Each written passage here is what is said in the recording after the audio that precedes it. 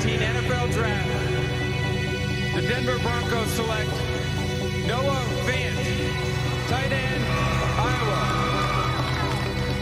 Tremendous value here, Rich, to have Noah Fant still available at this point in time. And Joe Flacco, you go back and watch him when he was at his best. Dennis Pitta was his guy. He loved throwing the ball to the tight end. Now he's got an explosive tight end who's going to be able to scream down the seam. You're going to use him on those deep over routes, Coach. He's going to be a weapon in the passing game for Flacco. No question. I watched this film. I thought about Jimmy Graham. I thought about Jared Cook from the Oakland Raiders. It's now the New Orleans Saints. This guy is a mismatch. He is an issue. He is tall. He is long. He is fast. He is physical. This guy on little nickelbacks or on safeties or on linebackers, this guy's trouble. Big quarterbacks love this guy down the middle of the field. Yeah, I thought Jared Cook as well. Maybe a little smoother than Jared Cook. He could go and move to the outside. You could line him up. Not necessarily an inline blocking tight end, but as a wing tight end that you could get him into the secondary. But he is a mismatch because he is so athletic, DJ. You look at his height, weight, speed, you know who he compares favorably to? It's Vincent Jackson, the wide receiver. That's what type of skill set he possesses. Hello and welcome to the Hawks Nest live stream show. Hope you all are doing well out there on a beautiful, beautiful Sunday afternoon out here in the Pacific Northwest. The rain clouds of this spring that have been unending are finally starting to part and break. Little speckles of sunlight coming on through so we can finally get outside, maybe enjoy a little bit of this late spring before we bear on into summer. And indeed, today we are on the back end of the dead period of the NFL, of course, nearly about a month and a half away, right? If we're all getting counted, if we're counting it like Christmas, very close here as we're getting into training camp. We've had some mini camp action going on with our Seahawks. A little bit of news here and there in the background, nothing big or breaking, no contract extension with DK Metcalf as of yet. But one thing I did want to talk about in my lead in today was I wanted to discuss Noah Fant. I think he's a guy that's gotten a little bit forgotten about in this trade with Russell Wilson. We get mightily, and rightfully so, we get mightily fixated on the draft picks in return and what value we'll get from that. And we don't often spend much time on the returns of the actual players that we got, indeed 3 guys we got. And if we do really kind of concentrate on one guy, it tends to be Locke's name that you hear over and over again. And Shelby Harris and Noah Fant, I guess, are just, forgotten parts a little bit. And I wanted to bring back to the surface Noah Fant on this because as I've been doing with each of these live stream shows, if you're a new subscriber, we've had a bunch of new subscribers lately. I've been building a case over the course of this offseason very slowly. Very slowly. And you, of course, can see it in what I've talked about with the Hawks Nest episode that I released this week discussing the defense. But there's 2 pillars of what will now allow for this team to potentially be good this upcoming season. We can talk about rebuilds later. We'll talk about rebuilds during the show. But when we're talking about this upcoming season, is there a high potentiality for success? No, not necessarily. But from my standpoint, it's been a little bit beaten into the ground as far as the Seahawks not being good for sure. There's no doubt they'll suck. There's no doubt that they're now going into the dark age of the period of their back in the 90s and it's going to blah, blah, blah, blah, blah. I'm trying to push back against that a little bit. It's not to say that that isn't a potential eventuality here. But from my standpoint, I can also see on the plus side of this, maybe it's me just being a homer, but I'm trying to build a pretty solid case here. That's why I've done it slowly to sort of remove the biases standpoint from this. And Fant stands as another key part to this because the Seahawks are a team that are going to need to offensively, of course, run the ball first and foremost. But then they're also going to need their skill position players to help out whoever is the quarterback. We all can admit that the quarterback position, even if Baker Mayfield walks in the door, is not going to be the difference-making position that's going to tilt the field. We're going to have to get by with lesser at the position. So that means everybody else has to be just a little bit better. And when you land at Fant, and we'll expand out into the other receiving core on this in just a second, but when you land at Fant, let's just not get forgotten here. This guy would have been the very first tight end selected in this last draft. He most likely would have been a first-round tight end taken. Maybe in the 20s again, maybe not much deeper than where he was selected. But indeed, yes, he would have been the first guy off the board in this last draft. And when you look where he comes out of with Iowa, they produced actually some recent really good tight ends. George Kittle, TJ Hawkinson, CJ Federoz has even not been too bad. And hey, we even had Tony Moyaki here for a cup of coffee at one point years back. So, yeah, I know, Kitty.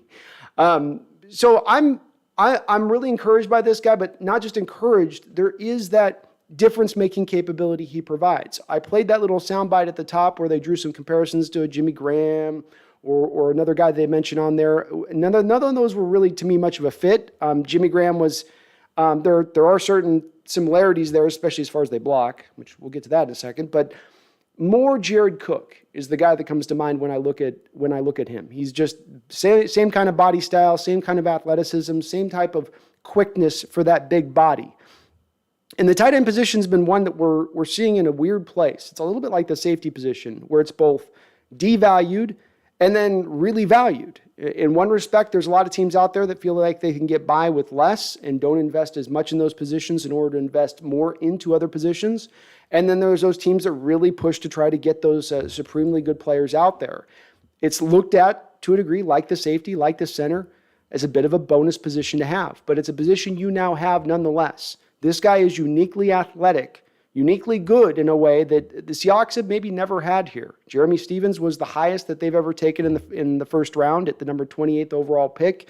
He was a decent tight end for us, certainly had a few things off the field that were some issues at times, but he certainly was a very talented guy.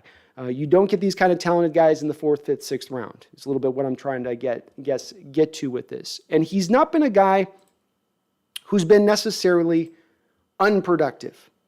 You look at him statistically, this has not been a guy that's been a bust, who hasn't produced at all. I'm putting the stats here right above me, and as you can see, every single year at least 500 yards receiving, including his first year. You could say if there's a guy that's weighing, man, can he add 300 yards more on there? Do I see the room for that just off statistically? Yeah, I could see that, especially considering where their quarterback position was. And I know next year our quarterback position isn't necessarily getting any better, but nonetheless, I can see the potential in that. As well, take a look at this. This is a chart that we're looking at that's becoming more and more important. And no, not just to nerds like myself out here on YouTube. This is what teams are also starting to value. How did Trayvon Walker go number 1 overall when you started this offseason? And there were some that wondered, is he even going to be a potential top 15 pick, a guy with 10% pass rush win rate coming out of college? It's because NFL teams are starting to pay attention to this relative athletic score. It's called the RAS. The RAS. And the RAS gives you a basic athletic distilled view of a player. And when you look at Mr. Fant, he at 9.88 is truly elite. We're talking about 95th percentile elite for his position. Again, this is not something that you go out there and pluck away in the 3rd or 4th round. You're not just going to luck your way into finding this kind of guy. You got to give up the goods to get him. And while, again, those draft picks were very important, this guy's still got a lot of talent. He's already produced. You put him into an offense that's, let's say, maybe tight end friendly. Oh, that's right. That's what our offense is. It's tight end friendly. There's more room there for growth. More room for growth. The thing that jumped out to me when I was looking at him from last year's standpoint and doing a little bit of research on him is that you see improvement every single year as far as a pass catcher goes. He came out of college with some questions on his blocking and his questions on his hands. Indeed, the first year, it wasn't necessarily looking great for the hands. It wasn't bad, but 60% catch rate, which does, of course, factor into drops into it. I like to use a little bit better than drops because it gives you a little bit more information than just purely drops do. Drops will definitely wrap into this type of stat. But then his second year, it climbed up to 65%. And then last year, he was all the way up to 75% as far as his catch rate. So again, I'm talking about, have we seen improvement in this guy? Yeah. Has he produced already from the start? Yeah, not bust. Maybe it's not the spectacular leap of growth that the Denver Broncos were hoping for when they selected him 20th overall, but it is growth nonetheless, and shouldn't be just thrown away into the garbage like it doesn't matter in that respect. This is the stat that really got me excited that I'm putting up on the screen right now. This is the one that I sort of leaned up and went, Noah Fant averaged 2.52 yards of separation per target last year. First for all tight ends in the NFL. What is yards of separation per target? This means per time he's targeted, he's averaging 2.5 yards of separation. Number 1 in the NFL. And so if there's a little bit of what we've heard from even, and this is not coming from my mouth, this is from the mouth of babes. Denver Bronco fans themselves have told us this offseason in my own chat, coming in here multiple times, different Denver Bronco fans, to say, yeah, don't be surprised with Fant. He's still got a lot of this potential. It's just the quarterback play hasn't been good around him, but he might be a guy here. He might be a guy. In fact, they've been pretty effusive in the praise on all three of the people that we got in here, including even Locke. But Fant as well within that. Were they still waiting for him to bust out? Yeah. But this means he's going to create separation with that athleticism, and he's going to do it in a short space, which is the very most important part. It's one thing to get separation if you're going to run a 30-yard route up the field on a go route or an in-cutting route or a crosser. It's a whole other thing if you're a tight end and we're talking about you needing to run a 7-yard route and you creating 2.5 yards of separation in doing so. That is indeed impressive. So I hope you guys are getting a little excited for him to a degree. This is a tight end you've not had in Seattle Seahawks history. On the negative side of it, yes, the blocking is not great. And especially in pass protection, it's really not great. You don't want him doing that very much. But there's also a counter argument to this in the respect of he's not an inline tight end. This is a little bit of where we start to get into the delineation of the position. I talked a bit about devalued at the start, right? Safety, centers, tight ends, a little devalued in the NFL. It's nice to have one, bonus. But if there is those markers you're looking for in a positional group to leap up over and say, no, that's the kind of guy I want to bring in, you would do so from two different attribute standpoints on the tight end position. Either A, you've got freakazoid, who can do it all, has no limitations, fast as a deer, strong as a bull, can run, block, and catch almost equally well, outstanding traits across the board, a la, let's say, an O.J. Howard type coming out of Alabama a couple years ago. Or the tight end with the wide receiver trapped into the tight end's body. So he's got a body of a tight end, but he moves like a wide receiver. And this is the H-back. This is the move tight end. We've talked about this before, being that this is the tight end that doesn't align on the line of scrimmage with his hand in the dirt. This is the guy that is usually a yard back from the tackle or from the other tight end next to him if you're running two tight ends to one side. He's the guy that gets a yard off the line of scrimmage, and what that does is allows him a free release. What that also does is usually remove him from those duties of having to do as much run blocking necessarily or draw as tough an assignment in the run blocking column of things because he is more in that H-back role. I would even reckon to guess there's going to be times you're going to see him allotted out as a slot. So this guy is that type of guy. He fits into that marker of what you want. Again, this is me making the case and explaining why he went in the first round. It wasn't just because he was an athletic freak. It wasn't just because he had stellar production at Iowa. He had much better production at Iowa than Kittle did having coming out. It was because of this fact that teams could see in scouting him. You could see it on the tape as he's out there running around like, oh, guys that big don't move like that ever. Ever. So fit in with this offense, an offense now that's very tight end. It's going to be very tight end friendly. One of the reasons that our offense last year was not able to move very much or move consistently up the football field, I'm not talking about big plays, just the move the chains type completions you normally see from tight ends within a West Coast offense. You know, those boring plays where the tight end comes off the ball 7 yards, turns around, and the quarterback just throws it into his body, and he basically boxed the defender out. That's going to be fitting more into this offseason, into this team this year. And again, the blocking capabilities aren't as big a deal when you've got a guy like Will Disley, who's a top 10 tight end blocker and who you've now got locked up for the next couple of years. So again, removes a little bit of what you don't have to put him in as many of those liability standpoints like you did, let's say, with Jimmy Graham, where Jimmy Graham, you turned into an inline blocker. You didn't bring Jimmy Graham here and keep him as an H-back. You went, Jimmy, okay, you were a great H-back for the Saints, / really, you were a great slot wide receiver for the Saints. Now we're going to turn you into an inline blocker. They're not doing that here. That's not going to occur here. And this is going to be him taking over the Gerald Everett role. And there were times last year where Gerald Everett was obviously wide open, was either missed, overthrown. We'll blame the Russell Wilson finger for that. But definitely there were times where he was there to be targeted, and certainly could have probably put a lot more production up if they were able to consistently more feature that role in this offense as it's supposed to be featured, by the way. So love this guy. Hope you guys like him a lot as well. As far as any sort of other Seahawks news goes, we haven't gotten a lot. So again, DK Metcalf's contract extension is currently, I'm guessing, being still negotiated in the background. I'm hoping we hear news about this within the next couple of weeks. That would be nice. Again, silence is probably a good thing on this because it means that there isn't some, they crossed a line in what they're offering me, and I'm pissed about it. I'm gonna let you guys all know, or scrubbing his social media, which is the new du jour move of pro athletes, it would seem, when they want out of town. So that's not occurring. Other than that, the news that Russell Wilson, this is a little bit of a funny news that breaks. I do want to comment on this. I'm not upset. I'm not going to stay on Russell Wilson topic at all for very long, but of course the news broke here that he was going to want somewhere in the neighborhood of a $250 million contract on his next deal. And then it was quickly supposedly knocked down and shot down. And, oh, no, this was a fake story. This was a fake story. I would argue to the folks that immediately were willing to poo-poo that story and say, no, that's fake, that's not real.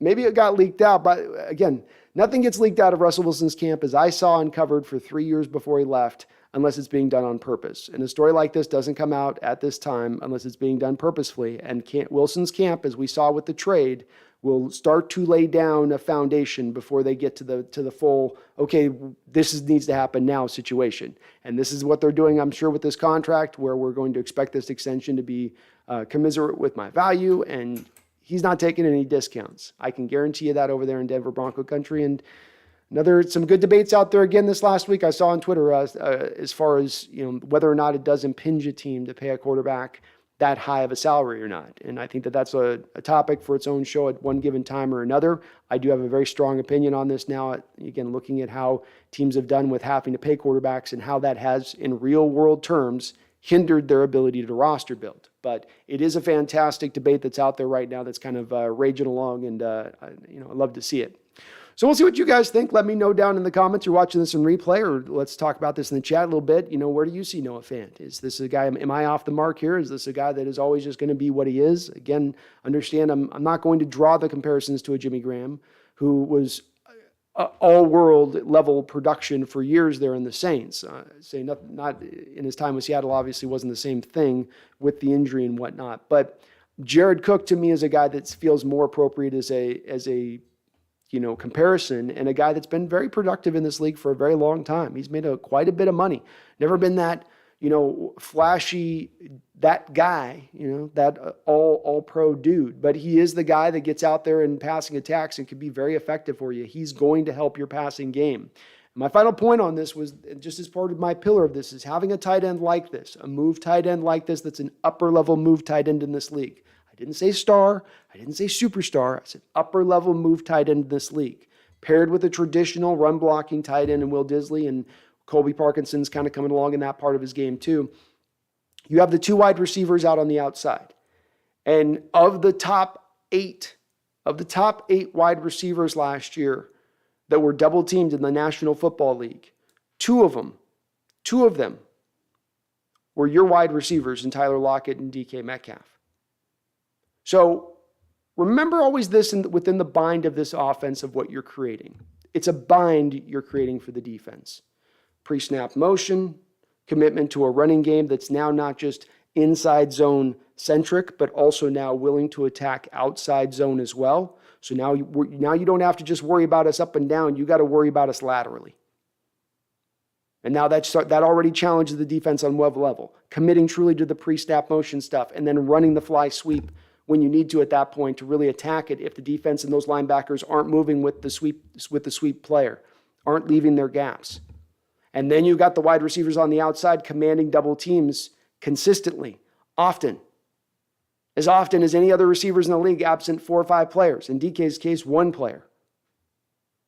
So now you got this. What do you do as a defense when you attack us? Because now you got Fant fitted in with that as well. Great move tight end who's a problem in coverage. You can't just stick your crap linebacker in coverage on him and then bracket your safeties onto our wide receivers on the edges and then go, okay, we'll be fine there with that. Well, what about those guys in their first commitment to the running game?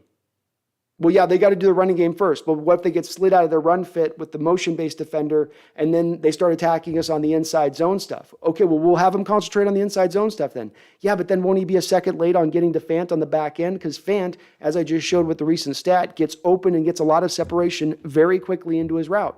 Well, I guess that is true. We got to sort of commit to one or the other. I guess I could bring a safety down to help in on Fant then. Well, doesn't that then mean we have one less bracket defender over the top? Yeah, it does. The bind, the chess game, the moving the things, the moving the board back and forth there and making the defense react to you and not know what's coming. Again, this is the thing that I just touched on in the video that I provided on the defensive side of the ball. You've already undertaken this change last year with the addition of Waldron. It has already begun. It's this, you're going to get now the second year returns this season now, or at least should begin to get more of those returns this season and now. And this is how this offense is built. And that it's balanced, and that it's there to move the chains. And if you're going to take this away, we got that. And if you take that away, we got this. And there's no more of us getting walled up. The previous offense's design was I'm going to hit you up the middle with the run game. Then when I bring that safety up into the box, I'm going to clear you over the top and take the top of the defense off because you don't have a safety on the back end like Earl Thomas that can take away that center field like he could. And it worked. It worked damn well. But much like I made on my points about the defense this past week, that offensive styling has gone the way of the dodo bird. Now we got to start adopting the new. They've already begun. We got the linemen in place now to match to what you need to do in the running game. You've got a tight end now that should be should be a problem at the very least as far as coverage goes. And then that works right in sync then with the two receivers you got on the outside. Get excited, folks. I'm not saying that this team is going to be 12 and 5, whatever the new records are.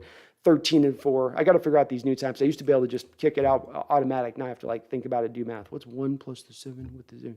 But I do see this team being potentially solid. You have a last place schedule. The rest of the teams in your division are all playing the fifth most in the top 5 of the most toughest schedule in all the NFL. You have quarterbacks, as you heard this last week, in both Tom Brady and Aaron Rodgers, who are already thinking about leaving. They're already thinking about the door. And what Brady said, Brady said it was like 55, 45, or that was Rodgers, one of the two. And I used to be told by professional athletes when I was growing up and listening to these guys contemplating, what they would tell you is they say, if you're even starting to think about retirement, you're already out the door. And so this unassailable wall that many out there, including in our own fandom, are presenting, that there is no potential to get up over this wall. Not this year. No way. Not with this roster. Not with these quarterbacks. No way. No way. There is a way. There is a way. I'm the king of overstating stuff, okay? I get it. I get it. It's fun. But let's draw this back as well, because hope ain't the worst thing to have. And it ain't empty, blind fandom hope. It's real hope. Noah Fant tight ends don't just fall off the card every other day. Neither Lockett, neither DK, neither the two running backs you put in this backfield, or a top 10 left tackle, or in my opinion, a first-round right tackle talent who's going to be ready to hit the road, I think, once we get to that stage of things, day one. So we'll see how it goes. Maybe I'm just a dreamer, but I hope I am not the only one. I hope I'm not. I appreciate all of your guys' support. I'm really happy to announce we got a new microphone coming. So I'm going professional microphone, folks. Yeah, I'm doing it. We're going top end. We're going top end. So thanks to your guys' contributions to the channel, my patrons, my members of the channel. Really appreciate all your guys' support. We're going to get that up here in about the next week or so. I'm going to be getting that. And so I'm really excited about that. Wait till you hear how deep my voice is going to sound behind that professional dulcet tones. It's going to get deep. But thank you guys for watching today. Please do hit the like button if you like what you're watching, or do as also what Sandy Mankin just did, which is subscribe. We are on the road. I'm pushing if we can here to see if we can get up into 8,000 subscribers here by right around the start of training camp. That would be amazing if we could do that. On the road to 10,000 this year, which is what I'm trying to push for. So please do get subscribed if you're not already. We're really, really growing, as well as thank you for all the great feedback on the latest Hawks Nest episode. I'm going to be kicking out more of those. I've been doing them in the past, and we didn't have as many views on them, but man, this one really seems to have taken hold. You guys really seem to have liked it. So I'm going to try to do some more on these and really commit to kind of getting some more consistent, maybe shorter content out, because I know I'm a long-winded SOB. Byron D, thank you for the $2 donation. Appreciate you starting us on hot today. He says, Broncos, DK, Lockett, Godwin, Fant, Penny equals dangerous. You better believe this is going to be dangerous, Byron. You better believe this is going to be dangerous. And again, who do you want to take away? Who do you want to leave open? Because the NFL is not one where you can, we'll just double everybody. I was stunned. I'll tell you, I was stunned when I saw the stat that showed that Tyler Lockett and DK Metcalf were the most double-teamed players in this league. That on that list, and it's a list I'm going to bring up for you right now, on that list, they were the only two that were on the same team. Everybody else was just their own guy on their own team being doubled. You didn't have two guys being doubled. It kind of blew me away when I saw that. And then, again, the light bulb starts to go on a little bit as well. I'm going to show the stat right here for you folks. The light bulb also goes over your head then. Or maybe I'm not. Where's it at? Oh, loop. Well, I can't bring it up for whatever reason. I'll find a way to get it up for you. But if last year they were spending so much of their time double teaming both those two guys, I would imagine there were times where they were actually doubling both those guys on the same play, which at that point has to leave wide open berths. Yeah, wide open berths underneath in the middle of the field for the tight ends, for the running backs, if you can get a quarterback who's committed to throwing to those guys at those positions. And as we know with Russell, not here throwing shade at Russell, just a fact, throwing short and middle was not his bag. And frankly, it never will be. So for the same reason, it's not Kyler Murray's bag. If you look at Kyler Murray's hot chart and Russell Wilson's hot chart, it would look very, very similar to each other. The one difference being that Russell oddly throws more accurately to his left, as Kyler throws more accurately to his open right. But the short stuff, and especially the center short stuff, it'd be green, red, right there in the middle. Right there in the middle. Thank you, Byron, though. Appreciate you. Bash Gordon, good to see you in here. Go Hawks 05. What's up?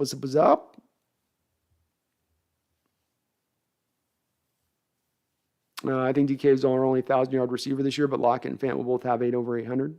I could see that go Hawks. Certainly, to me and to us, it should be more of an efficiency thing rather than we get stuck on the total yardage with these guys in the air, because you could have your quarterbacks throw for 4,000 yards this year, and yet it's a very successful season because you're just being that good at running the ball. You're up in football games. And what happens also when you're committing to run the ball as much as they are, you're going to shorten games. You're going to shorten the possessions. You're going to shorten the amount of carries and touches and receptions. That's the offshoot of that. Not just to the offenses, it works both ways on both sides of the team when you're doing that. Miff Turtle says, fact is, Seahawks won't throw enough to him, run-based offense, and he'll split time with Disley. Carroll has never consistently involved the tight end. Dude has Pro Bowl potential.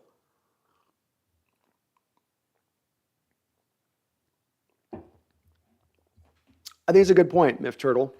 I do think there are some really good points within that. To your point, who was a tight end out of USC that was, great during his time that came to the NFL level? Who's been the tight end here that's been good? I think I would point Zach Miller as a guy that they were able to feature quite a bit when he was here pretty well, when he was healthy on the field. I think as well, this may come under a standpoint where I'm believing that they're learning their lesson. And what I mean by that is you brought in Jimmy Graham, you turned him into an inline tight end, which is what he was not. Last year when you brought in Gerald Everett, you didn't bring in Gerald Everett to be an inline tight end. You kept him as an H-back tight end. You've committed to having this H-back tight end in your offense. And so this is where I might push back a little bit on you in the amount of how much they feature him. Because last year, the Seattle Seahawks ran 2 tight end sets, meaning that's both having Disley and him on the football field at the same time. They ran 2 tight end sets to the rate of the 10th most amount in footballs. They were a top 10 team in 2 tight end sets. But when you factor that stat up against the fact that they ran the least amount of plays in the entire NFL last year, that means actually percentage-wise, they basically run the highest rate of 2 tight end sets in the entire NFL. And if they start to have a little more consistency in their offense and more consistency in moving the chains, we may see a little more production vis-a-vis out of that. But just that's the one thing I would say with you is that it's not an either or to me on those tight ends of one or the other. They're going to run a lot of 2 tight end sets and potentially as much as any in the league, especially having Fant on the roster. Micah says, I really like because they can be useful in critical situations. They're also pretty reliable, like example on third downs, run blocking. It's hard to immediately overrate just because it's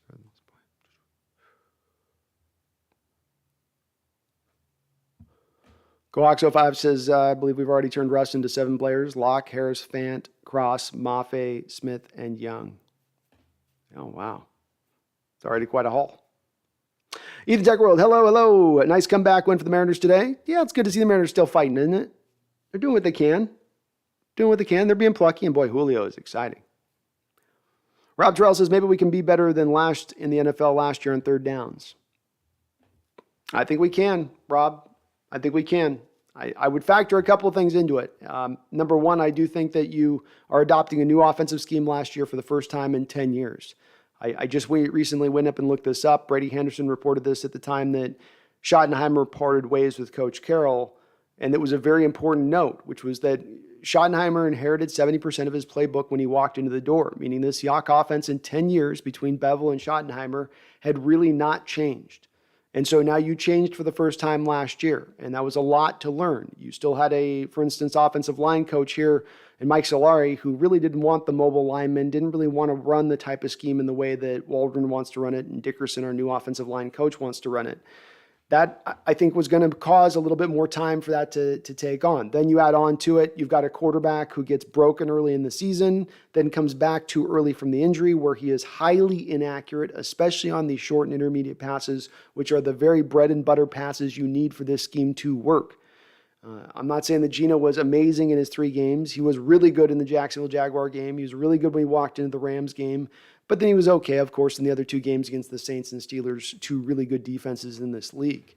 But nonetheless, I think those things factor in a bit on top of the fact, as I just made the final point with that, Rob, being that you do have a guy in Russ that, again, already naturally he struggles already on those short and intermediate throws.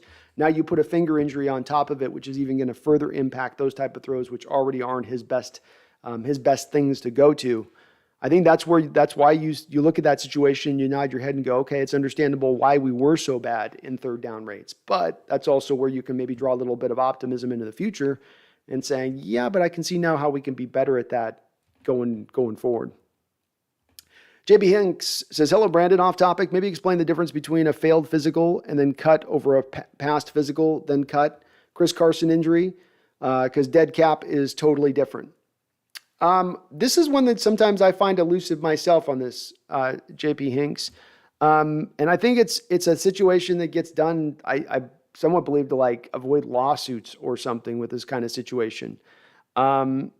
There are a lot of tricky things with this, JP, because there's stuff within a contracts language where yearly you've got to pass that physical, and if you don't, then then we could just cut you outright.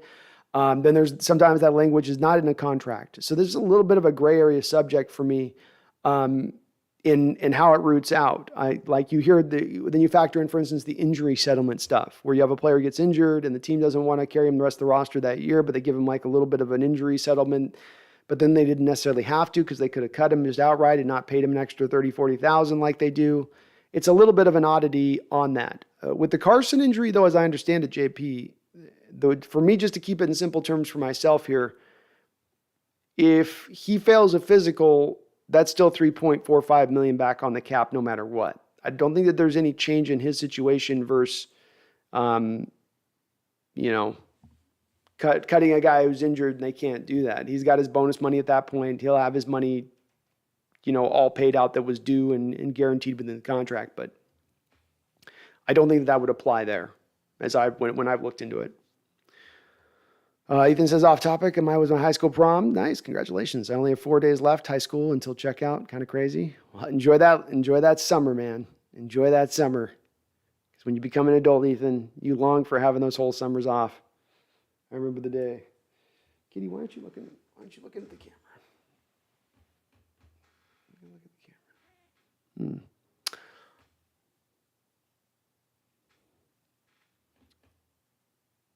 Paul says, Fant complained about his use in Denver. He doesn't want to be a blocking and short pass yak guy. He wanted to be used out of the slot as a pure catcher like Kelsey and Waller. Yeah, I mean, he definitely was good with the production they were giving him, but he definitely had maybe a bit more of an open door, especially look at the 65-75% catch rate. That would in itself to me open up a little bit of get this guy the ball a little bit more often. And I've got no problem, Paul, pulling him out as a slot wide receiver. I think you especially get him against a slot corner who's going to be maybe 5'10", sometimes 5'9". That's going to be an incredible mismatch for him. So I can understand why he would want to be put more into that position at times. And there's no reason for him, Paul, to be put in as really a blocking guy. I really feel like with that H block guy, you have him come in and do combo blocks. You have him, maybe peel off and try to find a safety or a cornerback.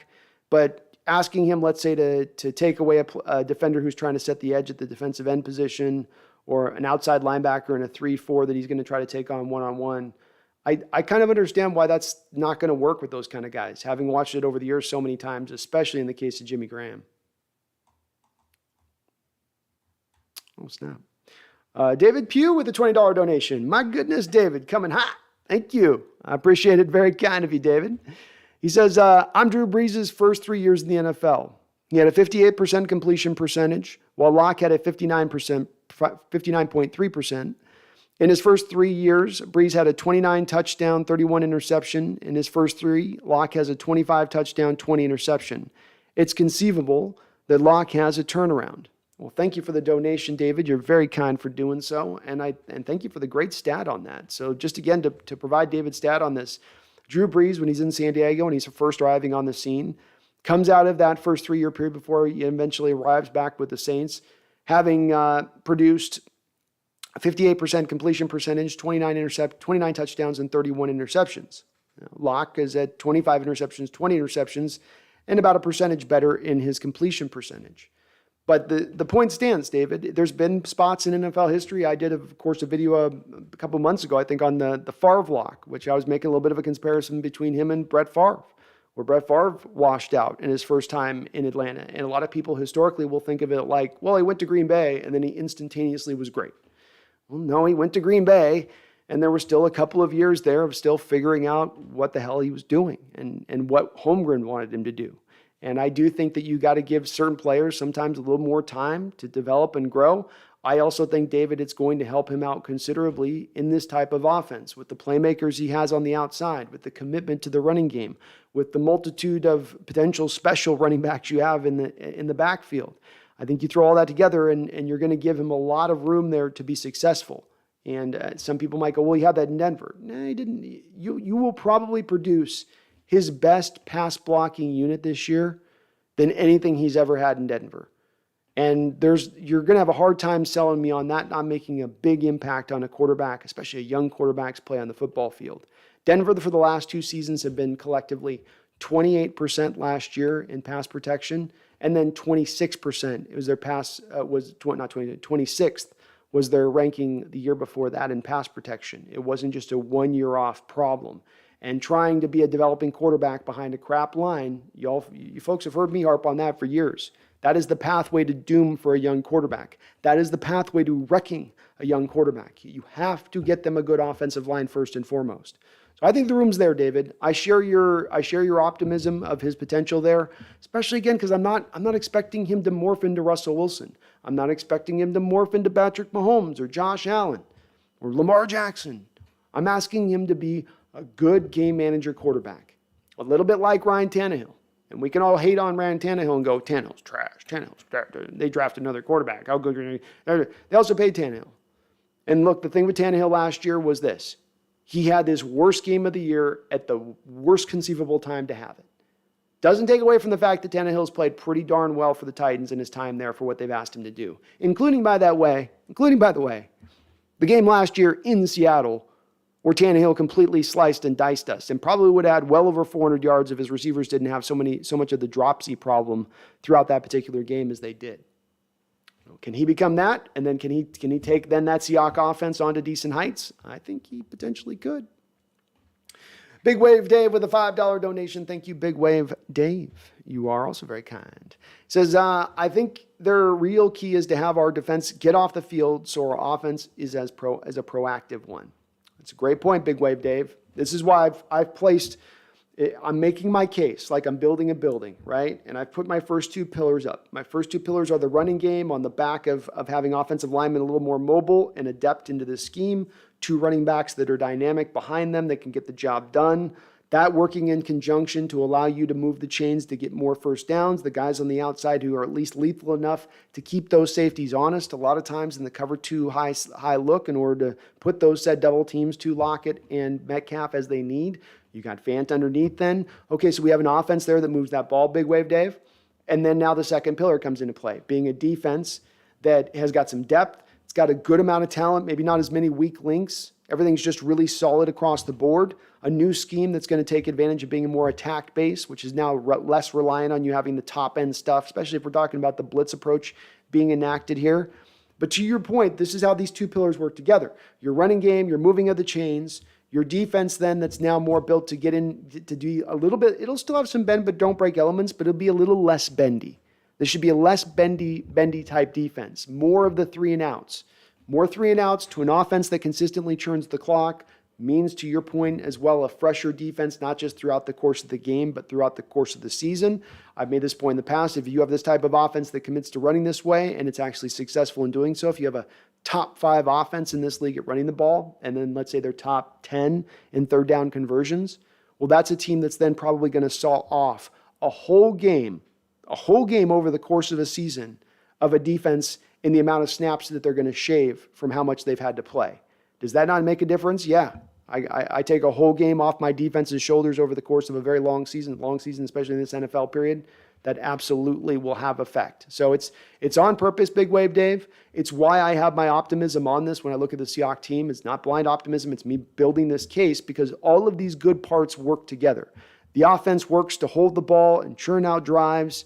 The defense is now going to try to get off the field a little bit quicker, still protect against the big play, be a little more attacking, a little more downhill based, right? A little more exotic, a little more harder to prepare for.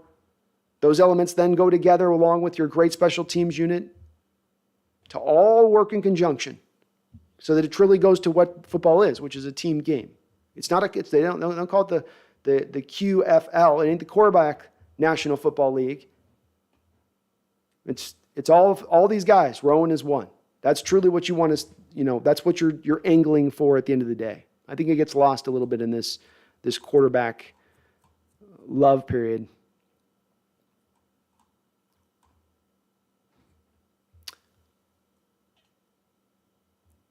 JP Hinks, I may have missed it, but Brandon, did you win your fantasy football league last season? I actually wasn't able to run last season, JP. I'm going to commit to running in this league, the league this year. Our man Wheeler took the prize last year, but I am going to do the fantasy one this league this year. We will have a Hawks Nest league once again this year on it. So we'll probably start calling on figuring out getting our commissioner in play on that and getting that all figured out again for this year. So we get a little bit of swag out to the winner every year. A little swag. Jen, what's up? How you doing, man? Bergshow says Russell Wilson for $250 million. Is that 5 years or 4? I believe it was for 4. He wants to do 4-year extensions, Bergshow, because that's the minimum time to then re-up himself again. So I think it would be for 4. No, I think it was for 5. It was for 5. So that would be, $50 million a year. I know the cap's going up. That's the spicy meatball. I know. Consumer says, problem is the Hawks are only going to throw 20 times, so how many targets is Fant really going to get?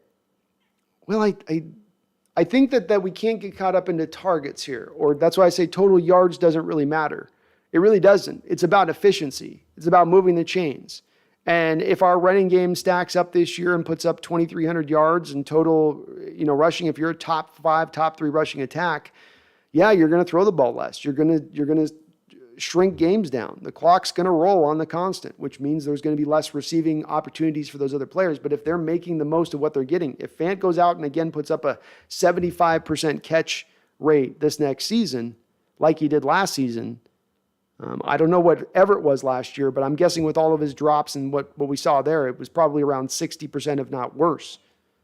So I get where he's not going to be used a lot, and it's going to, if he's not used a lot, but he's highly efficient in those uses when you do throw to him, he catches it and it's a big play, or he's doing something with it. That's fine. If he ends out at the end of the season with 35 catches and 750, 800 yards, that would be, okay, well, that's kind of dumb. But if it's on the context of you got an offense that's putting top 5 amount of points up, it's a top 5 rushing offense, and then that's happening within that, and you still have DK and Lockett's production on top of that, again, we're talking about a team that's in the playoffs at that point, in my opinion. And I would love that production. Drawn Ever says, but we have a great stable of running backs. We do, Drawn. It all works in tandem.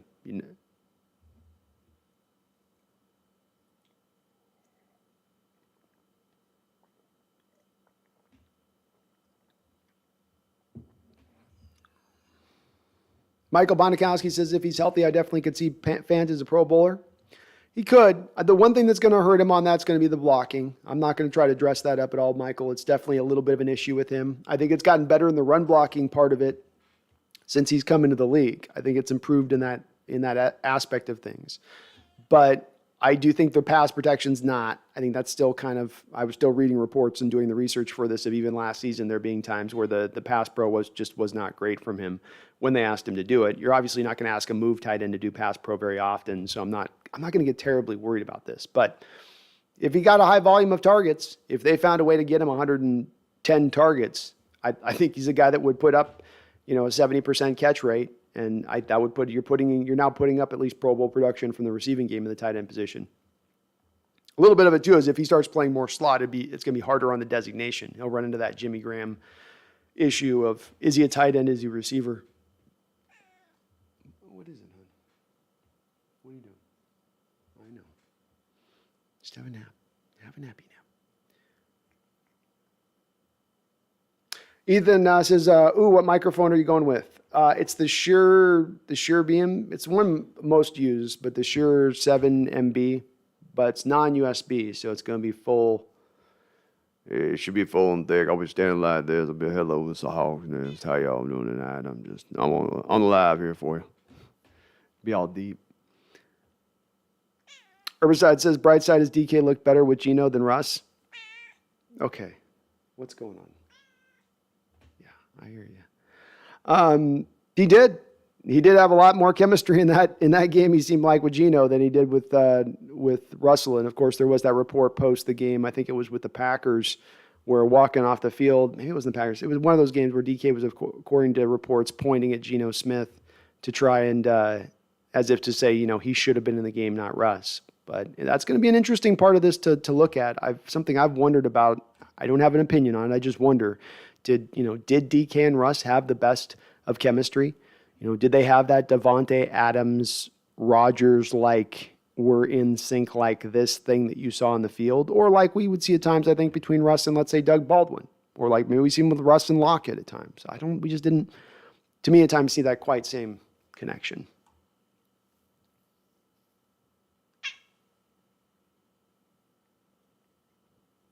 Noah says, although a year away, let's say we get a top 5-10 pick next draft, would you go for a quarterback or defensive monster like Anderson, even with the trade up?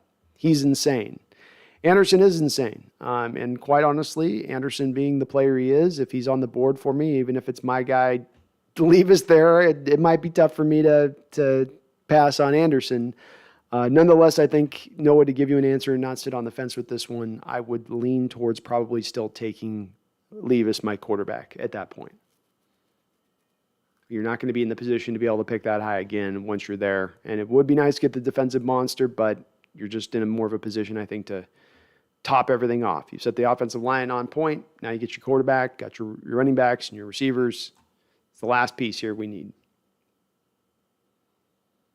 Iridescent says, everyone hates on our team because we've been consistent for years. Happier to hear about the Tyler and DK most doubled stat. Yeah, let me bring it up because I want to show you guys this stat because it's just a cool stat. It's just one of those ones when I found it, I was like, man, this is awesome. And this is from last year. I'll show it up over here over my shoulders. You guys can kind of see it. So the most double-teamed defender, and this is not just double-team, but bracketed coverage, by the way. So it's thought of not just pure double-team where you can see the guy slide over, but when you can feel the safety sliding into the side of that player is also this stat takes into account. Devontae Adams was the most double-team player, most bracketed player in the league at 27.5% last year. DK Metcalf was 1% below him at 26.5%. Cooper Kupp was 1% basically below DK, or half a percent below DK at 25.9%. Then you got Kittle, and then Lockett. So Lockett was a top 5 most double-teamed wide receiver in the NFL this last season. I know this should be a mind-blowing stat. You guys look at this and really consider this. In the entire NFL. Just kind of crazy. And McLaurin's on there, A.J. Brown, Deebo Samuel. You can see the rest of the list here. But the point stands with it. And that is that if teams have made the choice that these guys are such a problem, if teams have said with this type of stat that the DK Metcalf is such a problem, that Tyler Lockett is such a problem, that we've got to commit to doubling them at a minimum 1/4 the rate of the time of the action, that is going to open up other things. And I don't want to hear about, we don't have the quarterback. This has nothing to do with that. This will open up other things. There are I get there's counter arguments to, well, no, Geno and Locke aren't going to have the same deep ball ability of run, bump. Maybe. I would argue with you that though, when you're able to remove the cover 2 high shell, or you're able to pull a double team defender to one side and then know that you got single coverage up the other side, that means that defender is going to be cooked because he's playing on a player in Lockett's case who really should be doubled, but now he's singled up against him, and oh my God, he's caught up in a bind. You saw this in the first game against the Colts on the big play to Tyler Lockett, the first one of the season. It was like a 55-yard bomb. They started off with a sort of a cover 2 look. Corner releases Tyler up the field. The other safety then leans on over into DK Metcalf. If you go watch the All-22, you can totally see this. He goes over to DK to double him, which leaves that defender with Tyler Lockett, who just runs a simple little, in and out up route, where he sort of feigns like he's going inside and then just takes it straight up the field for the bomb. And to me, this is stuff that really isn't going to matter whether it's the quarterbacks are there or not. And by the way, many of these stats were put through while teams were aware of the fact that Russell was inhibited as he was trying to throw last year with his dodgy finger. This was there with them knowing that. So if you put this stuff together, you go, okay, this offense could be a problem. I got a running game that runs consistent, that you now can't drop into your cover 2 high shell, which, by the way, that was the answer to Russell Wilson over the last couple of years. How did they stop him in 2020 halfway through the year, right? Russell goes off first half of the year just to demolishing the competition. How did they hit the brakes on it? They just committed to staying in cover 2. What can you not stay into if you have a running game that is demolishing you?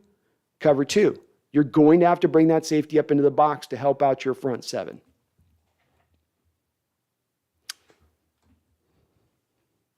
Why do I? Three parts for the Seattle making the PO. Every time Pete has a healthy guards and center, one healthy running back, Seattle can run the ball. 2, a pass rush any way they can. 3, average quarterback play could happen. Agreed on all accounts. He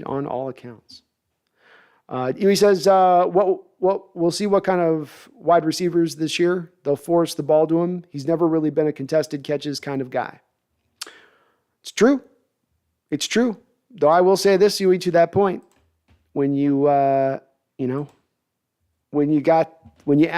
an NFL best for the tight end position of 2.52 yards of separation per target, all I'm saying is that it matters less as a contested catch guy if I have a guy getting more separation, right?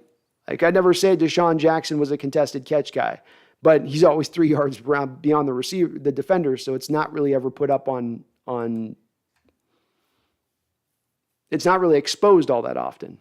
And if you look at the previous year at U2K, he's got the 75% catch rate last year, which would be indicative of if there was a drop problem or an issue with him, making these contested catches, or it was happening a lot because he's a poor route runner, and so he wasn't just getting, separation of the defender.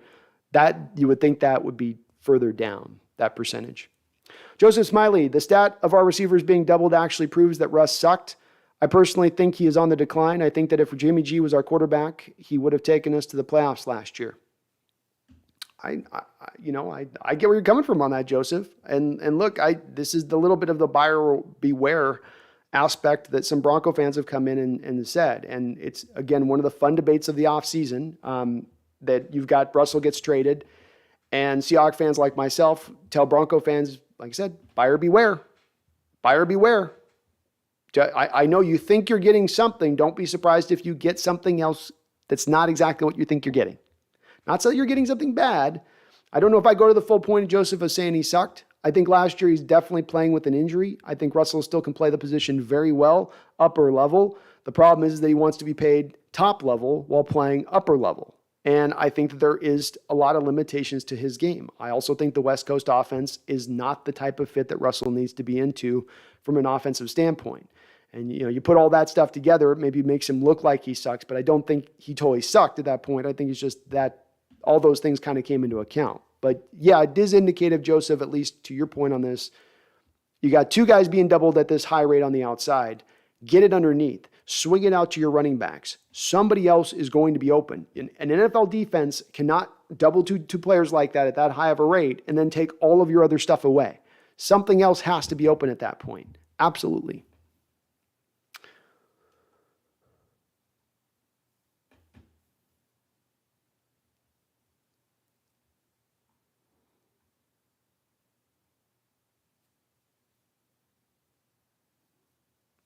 UE2K says, honestly, can someone name one spectacular DK catch? I don't recall even one at the moment. Last year in the Jacksonville Jaguar game, Huey, when he high-pointed the ball over the top of Shaquille Griffin, or his first year in the playoffs when he set a playoff record for rookie wide receivers in yards, and he finished the game high-pointing the ball, jumping over the top of two defenders. I thought that those two catches were... I would put those two catches as spectacular.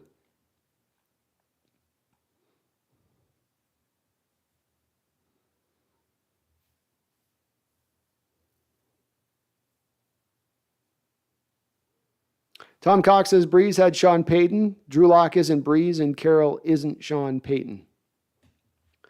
I don't know. Is the comparison that bad? I'll give you that maybe Breeze has got, maybe more of the firmer stuff going on upstairs as far as processing goes. But, you didn't know Drew Brees was Drew Brees until he got with Sean Payton. And he wasn't Drew Brees in San Diego. The other thing I think that's built within that comparison is you look at the college production. Brees had sensational college production at Purdue, as did Drew Lock. Both of them, by the way, playing within a spread system. So I think that there's reason for some comparison in there.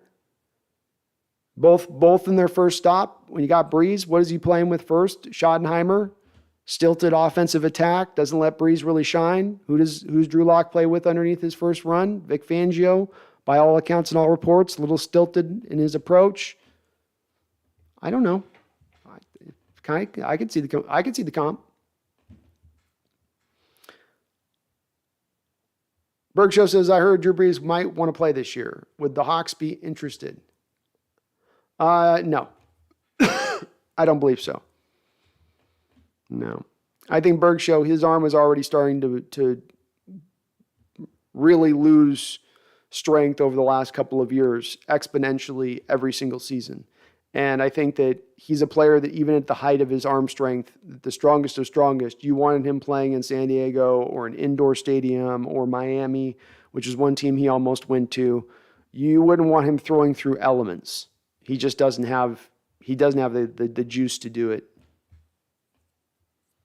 There we go, consumer, yeah. Touchdown. Do I think Carson plays this year, Berg Show? No. My guess on this is that Carroll's trying to do a solid by Carson, and that he's told Carson right now, look, as every time we've tested you, and again, this is me guessing, but you guys ask for my opinion, so I'm just giving you my opinion. I would guess that they've said, okay, look, you're not passing our physicals right now. It doesn't look good. I really think we're going to probably release you on this, but I'd like to give you as much time to heal as possible and see if maybe it bounces back a little bit here. So we'll wait to the very last second to do it if we're going to do it. We'll try to give you as much possible time as we can give you in recovery, and then we'll make our final assessment there. But I would reckon to guess that Carroll, much like with the Bobby Wagner situation and the eventuality of that needing to happen in its release, so too will this eventuality come to play.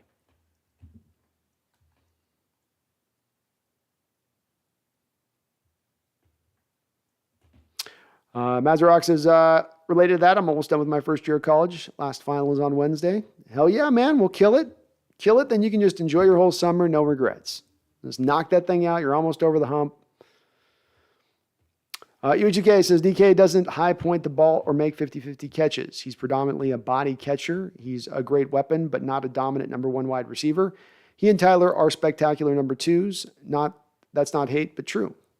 That's all good. I mean, look, he's not necessarily produced at a 1,500 yard level yet to show he could be that.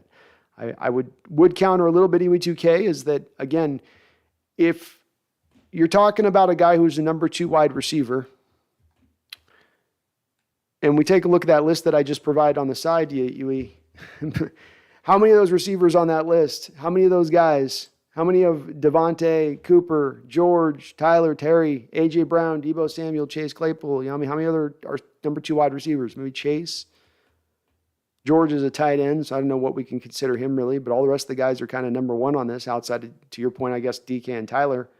It's pretty crazy the rest of the teams in this league so kind of differ from your opinion. Because I don't think normally, UE, we're just going to distill these guys down to being, take all their talents and say, okay, guy doesn't do 50-50 balls and he doesn't high point, so therefore he's a number two wide receiver. And if we're going to simplify it down to that range of things, then we further simplify it from that given logic that, well, okay, then I guess all these NFL teams are just insane for doubling them. Because why double a guy that can't high point the ball? Why double a guy who just is a body catcher?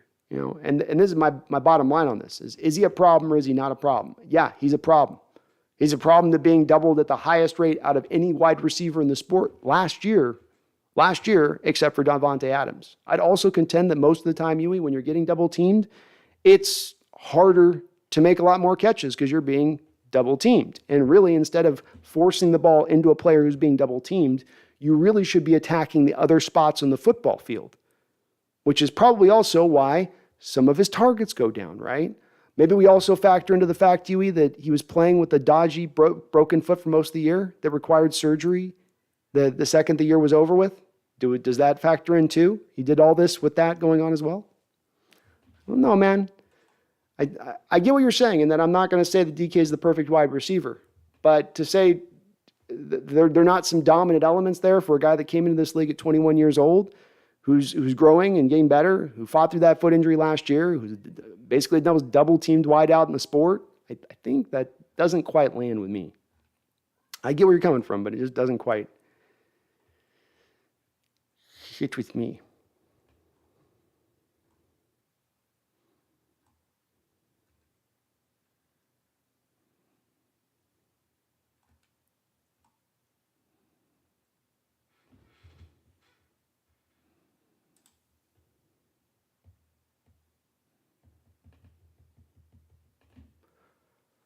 Bash Gordon says, if you watch Drew Lock plays at Denver, they were questionable. They were asking him to do things that we're not asking him to do, like hit a 15-yard out with very few NFL quarterbacks can do. Yeah, he's going to have a lot more simplified throws. Your point. Good point. Michael says, cutting Carson would be a dick move for what he gave us. Put him on the IR and let his contract play out. Probably won't be playing again. I mean, I don't know if it's a dick move, Michael. It would be a dick move if you didn't have a salary cap. But the NFL is restricted by its salary cap, and for good and bad or worse. And I think that the more you play PR moves out in the way that you build your cap, the more you're going to hinder your ability to build the team. And don't forget, Michael, you're already sitting on $45 million of dead money hit right now on the cap as it is.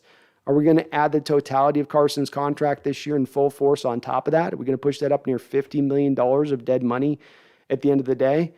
I might argue with you that you're almost kind of forced to cut him at this point because you need the extra space for all the dead money you are eating on all those other contracts. I appreciate what Carson did, but I also believe, Michael, that you probably gave him a contract last year that nobody else in the NFL was willing to offer him. He sat out there in free agency for a very long time. And, if Carson is just this amazing, why weren't there more teams stepping up to at least offer him a middle tier deal? I'm not saying Christian McCaffrey or Kimura type money, but nobody really even offered him the mid-tier deal outside of us. I don't think there's a lot of To me, Michael, I don't think that there's a lot of we owe him that. He's been injured going back to high school. He was injured in high school. He was injured in college. He's been injured in the pros. He's never played a full NFL season, yet you've paid him every year in full. I feel like you've kind of done right by him up until this point. I'd rather have the cap space.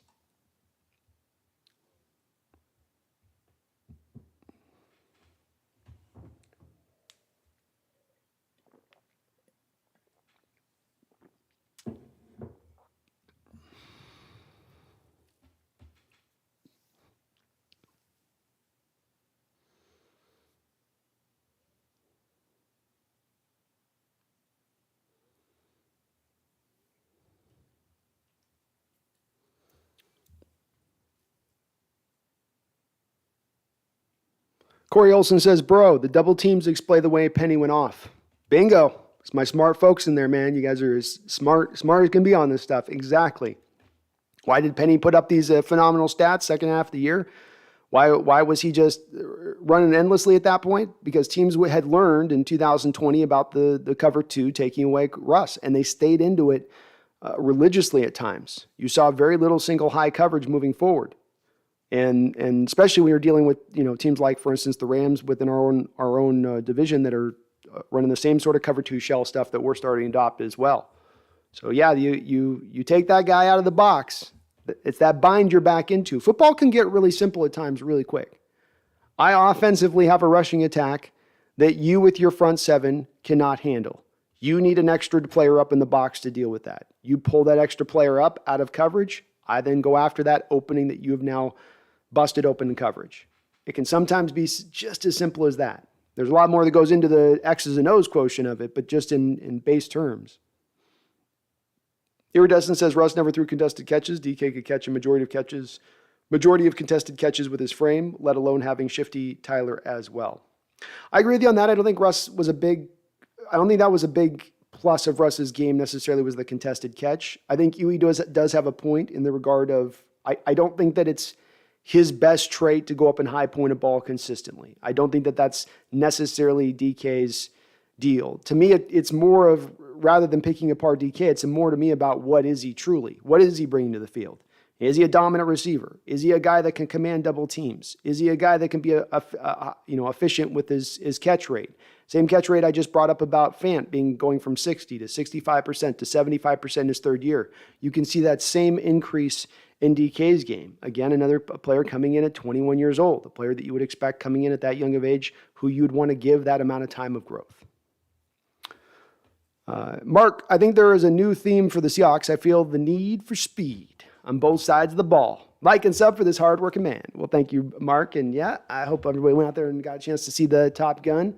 I'm trying to get my buddy on the page where we can go check it out. But yeah, it's nice to see that it's doing well and it's being so well received, man. We need more movies that everybody loves. We got some more good movies back to watch.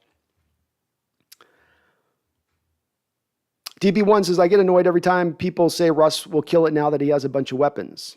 He had DK, Tyler for years. Most would take them over Sutton, Judy, Hamler, who are both unproven.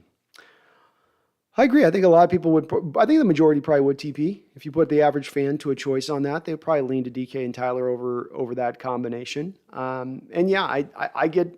I don't know if I get annoyed by it. I get it a little bit because I think people are just they're trying to do the Russ is getting to go to his Tampa Bay Buccaneers like Brady did thing. They're kind of trying to attribute that same thing. And certainly in media circles, they're really happy that Russ went to Denver and he's off the West Coast and now his star can shine so bright.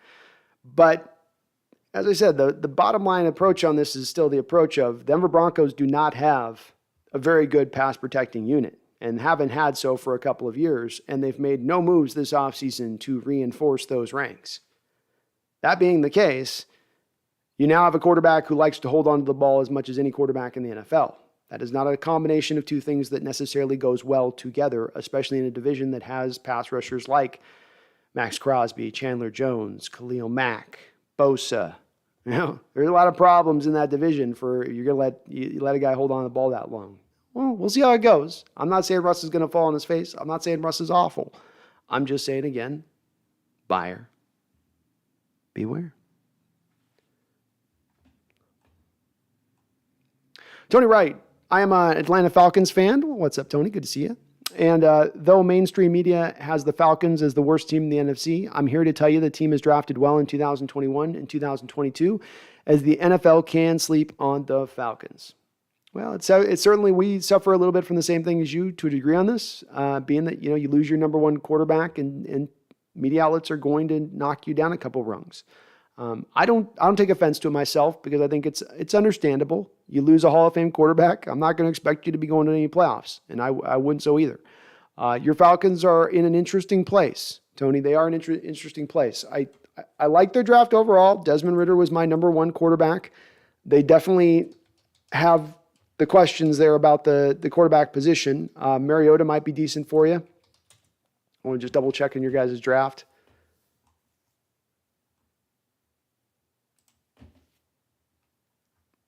Yeah, Drake London. I was so on Drake London, but Arnold Ebiketie, that's the guy that we were going to draft even ahead of Boy Mafe. So I think you're going to get a good safe rusher with him.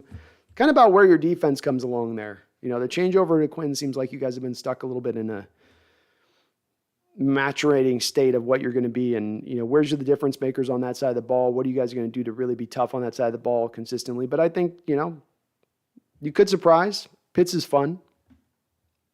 You never know, Tony. That's the fun part about the NFL, man. You never know. Michael says DK's catch against Lattimore for the touchdown also comes to mind. Wasn't that his only catch that game also? Was it? Didn't he have the big...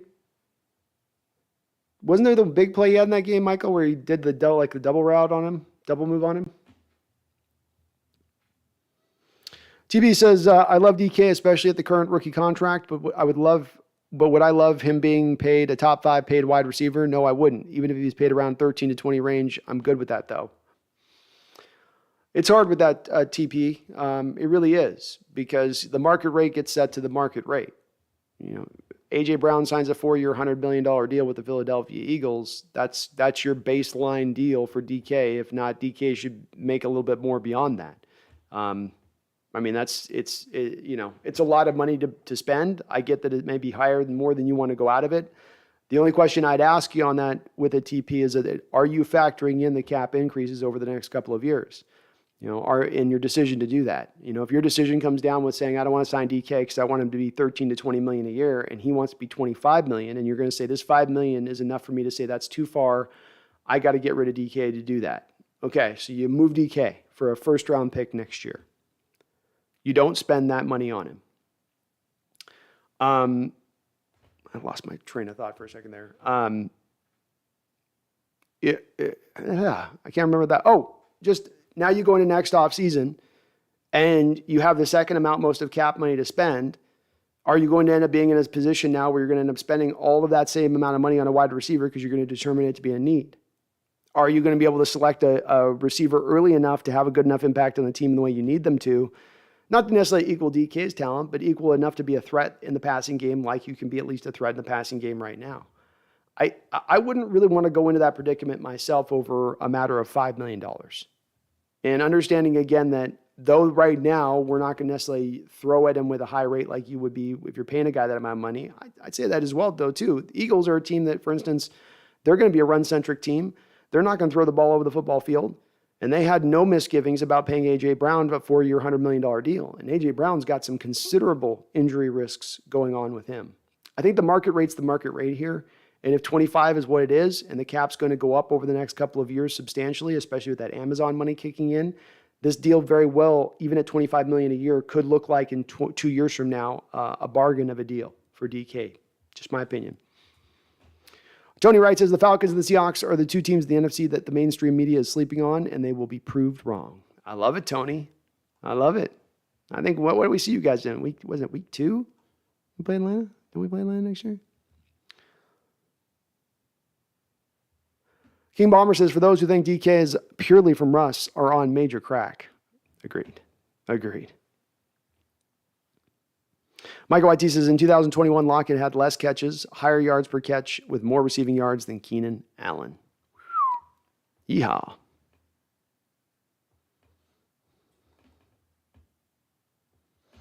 UH2K says Russ was killing it in Seattle. He will continue to kill in Denver. Wilson wasn't the problem in Seattle. Wilson remained a constant. The other things that won the Super Bowl were gone. Wow. I don't know if he's been, I'm sorry. I don't know if he's been killing it over the last year and a half. He's had good moments. He's had good games. But consistently speaking, he's been pretty inconsistent over the last year and a half. Now, maybe none of that was on him. Maybe that's all Coach Carroll and the scheme's deficiencies and pass protection issues and defense sucking. Maybe it's that. But that doesn't mean he was killing it at the same point in time over the last year and a half. There has been an erosion over this last year and a half. There may be explanations for it. I know you'd have them in this respect, but that doesn't mean he has been killing it then.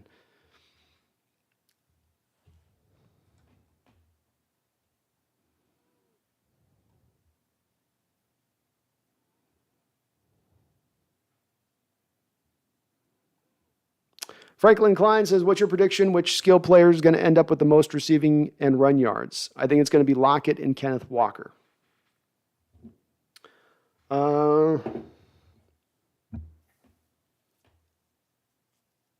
Well, I'd go Franklin. I'm going to go DK and Penny. I think they're paying Penny, $6.5 million, $5.5 million this year on a one-year deal. I think they're really going to use Penny and work Kenneth Walker in as needed. He's to me, a little bit more of the insurance. But I think you're going to see Penny become the bell cow back this year, even if it's just for 1 year. And I think DK gets more targets this year because teams are able to double him less. One of the stats that jumps out to me as well in conjunction with that double team stat that I presented was that DK Metcalf also slaughtered single team coverage, single coverage at nearly the highest rate in the NFL, one of the best in the league. So when he does draw that single team, when you can't bring that safety into cover two, when that safety's got to come down and help in the running game, or you blitz and you leave him one-on-one, he will take advantage. I just think he's going to continue to grow here. I think he just continues to get better. I'm not expecting necessarily superstar level production, but again, we get so worried about what box can we put them in? How can I categorize this guy so that he's easily understandable to me so that in just a word or two I can summate his whole game? And it's like sometimes it's like we got to do more to me of let's just elaborate on what he's bringing. What is it worth it or not? Is what this guy brings all into his game, his pass catching, his double team rate, his run blocking ability, his improvement on a yearly basis, being a young player, knowing the cap's going to go up. To me, at the end of the day, it just makes a ton of sense to sign DK. I think it's all going to be irrelevant here because I think in the next week, by the way, DK is going to have his contract extension announced.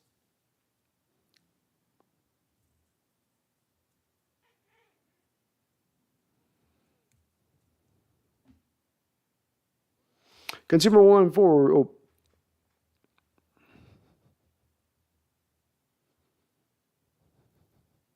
Darren J says, what's the cat's name? The cat's name is Pumpkin. Her name is Pumpkin. And she's a lover and a fighter. You lover or a fighter? Both? Okay. She said both.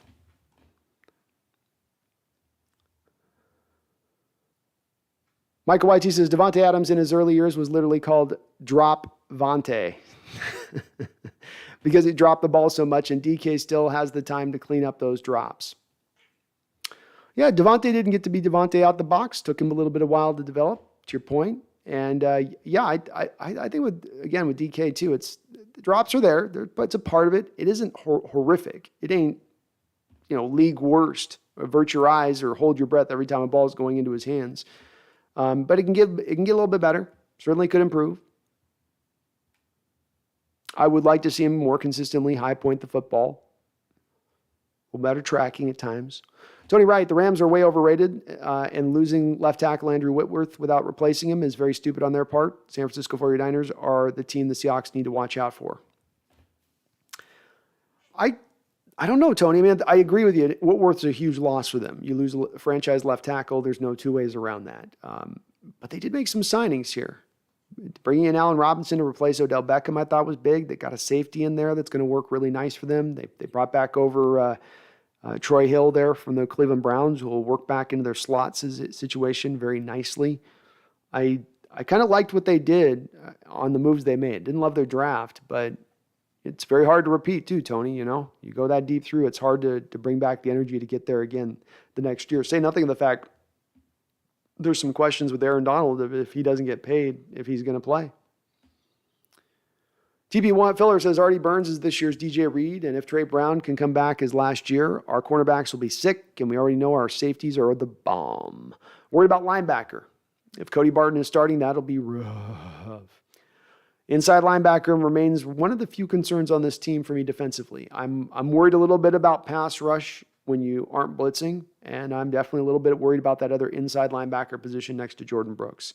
Barton's just a guy that I'm not real high on him. What I've seen, I thought he was a little bit better last year at the end than he's been prior at the middle linebacker, but I also think then his best position might be just as a 4-3 inside linebacker as opposed to an inside 3-4 linebacker. Consumer 114 says DK had less drops than Tyreek Hill last year. You don't hear a lot of people saying Tyreek Hill's got problems with drops.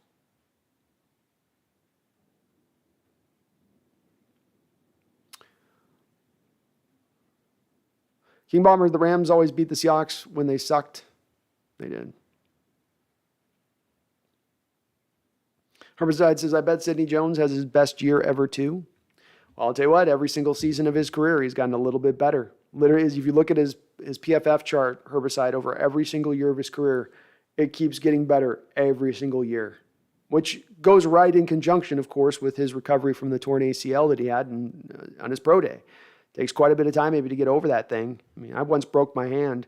I swear to God, it took 4 years for that thing to finally eventually feel like decent again. Uses, not saying DK can't become the greatest wide receiver in the NFL, just saying he isn't that now or on the level of those players, but he's super young. Okay.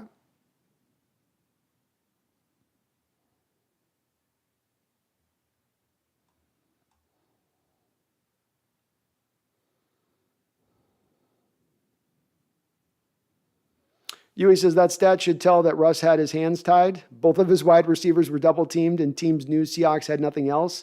It's amazing they had the numbers they did. You're stretching now, Huey. You're stretching real far. If I've got guys being doubled at that point, there's wide open spaces on the football field. There's wide open spaces on the football field at that point. That then goes down to quarterback processing, going through his reads, recognition of the double team to go back to the other spot. We didn't have a guy to me last year that had a plethora of drops throughout the entire year. There was a game with Gerald Everett where he had bad drops, but throughout, guys were pretty consistent catching the ball. I did have a lot of throws, especially with the finger, and it's explainable, Huey. It's explainable why he wasn't accurate. But he wasn't accurate on throws that he also normally didn't like to throw very often to throughout the course of his career. And those throws also happen to be a big part of what this offense is and relies upon. But no, I don't think that that's what that stat shows. That stat shows that there's guys open in other areas that you didn't target. I will say Swain at times probably didn't get open. But I'm more referencing him getting to the running backs and getting to the tight ends, getting to the outlet stuff, getting to his safety valves, that's the struggle part of Russ's game. Just is.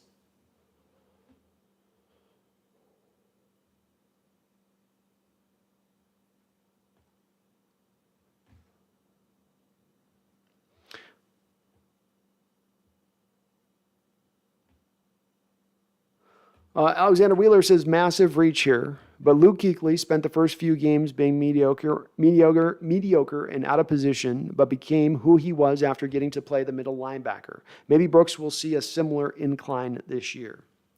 It's possible, Alexander. I've long said, including on draft night when Brooks was selected, that his best position in the NFL will be at middle linebacker. And the way that he's played outside linebacker has not been any surprise to me as a will. I do think he's better outfitted there.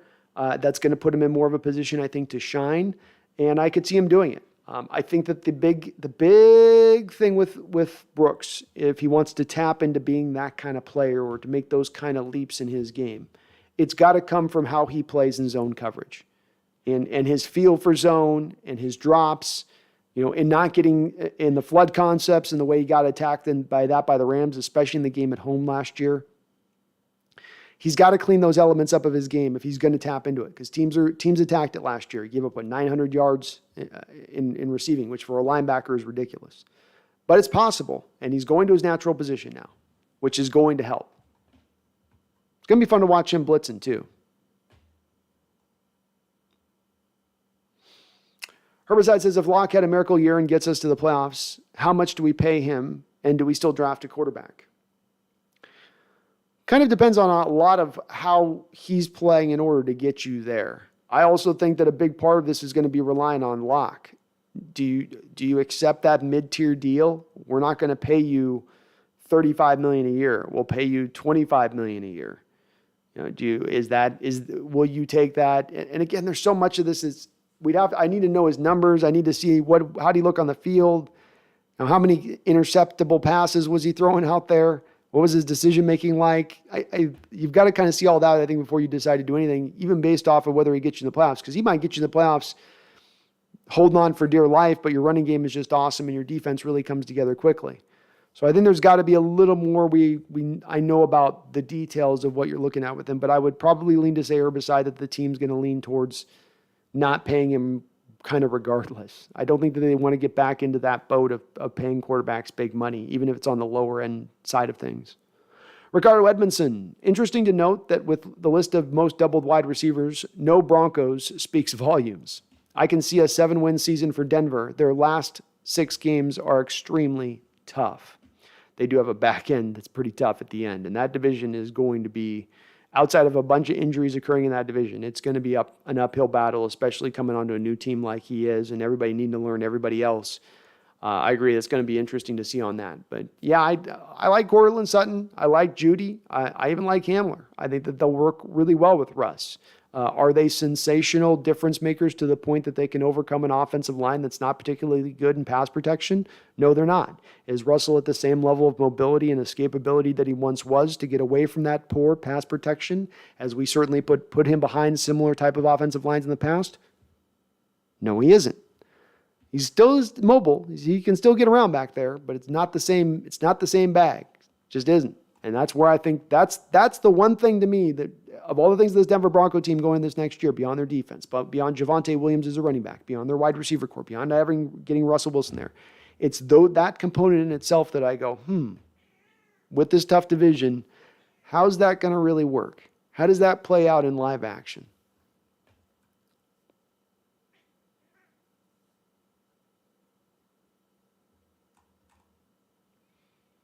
Oh, Big Wave Dave, thank you for the Big Wave Dave with another $5 donation. Thank you, Big Wave Dave. He says, great job, man. You know your stuff. Really excited about the new defense, but I feel we need to get a guy to really push the pocket. I'm with you, Dave. One of the 2 things that I've harped on for the last 3 years of the Seattle team are this. Number 1, give me an offensive line to pass protect behind Russell Wilson, which they never really quite did. Number 2, if you're going to run this defense that does not want to blitz, then you need your front 4 to generate a pass rush. And if they don't, your defense will then fall on its face. It's really get simple really quick in that respect of things. They, of course, brought Boye Mafe in. He's going to help. Uchenna Usu, my brother's killing me about mispronouncing his name every time, but I just can't seem to pronounce it right. So I'm going to call him the Big O. The Big O is out there as well, along with Darrell Taylor, Alton Robinson. You've got some guys, but boy, it could be another one of those units again that you trot out that is, not able enough on its own to generate pass rush. And if there's a place where they could make a signing right now, to your point on that Big Wave, Dave, if you could find another pass rusher from in the inside or another edge rusher, it sure would be helpful. I do think as well Shelby Harris is going to contribute to some of this too from the inside, to your point on that. I think that he's a very solid player, and he's going to give you a good component to this defense where he comes. He's not a game changer, just really good overall solid guy. Probably a better guy operating in and out of that 3 tech than what we've had, or as a pass rusher from the inside than what we've had going back for a couple of years now. Maybe since Sheldon Richardson, right? The Richardson defensive tackle we had for a while, for a hot minute. King Bomber says, Levis won't be one of the top quarterbacks, IMO. We got to give it a year, King. Give it a year to play out. We don't know who's going to be where and what's going to be how and who's going to be what. You really don't. We can make predictions about it, but remember at this time last year, right? Oh, Sam Howell's going to be a top 5 pick. No doubt about it. And Sam Howell goes into the 5th round. Spencer Rattler is going to be a definitely top 10 pick in this next year's draft, was what we said last year. Now he's transferred schools. We got to be careful about making declarative statements about the quarterback position or any positions right now, but specifically quarterback positions, because the final year of tape matters that much. And guys can fall off. Their stock can fall considerably off in one bad season. And I think that's why I got to keep it open up. I would be surprised if Levis isn't one of the top quarterbacks when it's all said and done, Bomber. I think that he does have elite talent, elite measurables, elite physical ability. But with that said, he goes out there this year and sucks it up and doesn't progress and goes backwards, then yeah, he might not. But at least as far as I'm concerned, he's a top guy as we go into it. TP Filler says, I'm a gambling man, and the 2-team under wins I'm taking is San Francisco and Denver. Ooh, I like those bets. I likes those bets.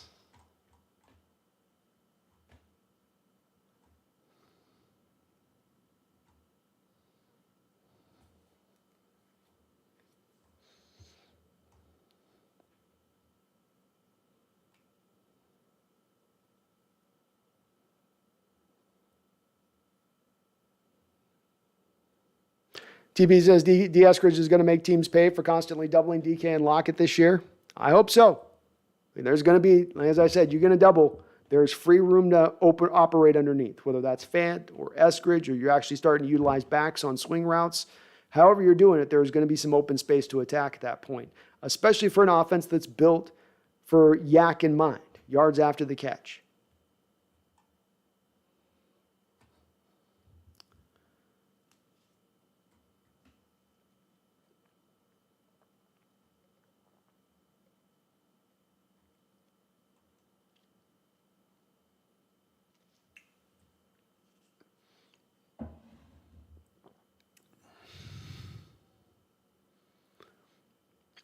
Herbicides says, as much as I want to hate on Russ, the dude knows how to win. Yeah, and I still don't want to throw shade at Russ like there's no good part. Russ is a great quarterback and best quarterback in Seahawks history by far. Still a very good quarterback in this league, upper level. And like you said, he definitely knows how to win. He knows how to manage a football game. He knows how to protect the football. He knows how to, for the most part, not put his team in a position to implode.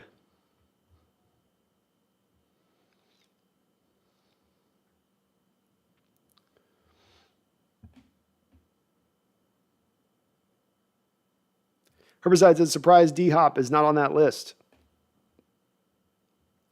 Yeah, I was too a little bit. I was too. Maybe some of that comes from the fact that they run so much spread, and maybe you get into more of a spread stuff. It gets a little bit harder to double one guy than another. But yeah, that is interesting that D-Hop wasn't there. Though King Bomber makes a good point. He was injured most of the year. It factors in a little bit. Bergshaw says, would you rather go 2-15 and get the first pick, or 9-8 and lose in the first round?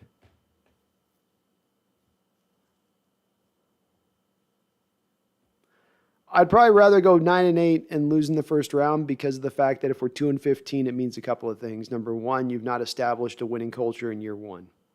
Number two, you got a lot more work you got to get done in the draft if you're only at 2 wins. Now that means that rather than you thinking from the standpoint of, oh, we're really only about like targeting 4 or 5 positions to really batten down, including the quarterback position, now you're in a much worse state, because you go in 2-15. It isn't just because of problems with quarterback deficiencies. That's team deficiencies at that point.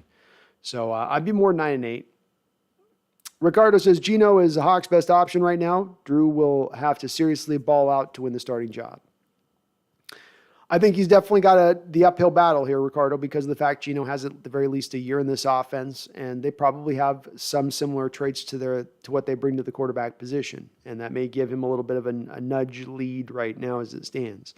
But it'll be fun to play out, and I do think Carroll's going to let the best man win out at the end of the day. But I agree with you. I think Gino's got a slight edge right now because of that extra time that he's been here. TP1 says, can we all acknowledge how great the front office has handled the quarterback position since the trade? No draft reach, no Baker panic trade. As long as we stay away from Cam Newton, they got an offseason A there. Very much, I would agree with you on that. Very much, TP. I love it. Yeah, I've been very happy to watch them not make a mistake there. And sometimes, as I said about this draft, it was less about this draft and the moves you made and trading up and trading down and moving around. It's like that Kevin Costner movie, right? They're drafted, like you're throwing picks all over the place and moving.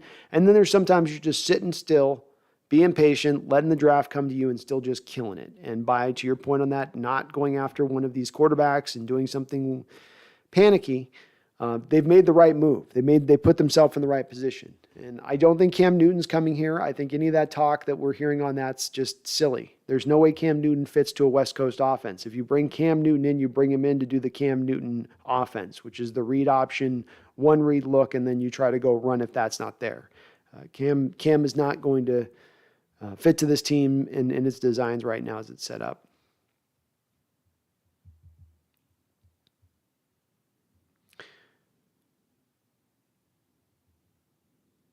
Whitey White says it is just a bad argument when you point out one or two things a player is not great at while ignoring all the ways they are. You don't think DK is a top, or you're talking to UE, I think, on that one.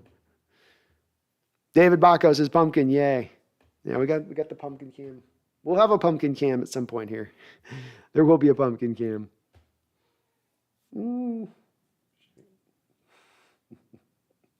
She's very whiny. Y2KHA says, just popping in. I'm personally high on can't also good M's. Personally high on Fant also can't good M's win. Maybe it's not over yet. Hold on, long season for the Mariners.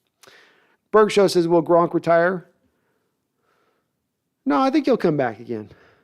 Brady's got some sway over that man. Brady does the Jedi maneuver. You are coming to Tampa Bay. I am coming to Tampa Bay. Gronk come to Tampa Bay. Gronk come Tampa Bay. I think that's what's going to happen.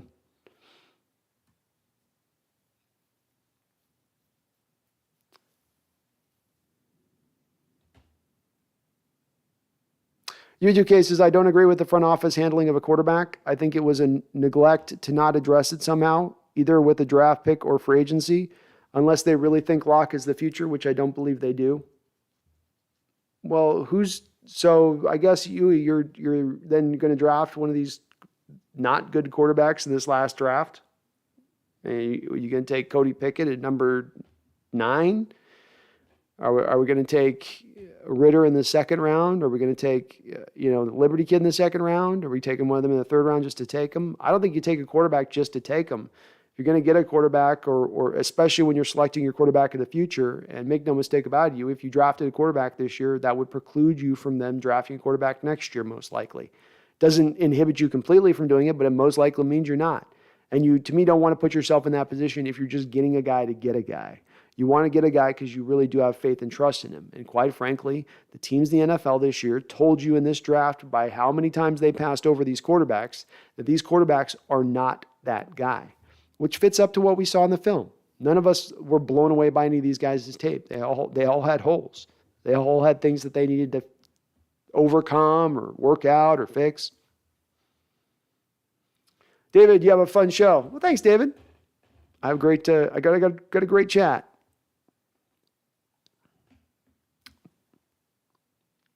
Clivic says, I won't sleep on Noah Fant because I don't actually sleep on Noah Fant. I know he lives in Seattle, but I live somewhere else. Ha, I'm kidding. Mason, it does feel like Fant was a very quiet part of the trade for whatever reason. I remember the first month after the trade, I kept forgetting he was on the roster. He's a beast, though. He's got some beastie tendencies, man. And that's why I want to do this show around this a little bit, is I think he has been a little bit forgotten about in this trade, which is understandable. There's a lot of other parts in this trade that are more shiny and will catch our eye. But that doesn't take away from the fact that this guy, again, former first-round pick, former top 20 first-round pick, would have been a first-round pick in this draft, amazingly athletic, wide receiver and a tight end body is the way I've heard it mentioned, and that's aptly put. Bash says, I'm just saying to say that the 12s aren't missing Russell is silly. Of course the 12s are and will, but it's a business, and we understand as fans, and players move on. Oh, sorry, you were talking. True. Klevik says, in all seriousness, when we got Noah Fant in the trade, I didn't know he was in football. Looked at his highlights, and he's been pretty good. This shows me how underrated he is. Yeah, and he's been a good player.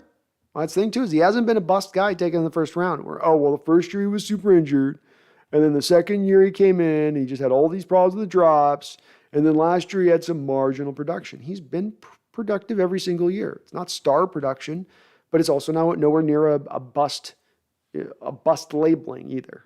He's been productive. He's been good. He's been coming along. And I think that there's still a little bit more that you can tap into there. It's not necessarily a finished product. TB says, I also think Locke's potential was better than any drafted quarterback. I'm glad we didn't panic and destroy our cap situation and draft by trading for Baker and who his own teammates don't like. Me as well.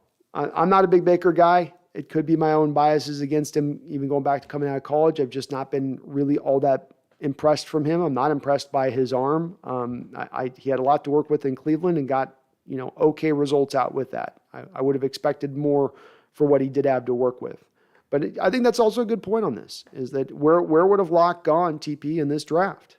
If Locke's coming out with his, 3-4 years of production, great production that he had coming out of college, when you had guys in this draft like Pickett, for instance, who only had 1 year of production, where would that put him? Where would that put him in this draft? I think he would have gone high in the second round, or at least midway into the second round this last draft. And that's a better route to go with on Locke than taking one of these guys in this last draft and having to pass on a Boye Mafe or a Kenneth Walker. Bash says, we didn't know it was going to happen, but it happened and we can't do anything but move on. With Russell? Agreed. And he wanted out at this point too. And maybe rightfully so. Not throwing shade at Russ for that. It's understandable, but I think he also kind of wanted to make his way on out too. King Bomber says, man, if only Leo Chanel fell to Seattle, I would feel a lot better about the middle linebacker position if you had Chanel instead of Barton. That's for sure, man. That was the tough part, watching Anderson, Leo Chanel, a couple of those really good middle linebackers falling through there in that draft, and you're going, Bash, DK Metcalf is a top 5 receiver and will be a top 3 receiver in the near future. You pay him what he's worth. $100 million is the ballpark. He might be worth more. Pay the man. Well said, Bash. I don't know if he's the top 5 receiver yet. I think we got to go. What do we do? We do Devontae. There'd probably be a couple other. He'd be knocking on the door. He's knocking on the door, but there's probably 5 others in front. Herbicide says, do you think Donald will get more than Watt? Oh. You're talking about TJ Watt. Yes. Yeah. To me, the round number here on the Donald deal to me is $30 million a year on average. I think that's what he's due to probably call upon receiving. And I can understand why it's been hard for the Rams getting up into that number. That's a big number on a team that's already signed a lot of guys to big money deals. Stafford signed, Ramsey signed, Noteboom signed. I think the right tackle, Havestein, signed.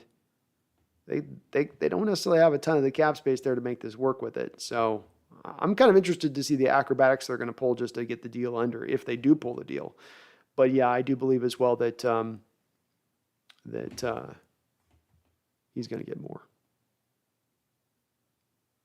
James Black has got a great stat that he's providing here. He says, of the receivers with 100 or more targets last year, DK Metcalf was 14th in lowest drop rate at 3.1%.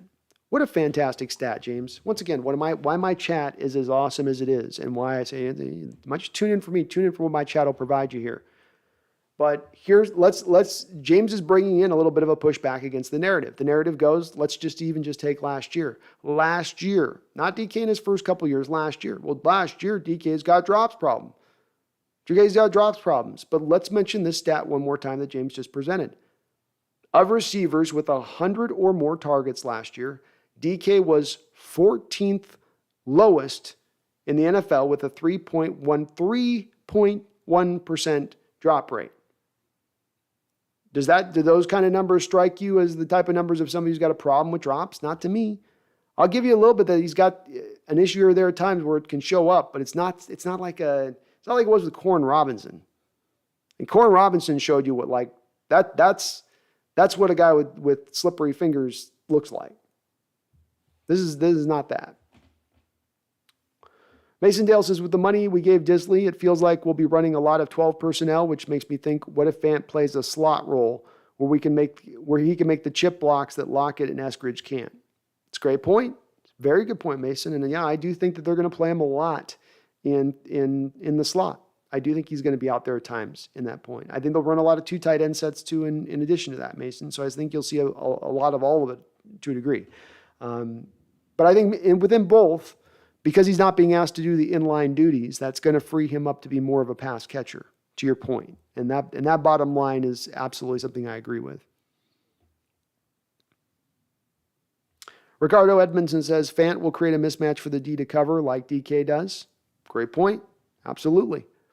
When you got a guy built like that, what do you do as a team? Oh, Seattle they're going into 2 tight ends. Yeah, but are they going into 2 tight ends with Fant?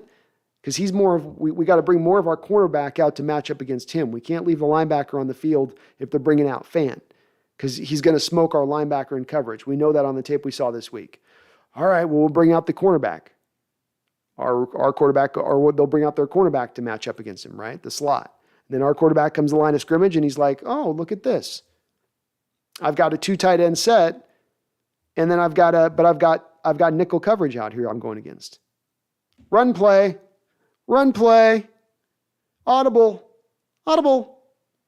And then again, now I get to, that's how you can very simply be moving the chess match and forcing the teams to counter in that situation. And yeah, I agree. I do think he's going to cause those mismatches. Chef Russ, too, clutch. Eskridge, Godwin, and Penny are going to outspeed defenses in motion, and DK with a healed foot will evolve into mega calves. Godspeed for any secondary. They'll need it. I love it, Chef Russ. Love it. Klivik, pretty crazy on how the Cardinals didn't offer Kyler Murray his desired contract yet. I mean, it's maybe a good thing for some of us fans, but I like Kyler Murray as a quarterback. I believe he will win 1 Super Bowl. Boy, I wish I could get in that same state of things. Well, I don't wish I could get in that same state of things because that means that the Cardinals will win a Super Bowl. But I don't quite see it there with Kyler. I think that he's asking for his money a share early on this. I understand why he's doing it, but if I'm speaking from the standpoint of the front office there, I would want to see another year of Kyler playing. I've got really worries, and I've got huge worries about his leadership. And that's the one position that I can't have any worries about that position. He also has, I think, some limitations within his game that the Cardinals have learned, that they learned just like how we had to learn with Russ. When you have a quarterback that's under 5'10", there are just throws he can't see. There are passing lanes he just can't see. And he's got to be able to overcome that, and can he? And it's a big question. And it's one that shouldn't be just answered easily off the top of your head. It's one you've really got to track and monitor when looking at these particular players, because it's kind of everything. If they are limited in that way, and that limitation really overcomes a lot of their pluses, then you can't pay that guy, can you? Especially understanding he's only going to get older. He's only going to get less mobile. He's only going to get more injury prone. Already as with Kyler, he's had a couple of injuries, and he's not the biggest dude. I get their hesitancy. Michael says, really looking forward to our defense this year, Brandon. Your last video about it and the fact it's somewhat changing after all these years. The long drives for their offenses were getting tired. I'm with you on it, Michael. I'm stoked by what we're going to see defensively, because it's going to be so much different than what we've seen recently, while still being able to not have to be this diametric change of 180 degrees where you're going from this one thing and now you're going to be completely something else.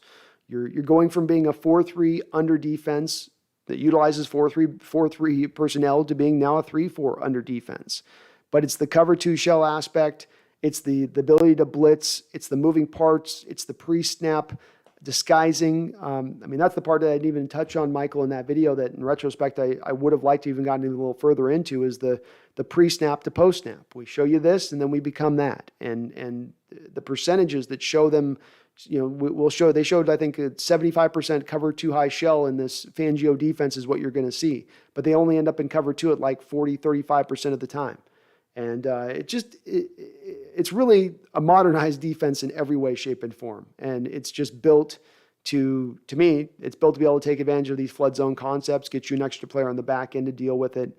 Hell, you even saw the Patriots a couple of years ago. That defense that the Patriots implemented, that 5-1 defense essentially, that they took away the Rams and their offense in that Super Bowl to the tune of keeping them to 3 points. That was on the back.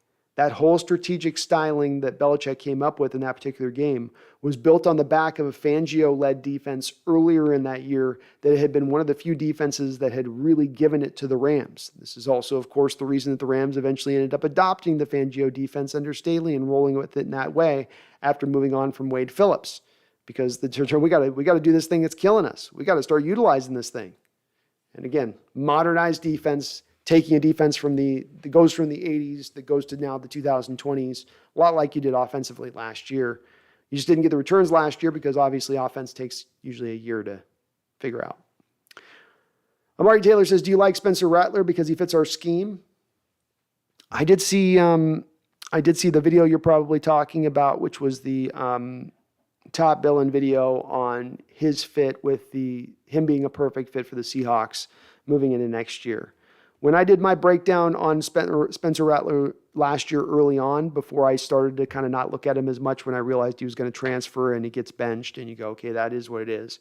I saw a guy that was if I'm projecting him out, it's like a less mobile, slightly smaller Dak Prescott is how I saw him as far as a thrower goes. He makes the wow throws. He makes the throws that'll make you stand up out of your chair and just go, wow, yeah, that's an NFL arm right there. The problem comes down onto two other points: processing and making the simple, easy throw. In regards to the second one, I don't know why he struggled so badly to make the simple, easy throw. Hit the 5-yard out route. Hit the little slant. Hit the little bubble screen there and put it on the man. Don't put it on his back shoulder. Don't make him take a false step in the wrong direction for it. Get it right to him. And he didn't do that at times. I also saw him struggle at times in processing and where he wanted to go with the ball. And arm strength, processing are my 1-2 traits that I need to see in a quarterback. And the thing with the simplified, hitting the simple stuff and not losing that's the part you got to hit in this offense. This offense isn't requiring you necessarily to make the phenomenal throw in a tight window. That's great to have. It's awesome if you can do it. But we need you to be the consistent guy to make the simple, easy throw. So this year in the development of Rattler, every quarterback I have that I'm going into this year, we go through the list of all of them, there's stuff I'm looking for that I need to see from them or want to see from them in their development if they're going to be considered one of those upper echelon guys. For him, it's got to be better processing ability and then be more consistent on the easy stuff, on the stuff that shouldn't be hard for him that he's making hard. But I like his talent. He's got some talent. Eric Cotter with a $10 donation. Thank you, Eric. He says he's the #1 fan. I appreciate you, Eric. You're awesome. Let's go Hawks, man. Let's go. Let's go. I appreciate it. Very, very much so.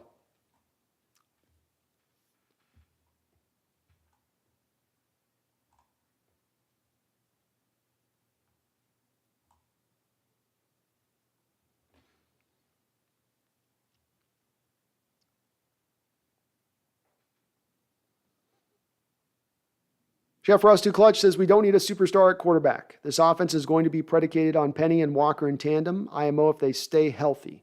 It'll be scheme heavy. Don't be surprised if we sneak a second place in our division.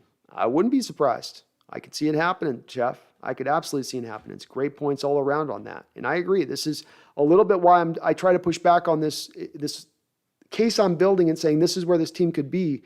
You're not building a team that needs the quarterback to be the difference maker. And if that's not the case, it means it's less reliant on having a quarterback who truly can do things that are going to separate you and tilt the field. It's nice to have, again, but you're not as reliant on it because you're tilting that field in other ways. You're tilting it with the running game. You're tilting it with the tight end position. You're tilting it with your receivers on the outside and Lockett and Metcalf.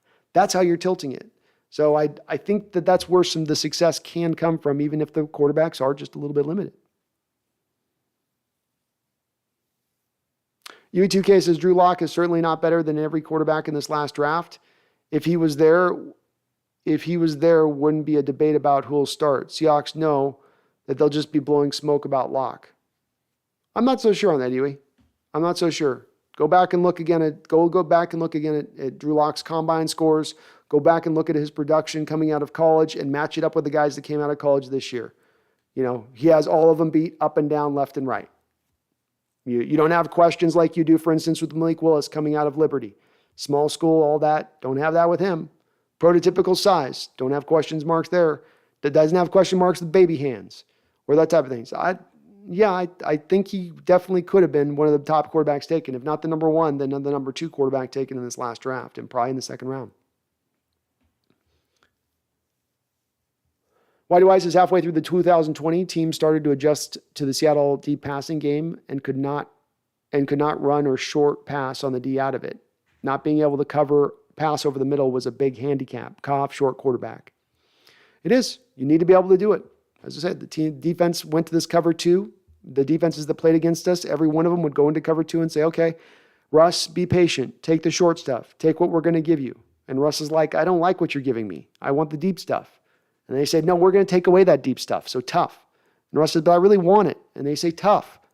And we kept hammering it. This was one of the big problems last year, where we kept falling back in the same old habits of trying to chuck it deep, falling in love with a deep ball. Take the easy short completion. Take the easy stuff. King Bomber says Drew Lock was good coming out of Missouri. Might not be the best, but is definitely a debate, and is for sure neck and neck with Pickett. That's all I'm saying. What King Bomber said to UE2K is exactly what I'm saying. He's in the debate on this, and he was really good coming out of college. A lot of years of great production. Chef Russ Clutch's same convo is being made about Kyler. His height causes him to fall off in midseason, causes defense, because defenses know he isn't hanging in the pocket for the short game. It's a great conversation to have. It really is, because of the fact that this is something that's impacting the way that I look at quarterbacks coming out, like, let's say, Bryce Young this next year in Alabama, who's also another quarterback who's not the tallest of guys. We're watching there's this new thing with the NFL now where you bring in these smaller quarterbacks because of Russell Wilson's success, quite frankly. I think Russell Wilson causes Baker Mayfield to be the number 1 overall quarterback taken in the draft. I think the same thing is true for Kyler Murray. I think the same thing is true for Hurts going when he did in the second round to the Eagles. I think teams are taking these guys on, and now there becomes this just going consensus. Oh, well, yeah, the whole short quarterback thing's been now taken apart. These guys really aren't impacted. They can just do everything that a guy that's 6'5" can do. No, they can't.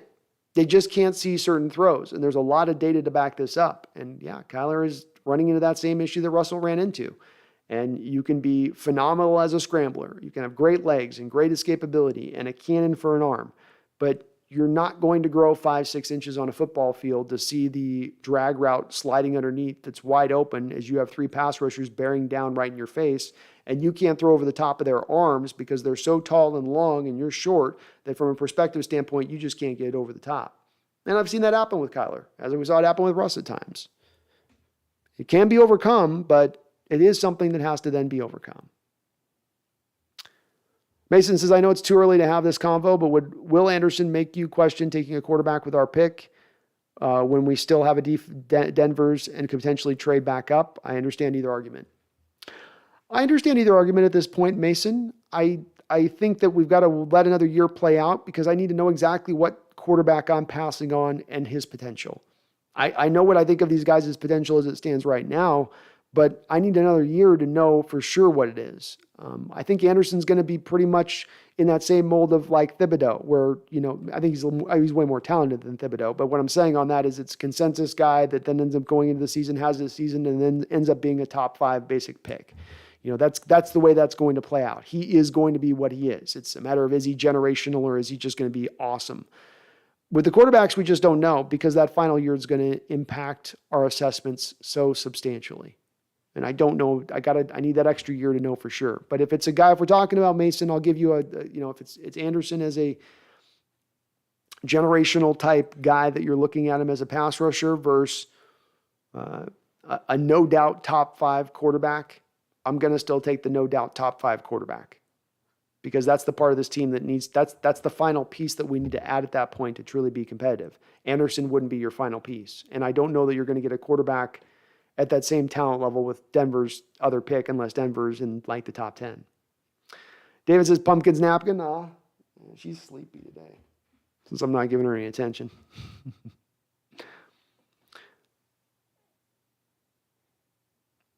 TP says, I keep seeing people mention Marquise Goodwin and how he'll fit in this offense. I'm hoping we keep DK, Tyler, Eskridge, Swain, Melton, Young, personally. I'm kind of like, let the best man win. I could see Goodwin knocking Swain out, though, TP. I don't think Swain's necessarily embedded himself in that starting position as of yet. JDM says, Rob Gronk, body hurt. Yeah, he's definitely beat up.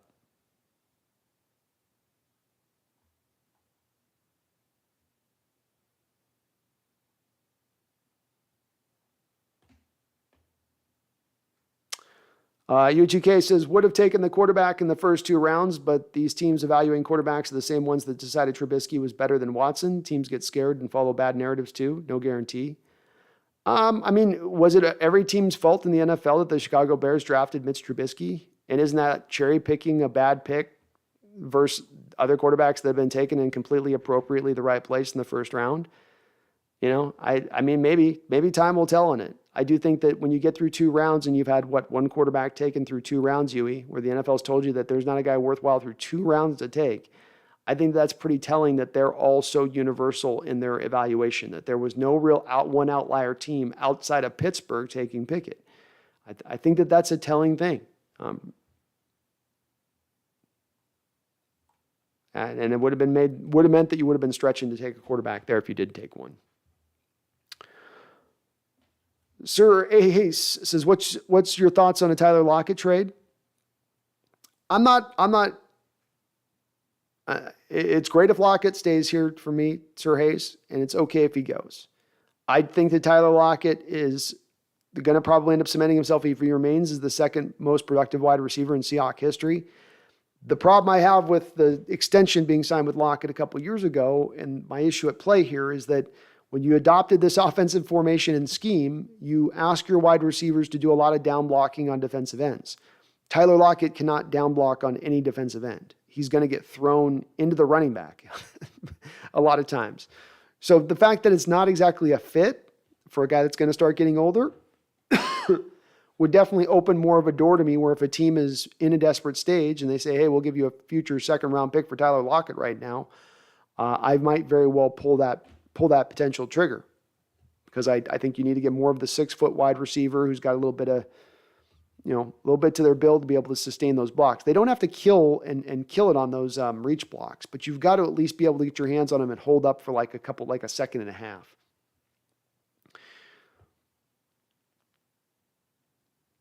TB says, I also think maybe next year's number 1 pick might end up being the best part of the Russ trade. After Russ implodes against top rusher teams in the stacked AFC West, Denver goes 8 and 9.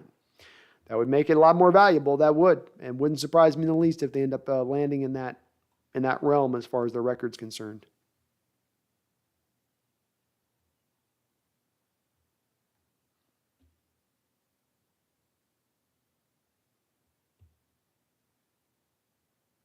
One second, I'm going to get some more coffee, folks.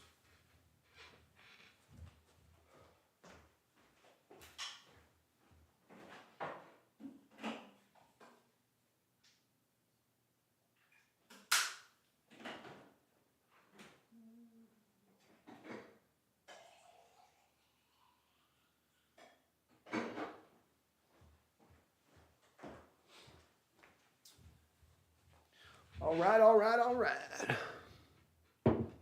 UGK says salary cap doesn't affect the Rams because they've drafted well, one of the youngest teams in the league. They have drafted very well. Yeah, they've done very good, especially with the back end of the draft, keeping those guys. Not only are they landing guys deep in the draft, but then those guys are very cheap that they are landing.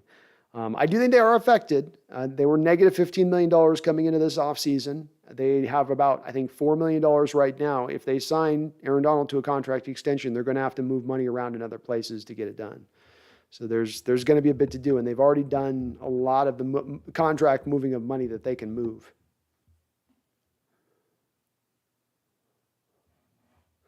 Sir Hayes says, Tyler's amazing, could be worth something ridiculous to the right team. I do agree with that, Sir Hayes. I was kind of surprised, quite frankly, when we were hearing that Seattle was maybe willing to deal him this offseason, that we didn't see one of those teams like the Chiefs after they moved Tyreek Hill, or the Packers after Devontae Adams jump in and maybe try to grab him at that point. I would have thought maybe he'd been a decent fit for those teams. But indeed, there didn't seem to be a deal on the table that anybody offered that Seattle was willing to take.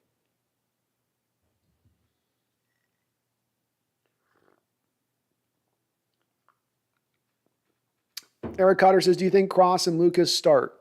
Yes.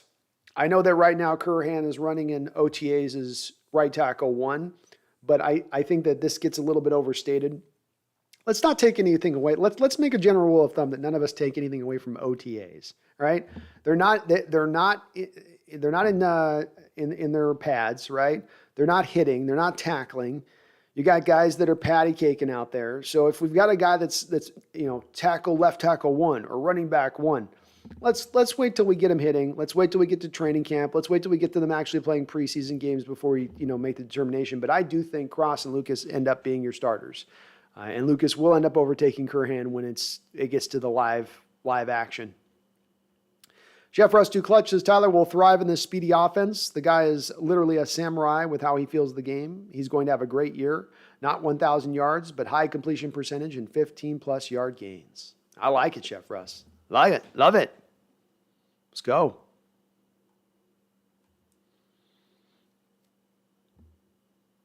Sir Hayes, Kenneth Walker starts? I don't think Sir Hayes. I think Penny ends up starting. There's a reason they brought him back at $5.5 million, and I don't think it was to be a number 2 running back.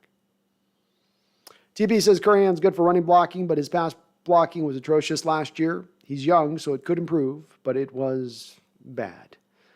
Yeah, he's a guy that's undrafted, so there's definitely some limitations athletically to what he can do, whereas with Lucas, there's no athletic limitations, which is why part of my reason why, along with Lucas's 30 straight starts in college, I think he's going to be very pro-ready and he'll just hit the ground running. With that said, you never know. Curhan may have been that guy just living in the facility throughout the offseason, training, just trying to get better. He's all ball all the time, and always hard to quantify that, or always hard to know if that's going to happen. If it does, that'd be amazing, though. If he just comes in as a world beater. Ricardo Edmondson, isn't Kyler smaller than Russ? Kyler's faster, therefore more of a threat to run. Bingo. Yeah, Russ when he was coming out of college, was like a 4.5 guy. Kyler, I think, was a 4.3, like 3 guy, 4.33 guy, 4.35 guy, something like that, probably. If you're, one of the fastest quarterbacks we've ever seen coming out, quite frankly. But yeah, he's probably about an inch shorter than Russell Wilson, if not potentially even a little more so. He's a little guy. He's just a little guy. But yeah, definitely hard when you're that small to be looking over 6'5", 6'6" giants, and it's not easy to do.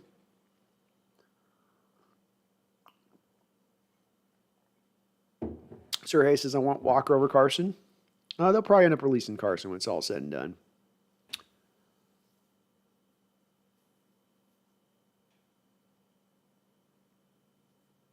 David Bacco says, are the Rams a young team? Good. Are the Rams a young team? Good question.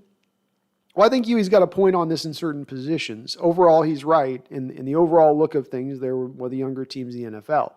Obviously, though, they're most reliant on, they're one of the more top-heavy teams in the entire NFL as far as their roster is constructed, number one, I would say. And number two, that top-heavy element of that roster is on players that all have considerable amount of age in this NFL. You just kind of go down the list, right? Stafford, even Cooper Kupp at this point had a torn ACL, put up a lot of years of production. He's not old by any measure, but you're starting to rack up some age there. Aaron Donald's getting into 30 years of age. Jalen Ramsey's going to start getting up there a little bit now. Havestein on the other side's getting up there. Obviously, Cam Akers is still a really young running back, but they're the young positions are some of the other spots. So it's a little bit of a cross question there to me on a little bit. Once the Rams lose an Aaron Donald, for instance, the second you lose an Aaron Donald, the outlook on that team becomes considerably different. I think there's quite a bit of a drop-off at that point when that does occur.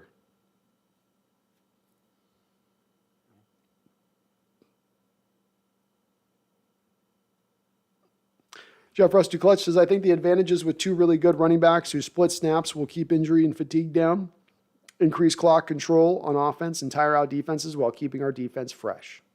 I love it, man. And add that up, if you've got two guys, especially like Penny and Walker on top of your point, agreeing with all your points on there, Chef Russ, let me just add one extra. When you have two guys like this that are dynamic, but then also have two kind of somewhat different skill sets, they're both fast, but that's kind of where the similarities between Penny and K9 fall. That's where they end. And I think that that's also then provides a different element to defenses where, they're first worried about the guy that's going to be patient, work behind his blocks, and then when he hits his gear, he's gone if you're not on your point. Then you got the guy that you could have him all wrapped up and he's going to still break the tackle and get free and run it up another 20 yards. But that's what they should be able to do. I think the running game is going to be dynamic this year. I think it's going to be a top 5 rushing attack in the NFL this season. And I got a lot of reason to believe so. I really do. You brought in the linemen that fit now, not just with the 2 tackles, but with Austin Blythe. You got the running back in a position now where it's not going to be decimated by injury-prone players necessarily like it had in the past. I know Penny's got some questions to him, but Walker should be pretty clean and clear with that. Eric Cotter, thank you for another $2 donation, brother. Very kind of you. I salute you, sir. I salute you.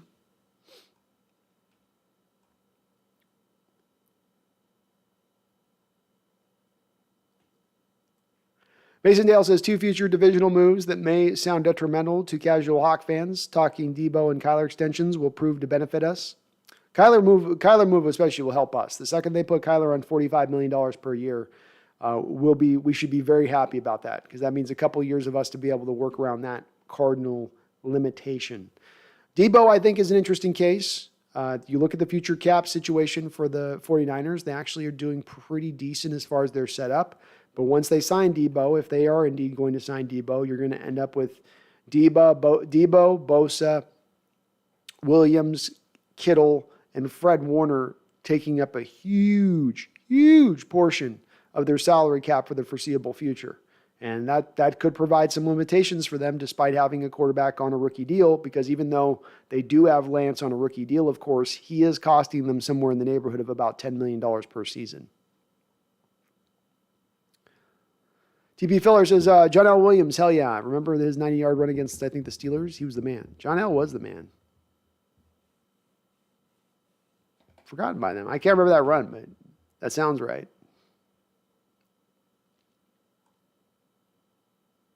Austin WK says, what is the Waldron offensive potential? I think the best potential of the Waldron offense is to become a top 10 scoring unit, highly efficient unit, a top 5 run blocking unit, but not necessarily the most electrifying offense as far as passing the football goes. Efficient, just not electrifying. And moving the chains and keeping drives rolling along more consistently. I think that's really the high potential there for this offense, is to get to that. I don't think it's going to ever churn out a ton of yards, but I think it can be very consistent in the running game, because this running game is now, instead of just going to attack the A gap over and over again, is now going to start to attack the edges of the football field. And I think that's going to then open up a lot of the inside runs as those defenses start to widen out, as they start to widen out their splits. I think that then creates those gaps that are wide open for our guys then. Amari Taylor says, do you think we'll trade up for Bryce Young if we are not bad enough to get him? Kind of depends on Amari how good a Bryce Young has in the upcoming year, as well as does Carroll want to go back to a kind of an undersized quarterback again? Bryce Young's 5'11". Does he want to go right back to the short quarterback, knowing, as Carroll knows, of what you've got to deal with, having dealt with that over the last 10 years?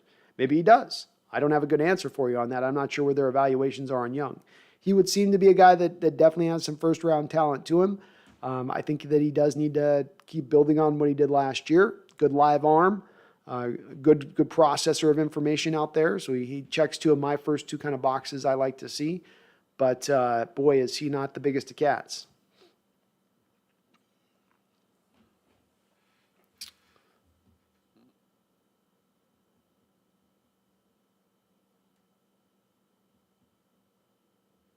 Chef Rusty clutches the potential as a hybrid McVay and Shanahan, morphing into Shane McHanahan. Ricardo Edmondson, I can see Waldron offense something like a run and shoot offense with a running game and nice complement of varying size of pass catchers.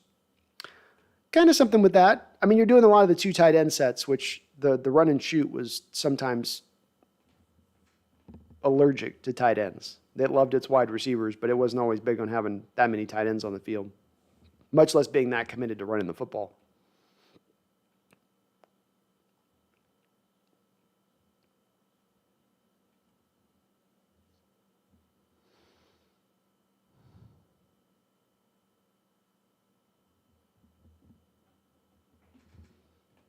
I haven't seen the Falcons' new jersey, Mason. I'll check them out. Nick Carrick says, I am in the minority in my group of friends, but I still think Locke will be serviceable enough to allow us to use our picks on the players we should pick and not reach whether that's a quarterback or an edge. I think it's a possibility, Nick. It is obviously built on two things. First and foremost, that Locke takes another step in his development and really fits in well to this new environment. But then secondly, and probably almost as much as is equally as important a part, what is it he's going to want to be paid from a contractual standpoint? And if he's going to want to, break the bank, that probably then precludes Seattle from, even if he has a pretty good first year there, keeping him here. But I've long said that there's going to be some quarterback out there that the light bulb goes on this, and I'll take the mid-tier deal. Top end is now $50 million a year. I'll take the $25 million a year, especially with the cap going up. And it could be in the right kind of team with the right kind of circumstance and situation. It's going to make sense for an NFL team that, to me, is going to be a little bit kind of cutting edge in this mark of things. I think teams have gotten lazy in their approach. Well, our next quarterback is the next up to be paid, so we got to pay him. Do you? Do you? I like that the Cardinals are thinking about this with Kyler from their standpoint. I'd want to be thinking really long and hard about this as well. Just because I'm the next one up, does that mean I should do it? And I think teams are increasingly going to start to ask this question more and more as the cost continues to become more exorbitant for quarterbacks. And I think that they have a lot of room to say, no, I'm not going to do that. No.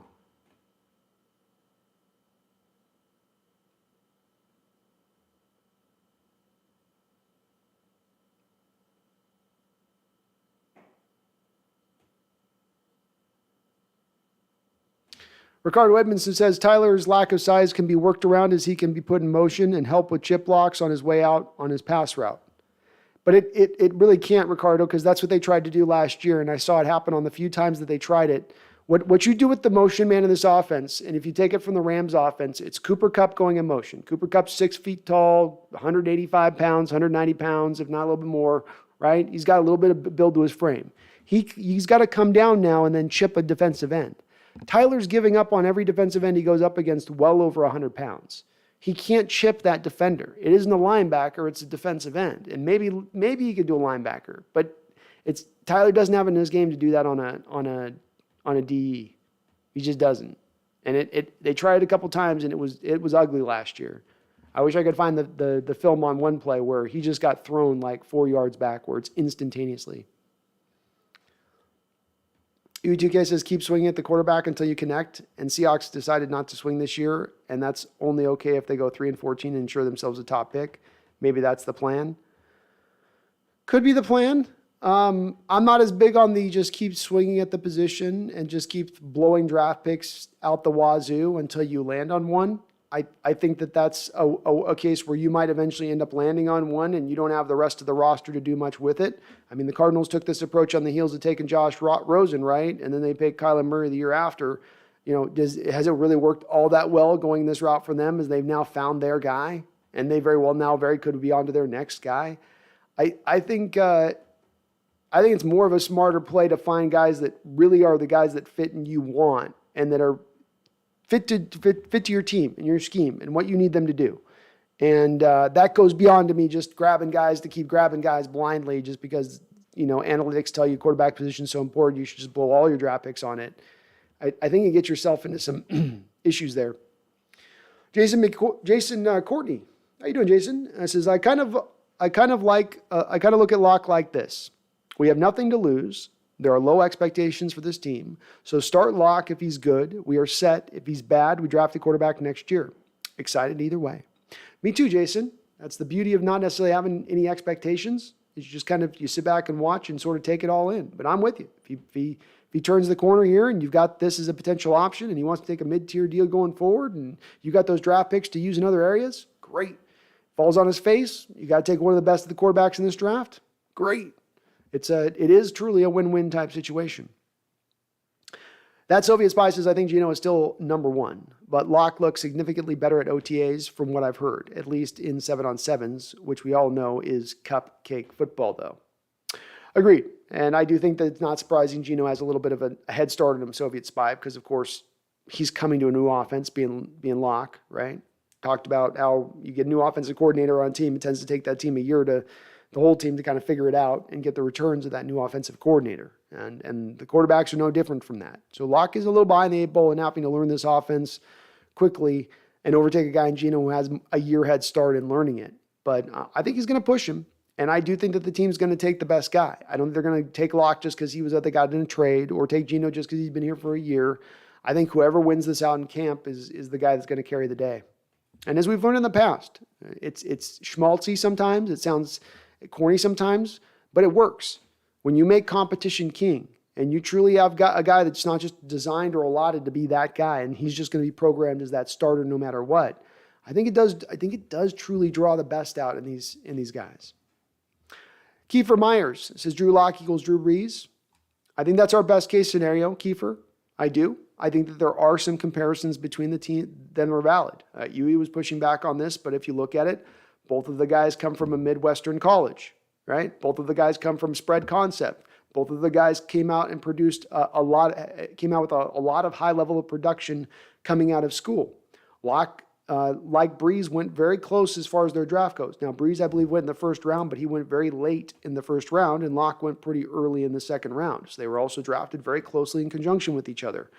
Both had also that first stop where they didn't necessarily light the world on fire, stuck underneath the thumb of a defensive-minded head coach who wasn't really interested in developing a young quarterback. And then they finally went to their second stop, and they truly found their footing and their wings and flew. It's possible. I can see the comparison there, and I think there's some validity to it, Kiefer. Daniel W. says, imagine how stacked this team could be if one of our first rounders is high enough without having to trade capital for the quarterback we want.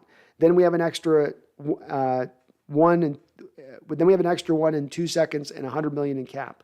Wow.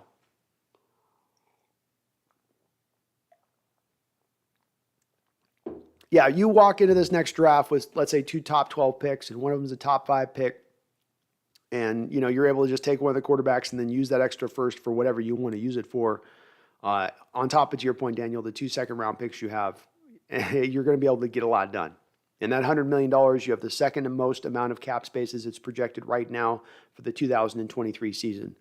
That's a lot of room to go out there and make some work and get it done, especially if you're talking about coming off a team that has a lot of stuff that's starting to look, foundational, embedded. Got our left tackle, got our right tackle, got our right guard of the future, got our number one wide receiver, got our starting tailback, got our starting middle linebacker, got our safeties, got a couple of corners. You're starting to be down to like, all right, well, pass rush. Well, if we had one more pass rush, one more interior guy, center, you don't have a plethora list, the laundry list of items that you got to go out there and get there with all of that assets that you have in your back pocket.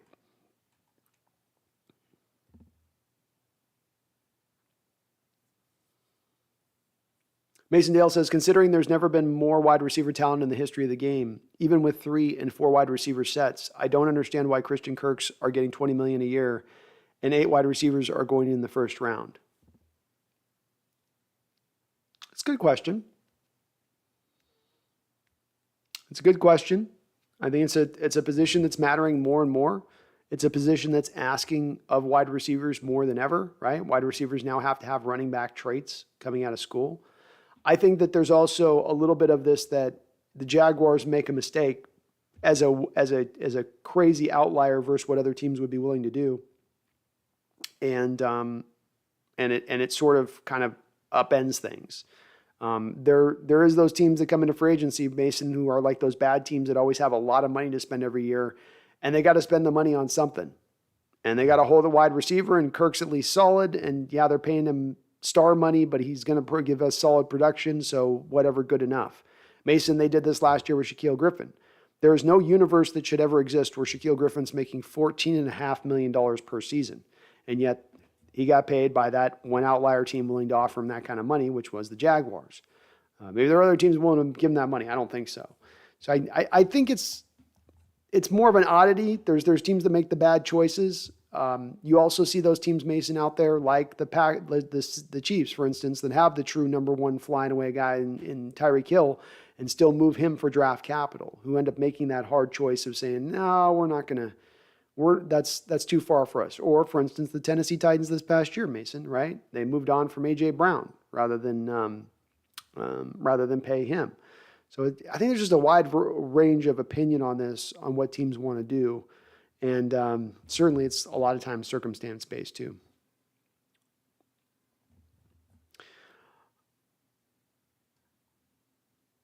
He says, if the Seahawks front office knows so much, why is this their best draft in a decade? One good draft every 8 to 10 years doesn't fill me with confidence. Nor should it.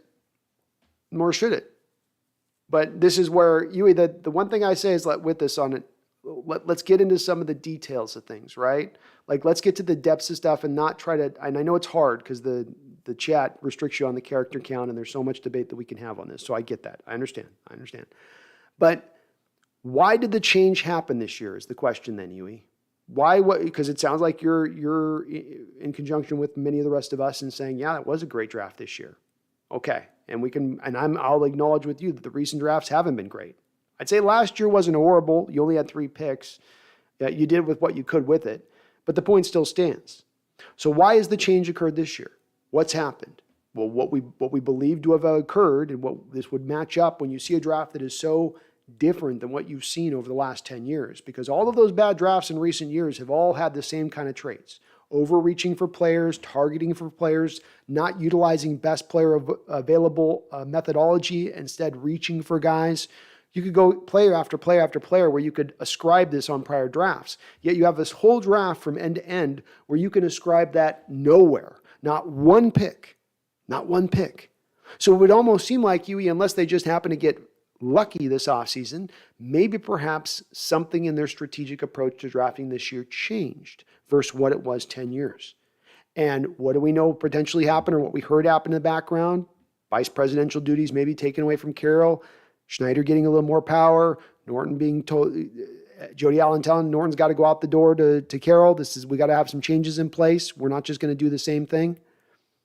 Carroll himself, as I presented in my video a couple of days ago, talking about, well, we've been a little arrogant in our approach. These would be indicators that that's why that change occurred this offseason. And not only did it provide you the results of this season then, it means that you changed your approach. As I've said with you, UETK, and I've been in line with you in saying that this team's been broken and there's been a lot of applications of their methodology that's been broken. But also what I've always said on top of that is it's always is fixable as well. It's not, it's broken forever and there's no way to resolve it. It's not, well, Coach Carroll's had the game pass him by and he can never recover it. No. In fact, what has been my theme that I have repeated over and over on just about every one of my live stream shows this offseason? My theme for this offseason for our Seattle Seahawks was learn your lessons.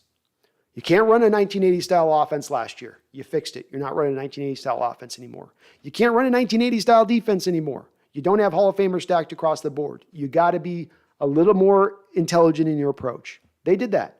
Can't have Carroll with his hands on the wheel come draft day. Get that man's hands off the wheel, get him some Bubblicious, and put him over there in the corner and let John Schneider do his work. Indications would seem to be that is very much what occurred.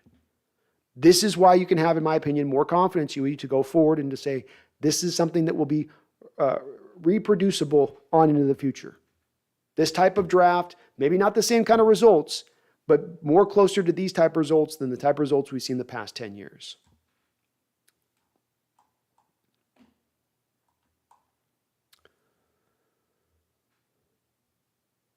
Herbicide says, if the Rams can't make a deal, should we make a play for Donald? No, I think Donald would truly retire at that point. He's cemented his legacy in LA. He's probably got a lot of business opportunities in that very city for the rest of his life. No, I think there's no way the Rams there's no way they would give us Donald any way, shape, or form. Not even, that's 0% chance of happening. And he would retire, I think, even if they were willing to. Bergshow says, why do you think Carlos Dunlap is still unsigned? He had a good second half of the season for us, 8.5 sacks. Maybe we'll sign him. We could, Bergshow. It depends on how much you're going to be willing to run 4-3 defense this year, because Carlos is absolutely not a fit in a 3-4 defense. He can't do that. That's just, the Bengals tried a little bit of that with him when they made that change before they moved on from him. He just can't do it. So it's probably more of an indicator, Bergshow, that the Seahawks are planning on sliding into 3-4 quite a bit of the time next year. But I think that there is still there's still a crack to this door opening, maybe, that he could be brought in. But he's an older player.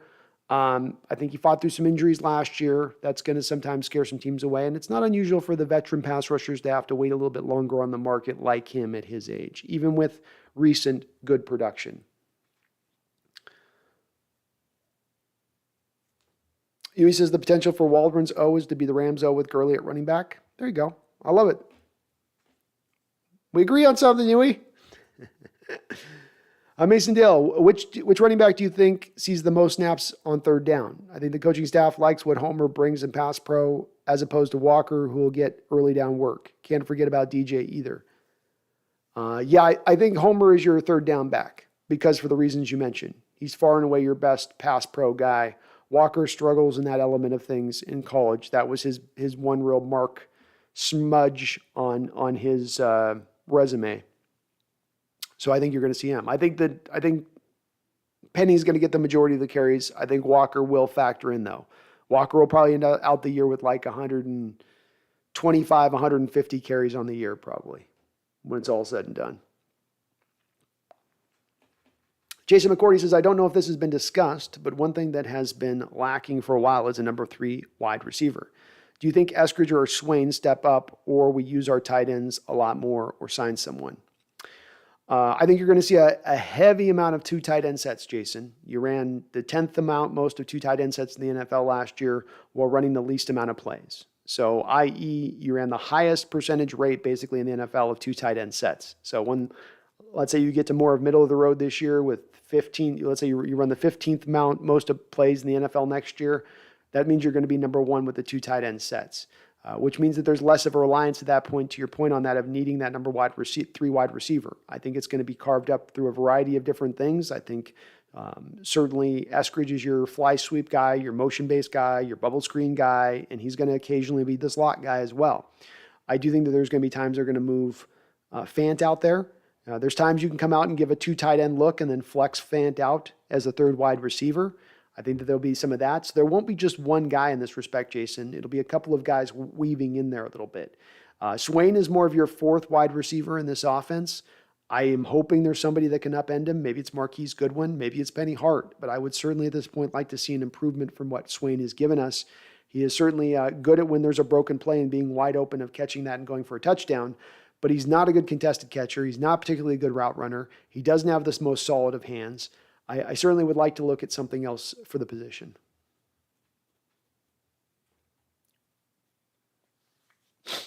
Mason Dale, how would you feel about Lockett to Green Bay for Love and a 4th next offseason?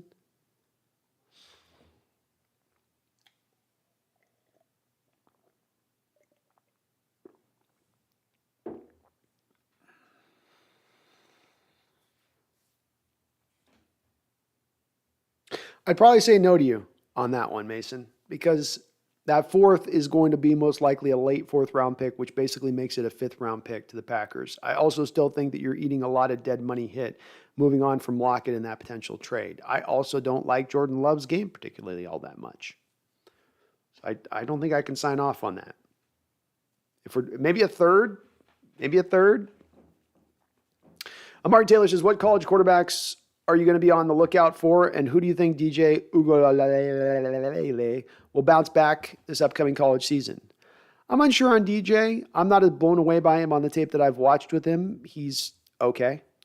It's a Clemson quarterback I think you're talking about. The guys that I would say, number 1 guy on my list right now, it's an early list. It's subject to change. It's subject to change. Will Levis is my number 1 guy out of Kentucky. Bryce Young, C.J. Stroud are the number 2 guys behind them on my kind of comparative list at the moment. Jefferson is another guy to take a look at. KJ Jefferson, I think he's very interesting. Jake Hayner is out there, the kid from Stanford. You want to take a look at him. He's fun to watch. I feel like there's another guy I'm not thinking about. There's like one other name I'm not thinking of here. But I'm expecting there to be 5 quarterbacks taken in the 1st round if things fit to type this college season and these guys don't fall on their face. Spencer Rattler's another guy.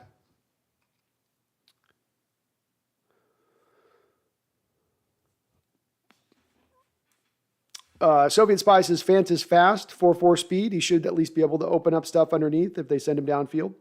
He will be indeed. My favorite stat I've been presenting of this show is this particular stat here over my right shoulder here, which is in the 2021 season, Noah Fant averaged 2.52 yards of separation per target. That was first for all tight ends in the NFL. That's instantaneous separation underneath, just what you're speaking to, Soviet spy. That's exactly what that gives you, which is early separation is one of the quarterback's best friends. It's one of his crew of friends. He says, if I were the Cardinals, I wouldn't sign Kyler to a top money quarterback. But if I were Kyler, I'd hold out until they paid me. It's a conundrum. Agreed 100%. I wouldn't if I was the Cardinals. Understand completely why Kyler's saying, look, multiple-time Pro Bowler. I've improved every year. Took us to the playoffs last year. What do you want? He's got a leg to stand on. He does. Mason Dale says it really does suck that Carson didn't quite get the generational type wealth. Dude was a straight up dog and one of the unsung heroes of the post Legion of Boom era. He was indeed. I don't know if he earned necessarily generational wealth though either. He's going to get generational wealth, and it's like he's a multi-millionaire when he's going to retire. Look, the guy's been good. He's been a really good back for us, best back since Marshawn Lynch for us. I wouldn't argue that, but let's put this all in perspective to a degree here. He's played 5 NFL seasons. He has 3,500 yards and he has 24 touchdowns. He's averaging a good yard per carry, but again, he played four games in 2017, 14 games in 2018, 15 games in 2019, his most healthy season. Then he's back down to 12 games in 20 and down to 4 games last year. It's a guy just never been able to stay healthy. Kind of is what it is with it, and he got all he could out of it. Weston Corbett, if the Hawks are able to be sold in the near future, who is your front runner for the next owner? My lead guy right now is Ballmer Weston. Admittedly, though, I haven't done a lot of research on who would be a proverbial great local owner. More than getting caught up on a name, I just want 2 aspects of things for the new owner. Number one, I want a guy that's truly committed to winning. And really does care to win, that it's not just an asset for him or like a shiny car in his garage that he goes and looks at every once in a while and marvels at.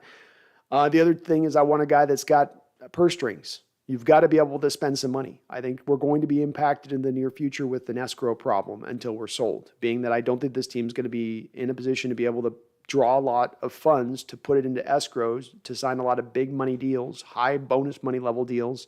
They'll be few and far between, I think, over the next couple of years because of the cash flow issue that I think is occurring right now with this organization. So, it's more of those 2 aspects of the guy of what I'm looking for, Weston. Commitment to winning, commitment of spending the money, having the money to spend, not being worried about it, knowing you're going to get your profit eventually down the road when you sell the team. New phone, who dis? Late to the show, but I'm here. Had to take advantage of that sunshine break from the rain. I know, man. It's been just pouring here for weeks straight. We finally got a little break in the clouds this afternoon. Jose Luis Sahagan says, I'm cooking and listening to my favorite YouTuber. Well, hell yeah, Jose. Thank you so much, man. You make me hungry. Mason says, in the case of smaller quarterbacks, do you think Pete looks at them as the next Russ, or does he learn from the deficiencies in Russ's game as a turn off? I feel like Pete likes the bigger guys. And Opie, thank you for subscribing, by the way. I missed you on that, Opie. I'm a little bit interested to see how they look at the next quarterback, Mason. I am, when it comes to your question. Because remember, with Russell Wilson, this was a John Schneider guy. It wasn't necessarily a Pete Carroll guy. Schneider had to talk Carroll kind of into Wilson a little bit. So I would wonder if Pete is a guy that really, I guess let me just say what I think he probably is. I think if I was to put Pete Carroll under a lie detector test, he would say that he would rather now, after having a smaller quarterback for years and loving Russ to death, and Russ was amazing, I think he would prefer having a bigger quarterback moving forward so there aren't those general limitations of size and plays that get taken off the board that you can't take advantage of because of those smaller quarterbacks. So I think he's going to be a little bit hesitant to go back to the Russell route, and I don't think that he sees Russ in Bryce Young. I don't. And I don't think that he's necessarily going to be as looking for the next Russell Wilson on his next quarterback. Certainly the two guys that Schneider scouted beyond Russell Wilson when they were looking at guys recently were Josh Allen and Patrick Mahomes. So he certainly hasn't been necessarily taking really closer looks at smaller quarterbacks. They passed on Malik Willis in this draft, a guy that, again, if you want to draw some comparisons to a Russell Wilson, there are definitely some similarities between those two guys' game, and they didn't bite on that one. So I think that they're going to go more of the bigger quarterback. Jonathan Salazar with a $2 donation. Thank you, Jonathan. Sorry it took me a second here to get it acknowledged. Says, seems like you're riding hard on this year's draft. I love this year's draft. It's because it was so shocking of how good it was, Jonathan. I'm blown away by their application of BPA, taking the best player available on the board when so many picks over so much time period of the last 10 years have been reaches. I like that they didn't trade back and lose out on a really talented guy for a secondary level guy that wasn't as talented so they could pick up an extra 5th round freaking pick. I liked seeing that part of it. And then the players they got are not only going to substantially help this team on the field this year immediately, but you also got the immediate return guys who also then have potential. Charles Cross should be a pretty good left tackle for you out the jump and then have, potentially top 5, top 6 potential down the road. Abraham Lucas, same kind of state of things. Kenneth Walker could be an upper level back in this league. Boye Mafe can be a, yearly 12, 13 sack a year type guy who can give you a little bit in the run game as well. To get all of that in this draft on top of maybe 2 starting cornerbacks, I'm over the moon. And I'm not a guy, if you look at my draft reactions over the course of the year, I'm not a guy that just falls into prey of just loving every single draft that I see. Quite frankly, I've hammered them on some of their recent drafts. But this one was this was such a shift, such a change, Jonathan. Such a huge change. Thank you for the donation. Megan Gock-Roger is celebrating 6 months as a Hawks Nest member. Thank you, Megan, my lady Daninda. Hope you're doing well and feeling better. It says, greeting 12s, not in a good place, but I jumped on. I hope you're doing okay. Hang in there. Charles Riley's in the house with a $5 donation. Thank you, Charles. Good to see you in there as well. It says, Brando, you are entitled to time off filled with as much fun as possible. That said, I had serious separation anxiety while you were away. Glad you're back. Well, I'm glad to be back. Yeah, I want to make sure I've got a good something I can do for the show. Make sure I got a good theme for it. But yeah, we're gonna keep going, trying to keep these as much as consistent as I can. Sometimes the normal work comes in, Charles, and I get overwhelmed, and I just can't get everything all together at once, and it just kind of spills over, and I got to take a day off or whatever. But yeah, we're ramping up, and I'm working on some stuff in the background too, Charles, for just prepping up for the season so we can get more content as we do get into the season. But thanks for the donation. It's good to see you in here, my guy.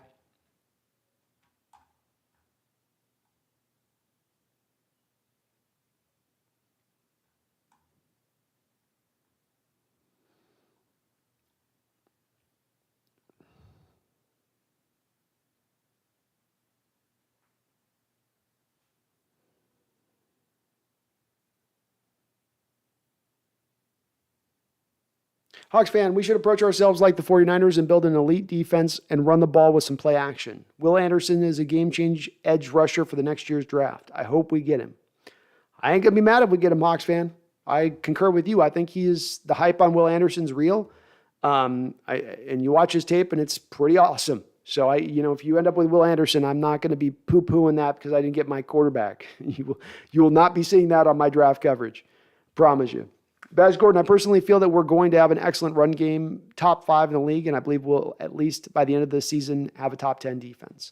If you got a top 5 offense and if you got a top 5 running game and a top 10 offense, those are 2 things that go very well together for a playoff team minimum usually. King Bomber says, imagine if Aaron Donald was a free agent and re-signed with the Rams. That would be awesome. Getting to kill the Rams and Donald as they are killing us with B-Wags. Oh, if we signed him, yeah, that would be high. I wouldn't mind having Donald. I wouldn't turn that down.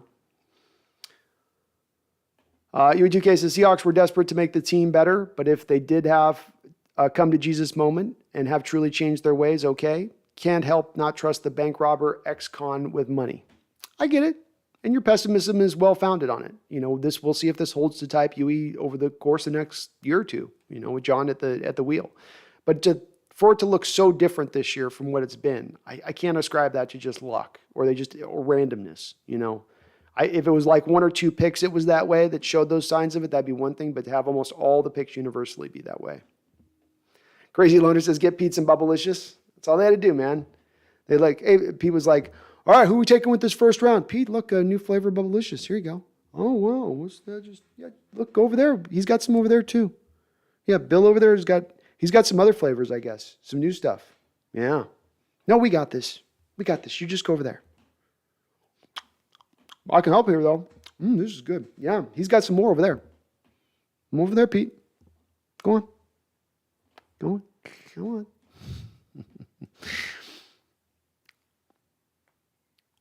Mason Dale says, I like the idea of Adams getting some snaps at slot corner. I think he's going to be moved all over the place. King Bomber, Van Dyke. I think that was the other name. That's right, Van Dyke.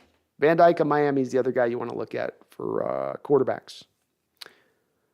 Hughes says, on paper, this year's draft for many Seahawks fans have been begging for almost a decade now. Pissed they waited until the best quarterback in Hawks history left before investing seriously in offensive line and running back. Understandable. Understandable.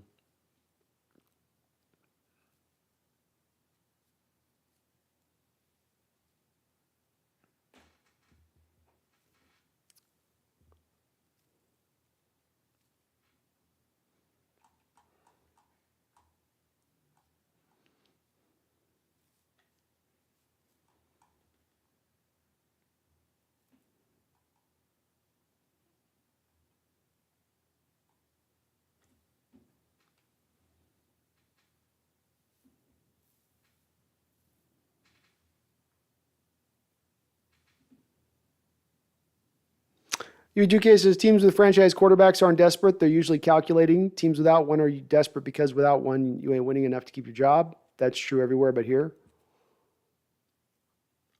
Maybe so, but I would argue here's my argument on that is, do you think your front office is making its best decisions in desperation? Fear? Because those two things kind of don't go together. You both said calculating and desperation. You're either calculating or you're desperate. It's very hard to be calculating in your desperation. I don't know if I've heard a lot of that. I think a lot of teams that end up paying their franchise quarterbacks are actually stuck a lot of times in a reactive state. Quarterback's taking up 17% of the cap. We got to offload this guy, and then we got to move this money around, and then we got to change that around, and we'd love to get this guy. We don't have the money to get that guy. Don't even think about that. To me, that's not calculated. That's more of you're getting forced down a road that you really can't get off of, and you're stuck on. Amari Taylor says, do you like Anthony Richardson? Because he reminds me of Josh Allen. I do like him. I think he's got like 47 attempts last year. I don't know if he reminds me, somebody else had a better comparison for him, and I can't remember what they said it was. But yeah, I mean, he's kind of like I got more of like Lamar Jackson vibe with a little better arm and not as twitchy necessarily. But he's fun. We don't have a lot of tape to go off of with him.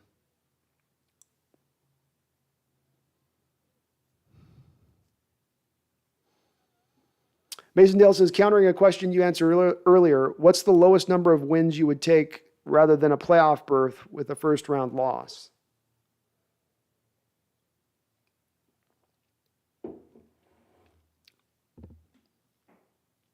The lowest number of wins you would take?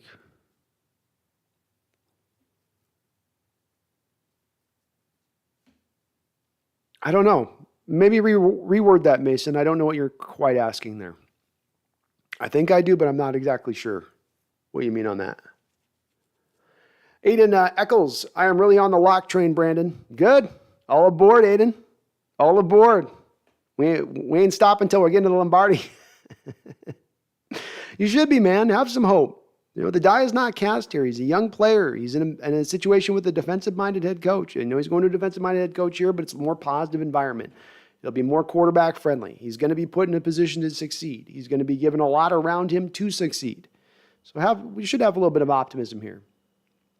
Jason Courtney says, really wouldn't mind seeing Locke succeed, but there is little part of me being a Kentucky fan that would freak out if we draft Levis.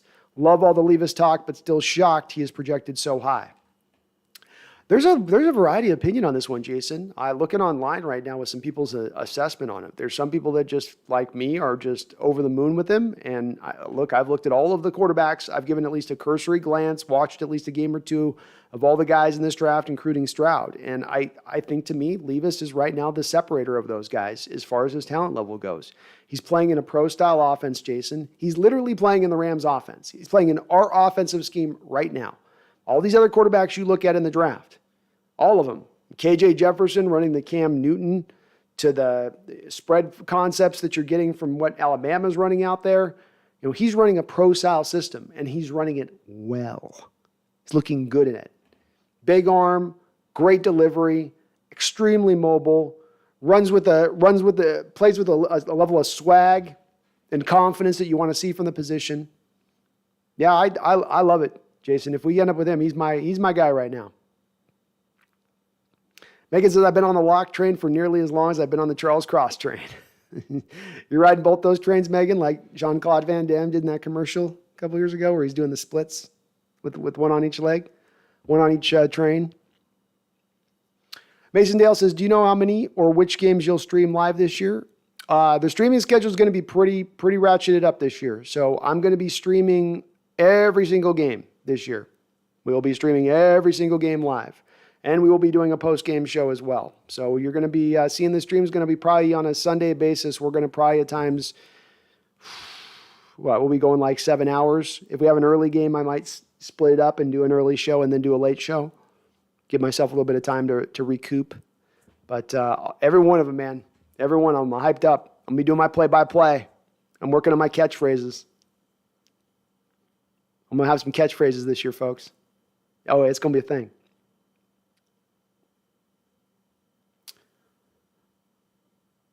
Mason says it sucks that Will Anderson didn't really line up against Cross when they played each other. No. They're going to protect Anderson.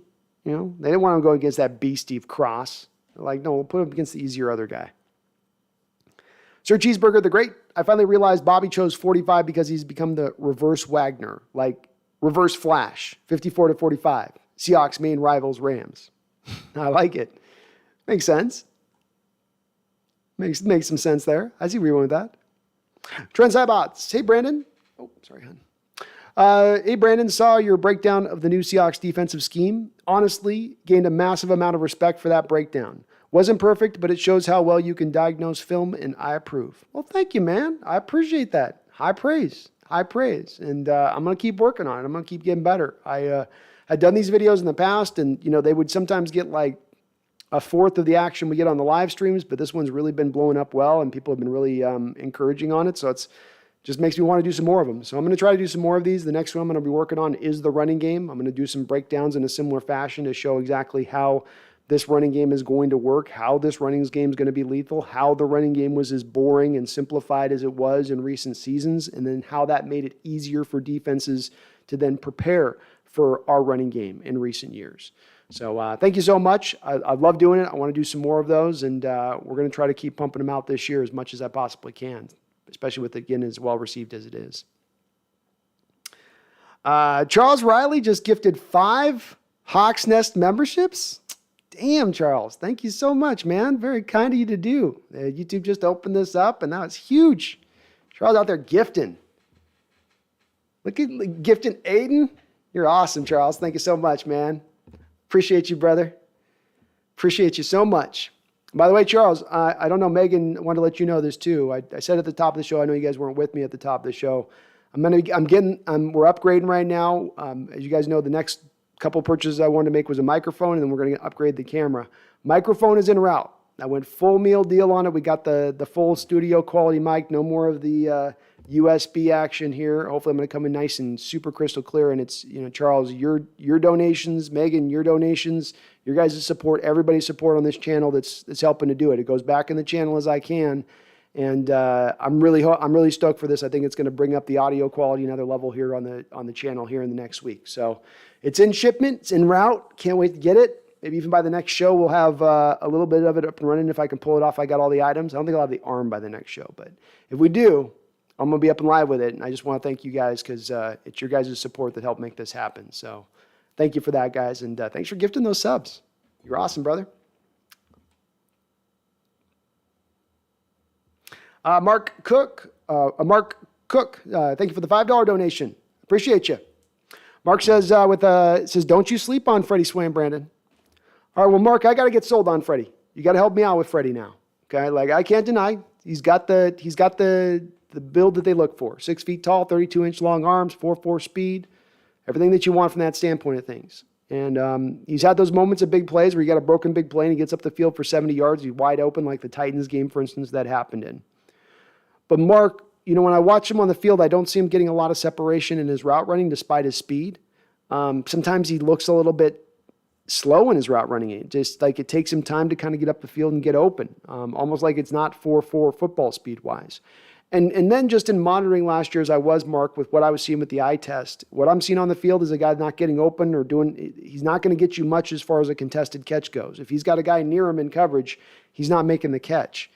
And this all bears out to what you saw with the PFF scores, because when you look at the wide receiver rankings by PFF, it's about 120 wide receivers that they rate. And you got to get into that 120, you have to essentially a minimum amount of snaps, so you don't end up having guys rated at 5 snaps that are on the same board as guys that have 500 snaps. And Freddie Swain hit that mark to be on that list. He was rated for a good portion of last season 110 out of 120 eligible wide receivers in the NFL as far as the PFF rating goes. And that's not good. That's not a high water mark. And again, I don't just rely on that on my own with just that piece of data, but you put that data in conjunction with with what I saw with the eye test with him, where I'm just not seeing a lot of traits there from the wide receiver position. When you have him run the fly sweep, he's not able to break a lot of tackles. He's not a yak guy, despite you're running a yak-based offense. I'm okay if he can take a step forward, Mark, but he's got to show me more to believe that there's a step there to go forward with. I'm hopeful to see it, but man, I wish there was just a little bit more in his bag on that. Sean Hines says, with Kellenick having an 11-game hitting streak in AAA and Hanninger hopefully coming back soon, do you think they'll bring him back up before middle of August? Yes, I do. He's slaying it enough now, Sean, on that side of it. Kellenick is that you got to. They wanted him to go down there and make it undeniable that he needed to be brought back up to the big show, and that's what he's doing. He's making it undeniable he needs to be brought back up there, and this is on top of the offense having tremendous struggles across the board for the most part. And again, it's part of why I've said, Sean, to the Mariner fans that are kind of freaking out and losing their mind a little bit with us, just have a little bit give it some time. Give this all stuff a little bit more time in the season. We're only into early June. There's so much more of this year still to come. And if this team can get hot, if we get Lewis back in the fold, as he's starting to come along, you can start to really add some bats along here. And then we're really, maybe cooking by the time we do get to August. Say nothing of maybe making a move, Sean, to bring in another arm or bring in another bat if Dipoto can do it. We know they have the money to do it. We know they have the minor league players as far as capital to go get those guys. It's a matter of just, do they have the will to do it at that point? Charles is awesome, man. You're so awesome, Charles.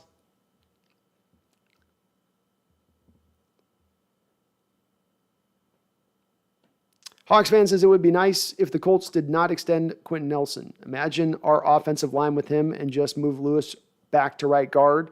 Our line would be young and elite. Ooh, boy, would that be, dude, could you imagine? Yeah, bringing Nelson in and you get Damian Lewis back to right guard, and boy, you got some dogs now up front. I love Nelson. He's my favorite left guard in the sport. He's been that way for a couple of years. He's different. He's just different at the position than anybody else, in my opinion. I think that they're going to extend him, though. He's too good not to. They've got enough money to spend there with the Colts. They're very frugal about how they spend their money, so they don't end up in cap hell very often.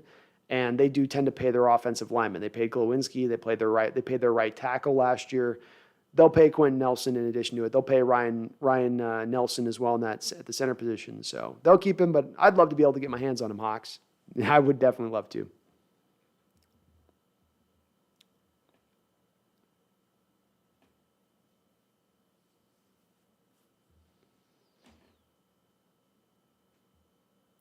He says you misread that. Teams with franchise quarterbacks are not desperate but calculating. Not desperate, but calculating. Teams with quarterbacks are desperate because front office and head coach will get fired unless they find that guy. I get what you're saying. No, I mean, I understand that, but what I'm saying also within that is that my point being on top of that is that our team's not in a desperate state because they don't have to worry about being fired, which was kind of what your point is on the back end of that. So therefore, they're not making a decision out of desperation. And my point being that I'm happier my front office is not making a decision out of desperation. I think that the teams that end up franchise quarterback or not at times, or a lot of times drafting their quarterback because they have to because they're worried about losing their job. And I think that's not going to lead you to always to the best decision making on a given quarterback. You might land a guy, you might land your guy, you might land your franchise guy, but it doesn't mean the process is necessarily intelligent in the approach of getting there.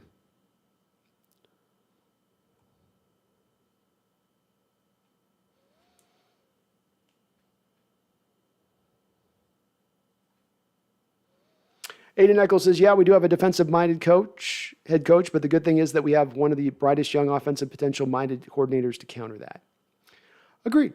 And I think it's a bit of a different scheme you're coming in. I think Locke, for instance, was being asked to make a lot more harder throws in the Broncos offense than he's going to be asked to make here. I think things are going to get simplified down. I think some of his processing limitations are not going to be put on as bright a display as they were in Denver, Aiden, which will help him to maybe be a little more successful here.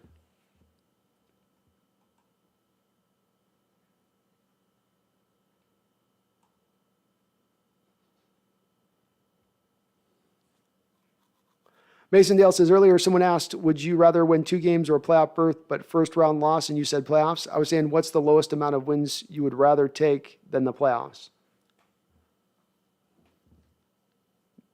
I guess I'm not understanding the question because I don't want to go, I'd rather go to the playoffs than lose games.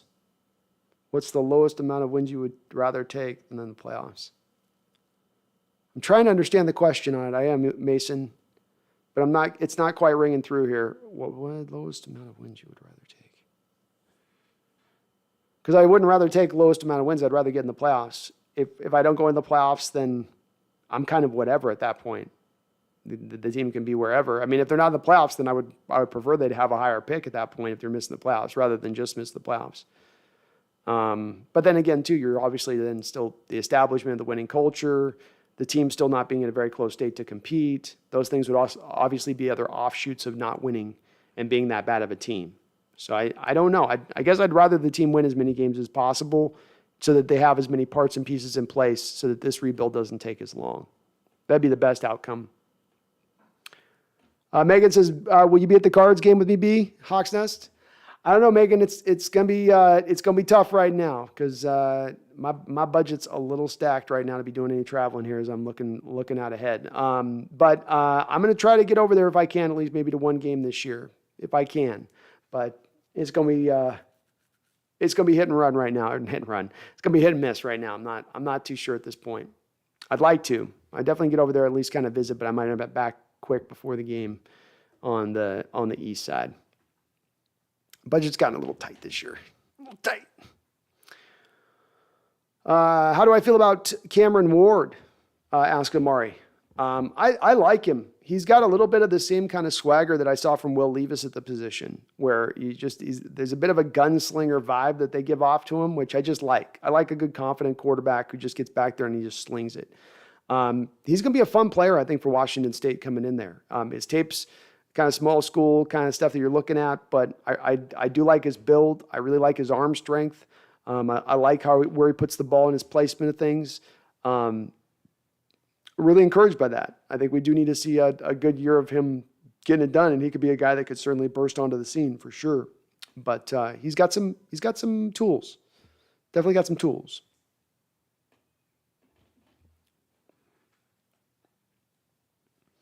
Mason Dale says, even though it's the wrong way of doing it, would you say a quarterback's name or hell, even their face could slightly turn you off them? Not too many Hall of Fame Van Dykes. I say that when I first heard Ritter's voice, I died.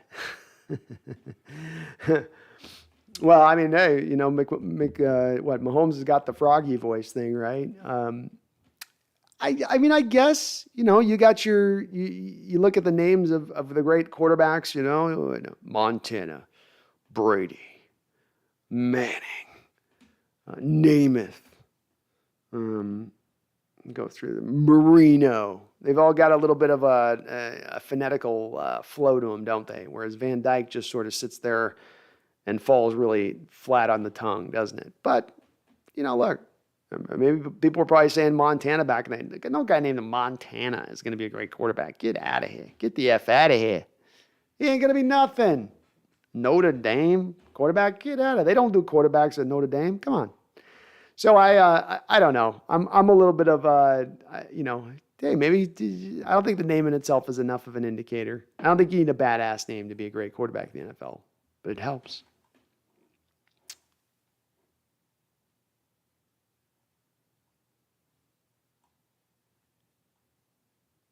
Did I miss a question there, King Bomber? I'm sorry.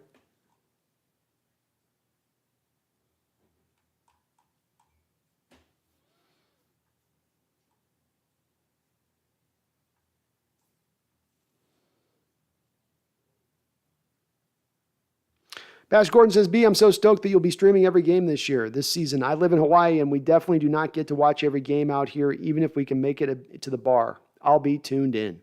I know I lived down in Hawaii too for a time there, Bash, and it is a struggle at times. And you got to check with bars, and sometimes they're going to play it, and then they don't play it, and then you're stuck in the back, seeing it from the back end of things. But yeah, that's one of the reasons I wanted to do it. We had a lot of people coming in the chat last year as I was doing the live stream play-by-play. We'd have people from Brazil and all over the world who couldn't see the game, and this was the only way for them to really have an opportunity to be able to hear the play-by-play of what's going on. And I enjoy doing it. I really have I have a ball doing it. Lets me do kind of something different for the channel, and I get into it. So yeah, it'll be awesome. I'll give you some good play-by-play. I'm sorry. I know I messed with you. I know. But it'll be good. It'll be good.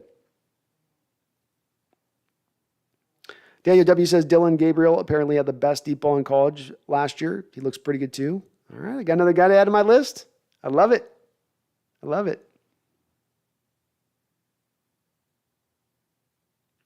Megan says, wow, B, so glad to not only be a sub, but consider you one of my dear friends and fellow 12s. Absolutely, Megan. Absolutely. Like family here, you know what I mean? Like family here. And I appreciate you being such a great part of this channel as you are in every way. Tuck Tuck says the camera and mic upgrade will be a great. Got to upload in 1080p, 60 frames per second every video now. That's going to be the goal. The camera will be the next. The camera will be for sure the next purchase after that. 100%, 100%. So that's my next. That'll be the next one. The thing with the camera that's tricky is we got to get a camera that I can be able to stream for 9 or 10 hours because these high def cameras get all burned out on the heat gets hot and you got to get like fans on them and stuff. You guys know I go along with this. So we're going to have to find out a good answer on that one. Randall McDaniel's in the house. What's up, Randall? Good to see you, brother. Got all my peeps in here. It's good to see. Coming in with a $5 donation. Says, what's up, B? Just watch Top Gun. B+ movie. Well, I can't wait on that one, Randall. I got my boy here I'm going to go watch it with at some point. We just haven't been able to sync up. Just been busy with a lot of projects and stuff going on.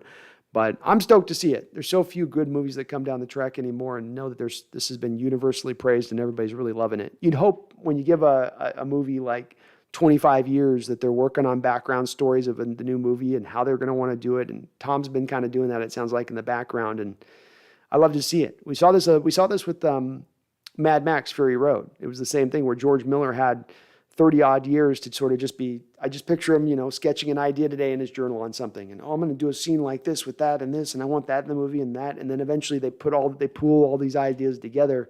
And you've had so much time rather than being on the first movie came out last year. We got to get the sequel out within a year. Let's go. And what that might provide for you to be able to really build a much better film. Tuck Tuck with the $2 donation. Thank you, Tuck Tuck. It says, are you in Seattle? Cheers. I am actually on the east side of Washington State, Tuck Tuck. I'm over in Spokane. So close to Seattle. I've lived in Seattle. I grew up in Seattle, but I'm currently over in the east side. Might eventually get back over into the Seattle side of things. You never know how things could play out. I'll probably eventually end up back in Seattle somehow or another when it's all said and done. Thank you for the donation, though, Tuck Tuck. Andrew Stetson II, thank you for subscribing. You are a gentleman and a scholar, sir, and I salute you for doing so. Kronos1009 has been a member for 2 months. Thank you for doing that, Kronos. Thank you for being that.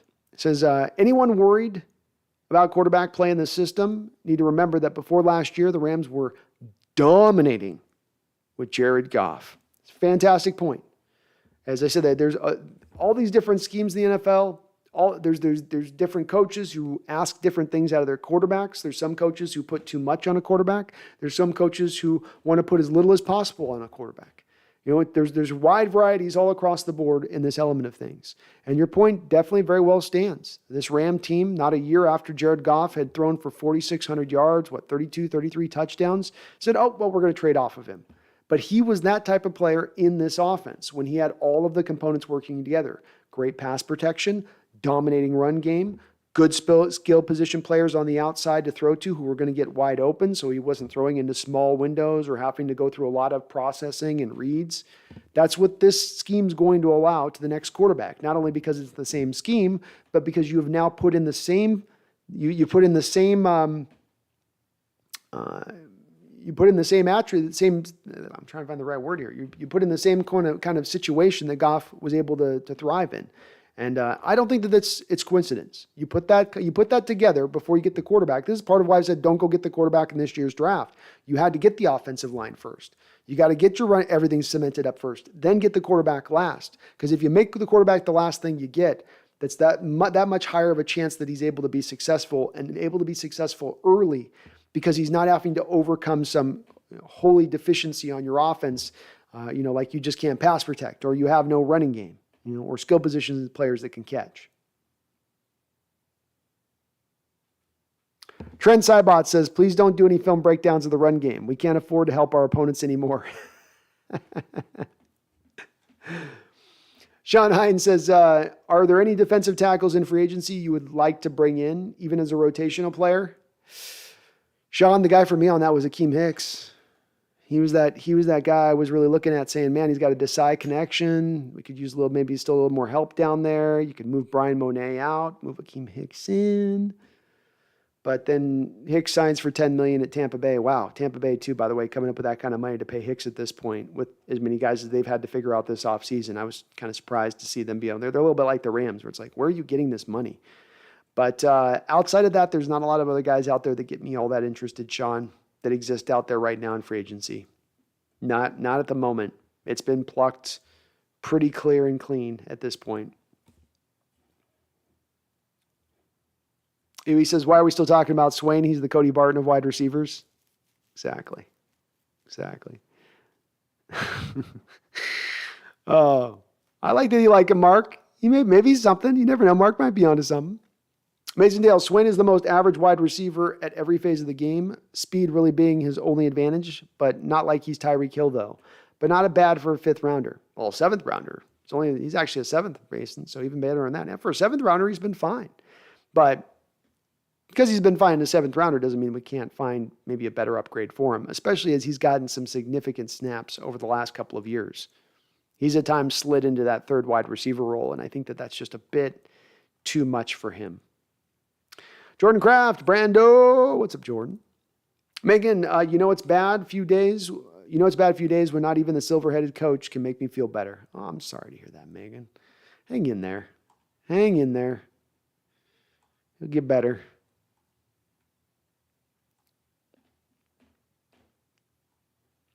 Ravens repair and restoration. Ironic that Swain is a nobody, but I'd prefer him over Eskridge.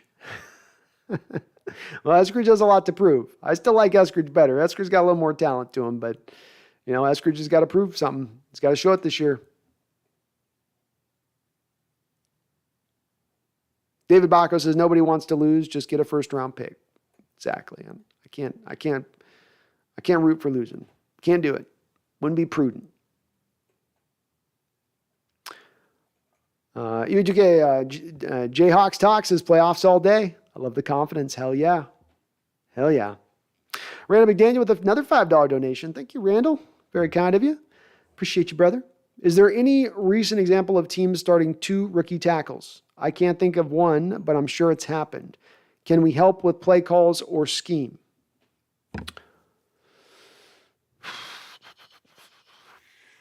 You can help with play calls, Randall, by being more. If you fit to the designs of this offense is built upon the short and intermediate tack. It's not built on hitting the big plays down the field deep on the constant. It's moving the chains. And one thing that if you have a quarterback that's doing a lot of 3- and 5-step drops and then getting the ball out of his hand or he's doing play action and then coming around to a simple read on his rollout, a simple one read that's going to be wide open most of the time. That's one way that you can get around rookie tackles who are maybe still kind of finding their way, in the respect of you're not asking them to pass protect for, 8, 9, 10 seconds. I think as well, the zone-based scheme and the way you run the zone-based scheme and the reach blocks and how you set the stage for it is less reliant on you having the pure maulers that are just mano-a-mano kicking another guy's ass across from him. Sometimes it's just getting over and laying a block down in space at the right moment as the running back's coming through the hole, especially as they try to create a numbers game to one side of the field with the running game and the way that they set it up. You can also, of course, help out in the pass pro game, Randall, with chip blocks and whatnot, especially when we're talking about Lucas on the right side, as you're going to have the majority of your run plays run to the strong side of the formation, which would be the right side most of the time. So you have a tight end already normally there to kind of throw a chip if you need to throw a chip, if it is a little bit of a deeper drop and you're needing a little more time for those routes to develop. Can I think of ever a rookie two tackles at the same time? What a great question.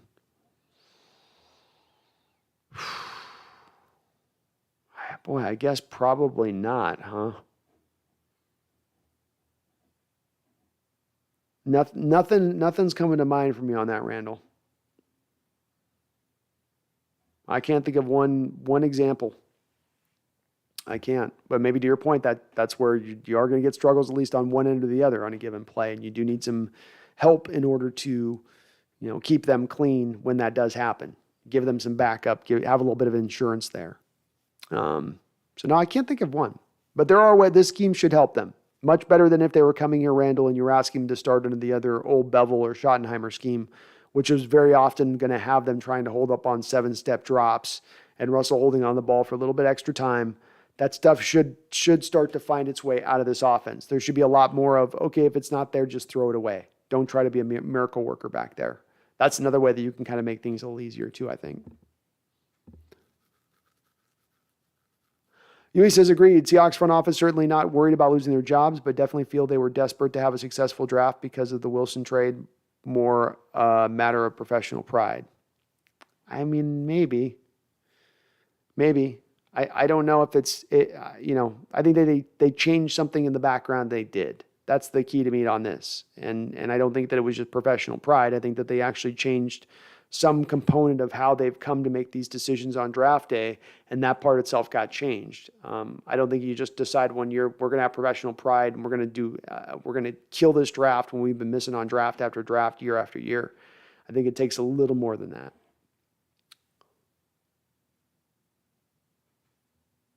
King Bomber says they probably had Penning over Cross, but knew Cross was a better prospect, so they took Cross. Maybe King Bomber. I mean, they had Cross over Neal, so I don't think they had Cross over Penning either. I think they had Cross pretty high on their board just naturally.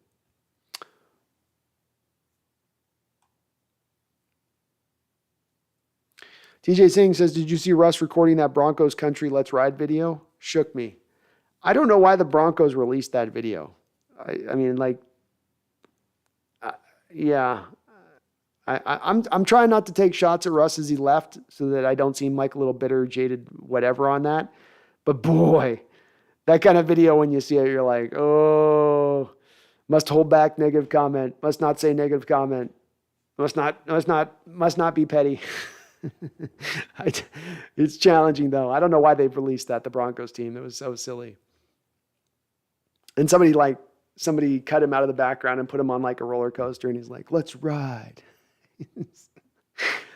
Daniel W. says, Dylan Gabriel will probably be a Heisman conversation. He transferred to Oklahoma this year to replace Caleb Williams, who left for USC. He honestly looks like at least a first-round pick lock at the moment. I'm loving to see it, Daniel. The more quarterbacks that are first-round potential guys, the better for us. The more, the better. The more, the merrier. So if we can get more of these guys locked in that realm of things, yes, please. Please, yes.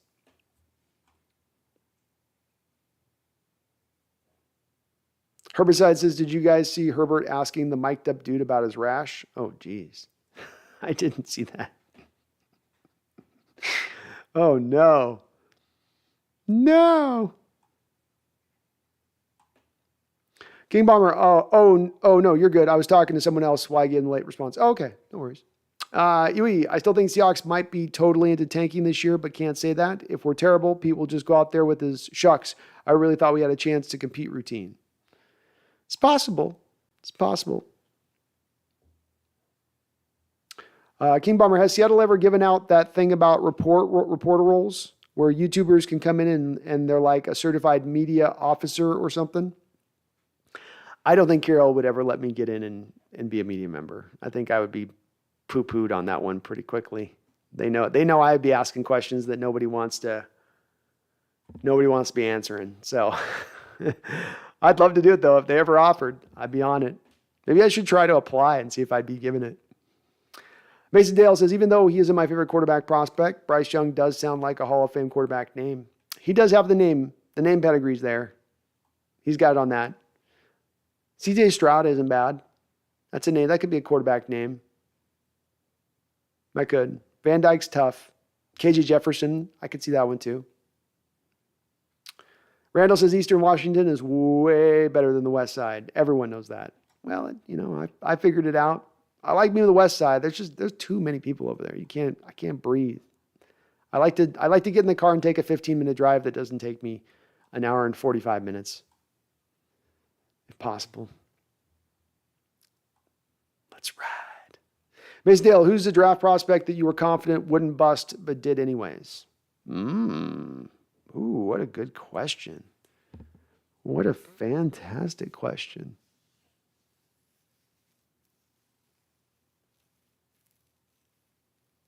I got a name, but I want to make sure that I'm right on it.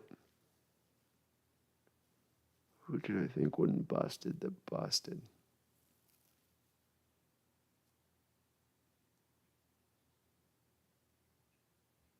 Such a good question. I'm going through all my Seahawk history here because I was following drafts even in the 90s. So I'm trying to go through my memory banks of who I was targeting that I was sure that was going to be amazing if the Seahawks could grab them. The one that jumps out to mind to me is Aaron Curry. That's the one that's kind of the one that I'm, I don't think I had him in the place of saying he was going to be the next LT. But I also think that, no, I don't think I was all that high on even Curry. God, it's an interesting question. Maybe Corin Robinson? Because Corin, I thought with Holmgren and how he targeted him and some of his physical characteristics that had similarities to Jerry Rice, I thought Corin could be that guy, but he did kind of bust out at the end of the day. So probably Corin above anybody else. Trent Zybot says Lockett's press conference was the most settling thing in months. Guy's a true leader and has sage wisdom, doesn't give out BS type wisdom and tells it how it is. Give him the team. It's definitely encouraging. I agree with you, man. Watching him sort of step up and take on more of a leadership role as you have more of a vacuum here. Two of your leaders have left. Two of your captains have left. Somebody's got to fill those shoes. And it's Lockett's time to do so, and it's good to see he is. And I agree with you. He's a very well, he seems like everything's,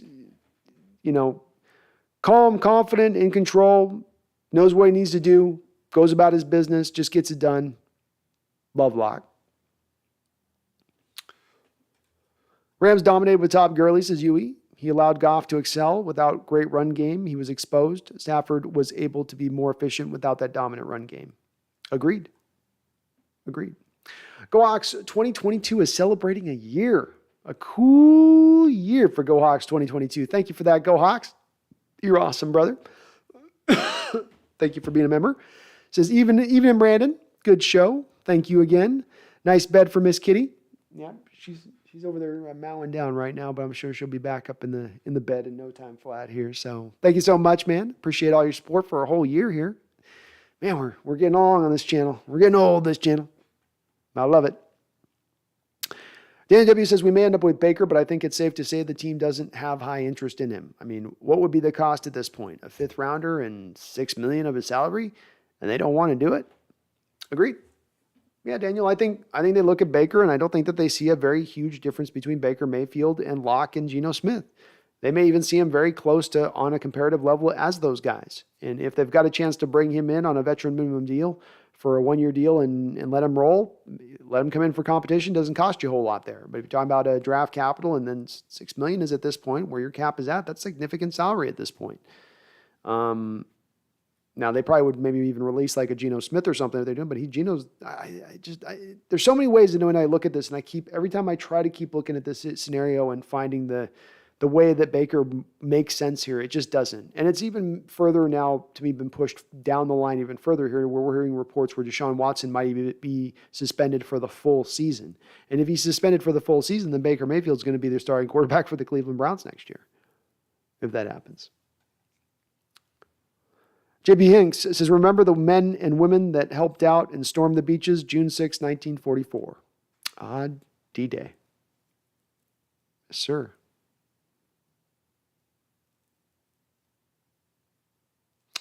Mason Dale says, I watched a video of Justin Herbert talking about his childhood. He said most kids from Oregon were Seahawks fans. So instead I became a Chargers fan. I was like, you just to be different, didn't you? Yeah, exactly.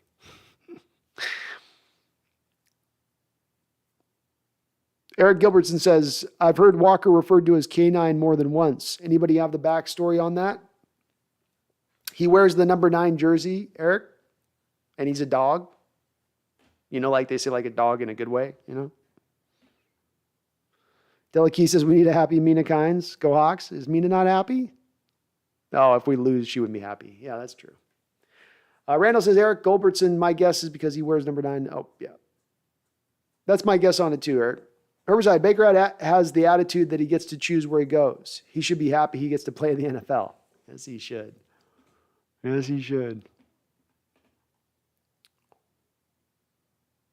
What are your views on No Lie and The Onion? I haven't seen either of those. Don't know. Haven't checked them out.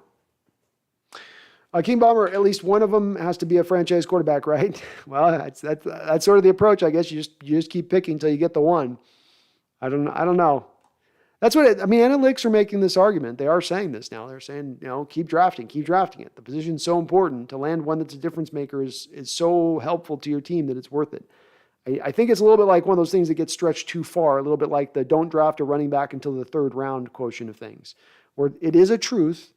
It is a stable truth, but then it becomes a little overstated just to a degree, in my opinion.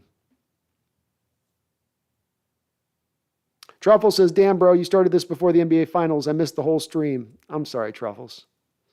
I'm sorry, my guy. I'll be back at it on Wednesday here. Megan says, I think you missed my question, Cards game. I'm buying your ticket, B. In or out? Oh, shoot. I'd probably be in then, Megan. If you got my ticket, I'd be in. I can cover the rest of my costs on a stay there. I just know it's just gotten a little lean on my end this year, financially speaking. So I've had to make some cuts, make some trim some edges, trim off some fat in the budget. But no, I'm in. I'm in, Megan. Hit me up on Twitter. We'll coordinate. DM me, or at my HeyHawksNest at Gmail. You can hit me up there too. Either or. But that'd be great. That'd be great. I'm watch Russ is a straight goober. Always has been, always will be. He had some pretty damn good years with us, though. He did. He's a corny guy, but he was a star for us for a good period of time, and he's an amazing quarterback for us. I know I throw my share of shade at him, but I don't want to understate as well his effectiveness with this team or how good a player he was for this team. But yeah, the corniness stuff is just. Randall says they should play that Young Bucks song, Shorty Want to Ride at Bronco games. And I want to see a tight close-up of Russ as they're playing it through the stadium. Mason Dale, if we get to a point where Desai is the successor to Carroll, isn't it hard to replace offensive coordinators every 2 to 3 years rather than defensive coordinators? Yeah, it's going to be harder to replace a defensive coordinator because you've got to usually wait that year for the returns of the new offensive coordinator, for the team to learn all of the all the details of the system. And that you don't often get that in the first year. But yeah, you want offense, you want continuity. Defense, you can have a little bit of stuff in flux, especially if you have a good scheme. Yui says, I'm a huge fan of Russ, and that was cringeworthy and awful, but Russ is a corny dude. That's not news. Still think he's a great quarterback, but geesh, that video. Yui, I just don't understand why the Denver PR team released the video. Like, some of these PR teams and social media teams, like, not all content is good content. Like, have some filter involved. Protect the players maybe just a little bit. Like, it's supposed to be like a thing that's cut up that they put on the big board on third downs in the game, and you've got his best take. Not that we see all of his takes. Like, there's no part of that comes off looking good. There's no way Russ signed off on that, right? He didn't want that posted. Delakey says, what undrafted rookie free agent has the best chance to play significant time? It's kind of a trick question, Delakey. It's a little bit of a trick question because there's really not an undrafted free agent that's got a pathway to getting there. Part of the reason is that you just hit the undrafted free agents at such very specific positions. So what did we draft? We drafted 6 or 7 undrafted rookie free agent safeties. None of those guys, in my opinion, are going to end up playing a significant amount of time. The guy I'll give you as a name is Shamarius Gilmore. I liked his tape a lot. I had a 4th round grade on him coming out. He's a pure left guard. He has power and mobility. If he comes in and maybe surprises some people, I could see that happening. I don't think there's a high likelihood of it happening, but I could see it as a potential happening. But I think because you went with the undrafted rookie free agents so hard at the quarterback position and safety position, there wasn't a lot else there that got me all that excited on the guys that you brought in, to be honest with you. David says that Eastern Washington is like a different state than the west side of the state. Different pace of life. Completely different pace. It just suits me more as I got older too. I like the pace. I like the weather here a little bit better. I mean, it's just so overcast and wet and cold and constant there year round. And on the west side, it's tough. It's tough. Randall says we're going to splinter off, and eventually we're going to become our own state. Eventually. TJ, would you rather go to a Seahawks home NFC Championship game or a Mariners World Series Game 7 home game? Oh, my God. Holy hell. Damn, TJ.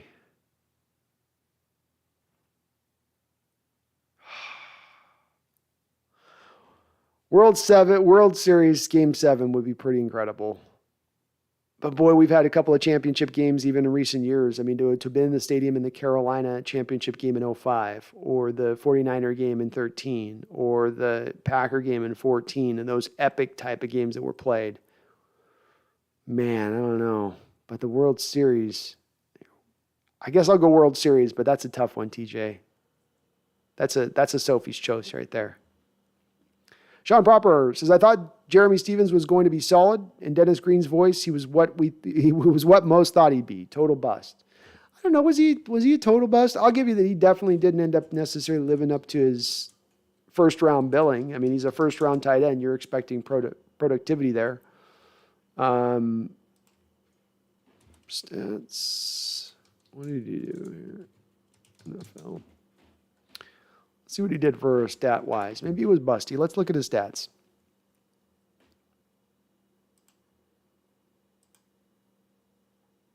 Somewhere. Oh, they don't even have his stats.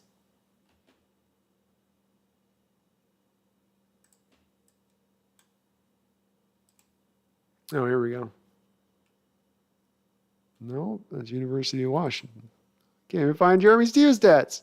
The hell's going on here? Oh, yeah, there we go.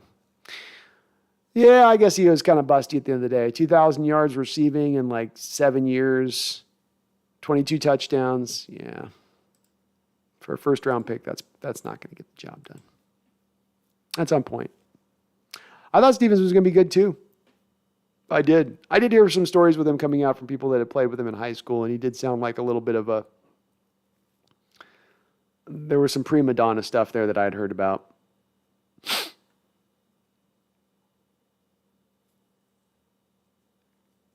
Deshaun Watson's lawyer's an idiot? Yeah, he is an idiot. Happy endings technically aren't illegal. They're technically, you can't ask a woman at the end of a massage to give you a handy, and it's technically it's not illegal. Like that comment's not going to do them any favors in the long run there. But that situation continues to seem like it's starting to spin a little bit in a bad direction for Deshaun. Yeah, I'm glad we missed that bullet too. As I said with it, if I made any trade for Deshaun at the time, though I was in favor of it, it was based upon needing to know a little bit more background information that we didn't know. Where's the trials at? Where's the civil cases at? How close are they to settling? What is the NFL going to be doing as far as the suspension goes? I'd need a little bit of that information prior to making that trade rather than just making the trade blind. Tuck says, I had a chance to watch Herbert when he was in high school and regret not going to this day every time I hear his name. Would have been fun to see him. Mason Dale says the name Anthony Richardson definitely screams number one pick in my opinion. He's got a good name. Yeah, he's got the solid name going for him. Yui says they're not illegal if both parties consent. It's true, Yui, but it's just a bad look too, right? Because the whole thing with people asking him about getting massages where we thought, why'd you get all these massage therapists? And it may be a truth, but it's one Rusty should have probably just kept under wraps. He didn't need to let that one get out. Baker is going to start all 16 games, probably, Dell. That looks like almost a likelihood at this point. Mason Dale says, I kind of like the nickname Penny and Kenny for a backfield. I don't know. Maybe that's too obvious, but it's smooth. Penny and Kenny ain't bad. I don't know. Penny in the K9 unit. I kind of still like that one. Trent, you live in Spokane and I haven't been to No Lie or The Onion. I'm speechless. Well, I'm a homebody, Trent. I don't get out. I literally live by the river and a trail just so I can go and do my walking right next to my place. I like being home. Yui says, yeah, keep drafting quarterbacks till you get the one. Not saying you use your first rounder every year, but always be looking to upgrade at quarterback. I'm generally in favor of it, Yui. I just not am in favor to the point of you just do it just no matter do it. I think you can't just punt draft picks like that because you're valuing the position that high. But it's a good debate to have. And I do understand the perspective of getting one that is a difference maker helps your team out so much. King Bomber says, I disagree with your perspective on the don't draft a running back till the third. I think it's the fact Seattle has more holes to fill than taking a running back in the second hasn't been an accepted idea. Well, King Bomber, I'm not saying that that's what you should do. I'm not saying that's what you should do. So you're misunderstanding me. I'm okay with taking a running back in the second round, but what I was hearing, and I probably need to preface this, what we're hearing a lot with the Kenneth Walker pick from people is that this whole rule of thumb that's been in place, which is basically don't take a running back in the first round. The value is not there to go out there and do so. And what's happened is that this has started to morph and evolve to where now that methodology is engulfing now the second round. And now it's gone from don't draft in the first round to don't draft in the second round. And I disagree with that. I think you should be willing to take a running back in the second round. I do also still, though, agree with you probably shouldn't take one in the first round. The value, and you definitely shouldn't take one high in the first round. But no, King Bomber, I don't think you should wait till the third round to take a running back. I don't. But second round is probably my beginning spot. Sean Himes says, how many linebackers on our roster that can start, especially with us going to a 3-4? Well, you got to differentiate between the middle linebackers and the outside linebackers. I mean, you have two starting middle linebackers right now. And we don't know what we've got in Tanner Muse or Ben Burke-Kirven behind those guys, really. Outside, you're more three deep there. I don't know if Alton Robinson's really going to be able to be a stand-up guy, but they're going to make him try to do it. But Boye Mafe, Uchuna, and Darrell Taylor. So it's a little light right now, Sean. It is definitely light. Mason Dale says, I think Russ low-key killed the Let's Ride thing. It was the social media team's fault for posting it. Yeah, exactly.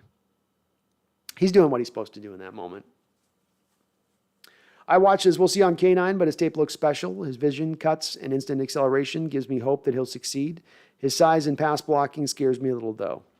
He's probably not ever going to be a third down back necessarily, but that's okay. Running back position has becoming very specialized in that nature of things anyway, so it's all right. And it's a part he needs to improve on, is the pass blocking. No doubt about that. But he's got some special attributes. The stop and start, some of his moves in the open field, his ability to break tackles, sometimes effortlessly. I think that those things are going to help him be very good, even early on in his career, right out the jump. Mason Dale says, have you started saving your super chats so you can buy the team? Not yet, but at some point I'll start kicking that in. Oh, goodness. Ryan Ball, I missed your thoughts on Noah Fant, Brandon. I saw that he had a faster 40 time than DeAndre Hopkins. Is that right? Yes. Yeah. Very fast tight end, Ryan Ball. He would have been the first tight end taken in this given draft if he was taken. He is a 95th percentile athlete for the position. You're getting a guy that I think a lot of people look at as a sort of throwaway. I would offer Ryan, probably go look at my initial thoughts at the top of the show, because it's really, I get into a pretty expansive spot of things. But if you want to look at from maybe the main stat to take away from going forward here on this, the thing that from last year really jumped out to me is his yards of separation per target last year at the tight end position, which was 2.52. You can see it over here on my right shoulder. I'm posting the stat again here for you so you can see it. That means he's getting early separation from the tight end position, and he was the best in the NFL at doing that. And that speaks a little bit to the lack of targets that he was being featured in, but it's a thing that will help this offense out. He's a guy with a lot of potential. He's a guy with a lot of athletic ability. You do not get this kind of guy in the second, third, fourth, fifth round. This is a guy you have to usually draft in the first round. And I think he's going to work very well in conjunction, Ryan, with DK and Tyler, especially if you're going to double those two guys. That's going to leave him singled up and usually in a mismatch position with his ability to create quick separation. And that should help our quarterback position in simplifying and making the reads easier. Oh, look, he's just instantly wide open while my other receivers are being taken up by bracket coverage over the top. Easy, quick throw. Let it go. I think that's going to open that up a little bit. Megan says, I love the Mariners, B, but not enough to give up a championship game for the Hawks. Yeah, I don't know. I don't feel good about my choice right now, Megan. I'm torn on that one. Mason says, why don't teams run more trick plays? Seems like the success rate is high. Teams trust in their offensive philosophies. And you've got to go outside your philosophy to run a trick play, saying we don't have faith in doing what we would do traditionally. So there's a little bit of, I'm sure, a pride and ego thing involved with calling a trick play. I also think that you look at teams right now, they're limited down by the amount of time that they have to work on things. The off seasons have been reduced. The two-a-days are gone. Can no longer have players in pads as much. When you do have the time to work on plays and run stuff in practice, you're going to want to be running your normal stuff and not the tricky stuff that you're going to run but once every blue moon. And so not having the time to work on those plays like you might have prior probably also does reduce down a little bit of their use. Paul Third says, Carroll is not tanking. He added too many explosive players that are going unnoticed. A lot of predictions for the Hawks seasons are based on the perception that they aren't trying because they traded Russ and not digging any deeper. God, Paul, sorry I broke off here. They can't comprehend that the Hawks could improve to a more balanced team without him. Can't wait for these upsets to start. Paul, very well said. I kind of butchered it there. Let me say that Carroll's not tanking. He added many explosive players that are going unnoticed. A lot of the predictions for the Hawks season are based on the perception that they aren't trying because they traded Russ and not diving any deeper. They can't comprehend that the Hawks could improve to a more balanced team without him. Can't wait for these upsets to start. So, Paul, this is exactly, these series of live stream shows I've been doing this recent offseason post-draft where I'm trying to build this very case. And that people are very caught up and centric upon the quarterback position, and rightfully so in this modern NFL. But you're not building a team based around being quarterback-centric or that quarterback being a difference maker. You're going to limit and reduce down the quarterback's effect on the game. And you're going to do that by building up other parts of the football team as they've done. Agreed with you 100%, Paul, and I do hope we get to see a lot of these folks get just absolutely sideswiped, shocked at what they see from this team moving into this next year and how good they are. I watch as Noah Fant's a stud. It's a matter of getting all of our weapons the ball, IMO. Agreed? Agreed. And being highly efficient with it. I don't think you're going to be able to do a high volume of it, I watch. I don't think that you're going to see Fant with 120 touches, 120 targets this year.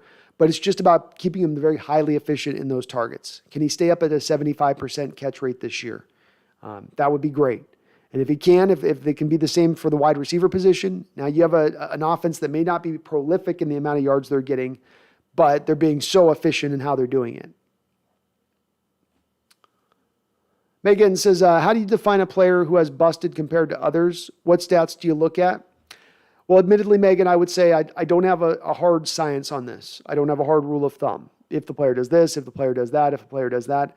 I think in general terms, if I look at a player and say, was he an average NFL player at least, especially if he's a first-round pick, because some of this, Megan's on where they're drafted. The way I view a first-round player versus how I'm going to view a third-round player is going to be different.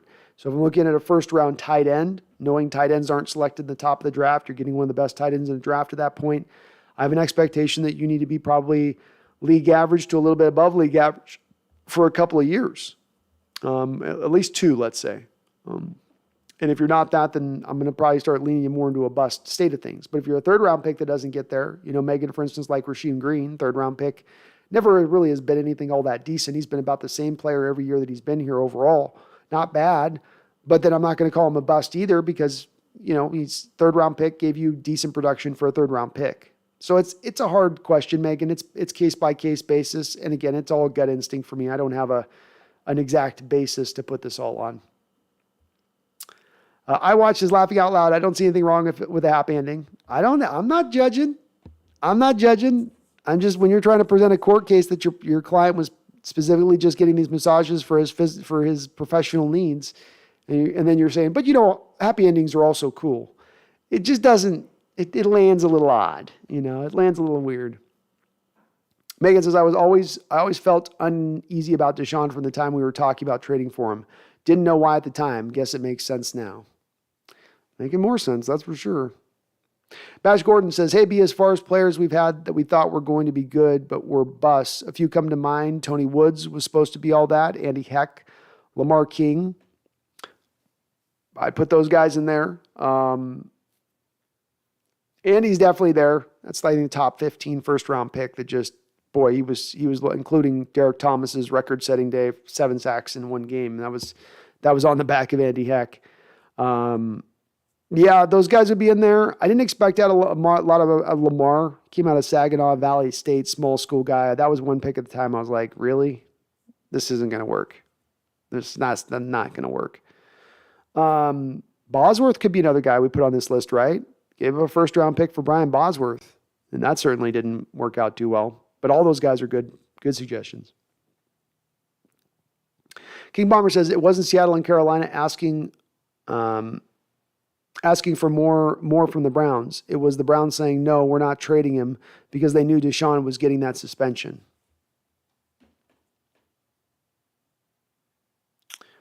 Agreed. I think it was also how much money also what we heard reported on this King Bomber was it was about how much money the teams were willing to take on a Baker's contract. And both the Carolina Panthers and Seahawks seem to have wanted the Browns to take on the entirety of Baker's deal. That also factored into it as well.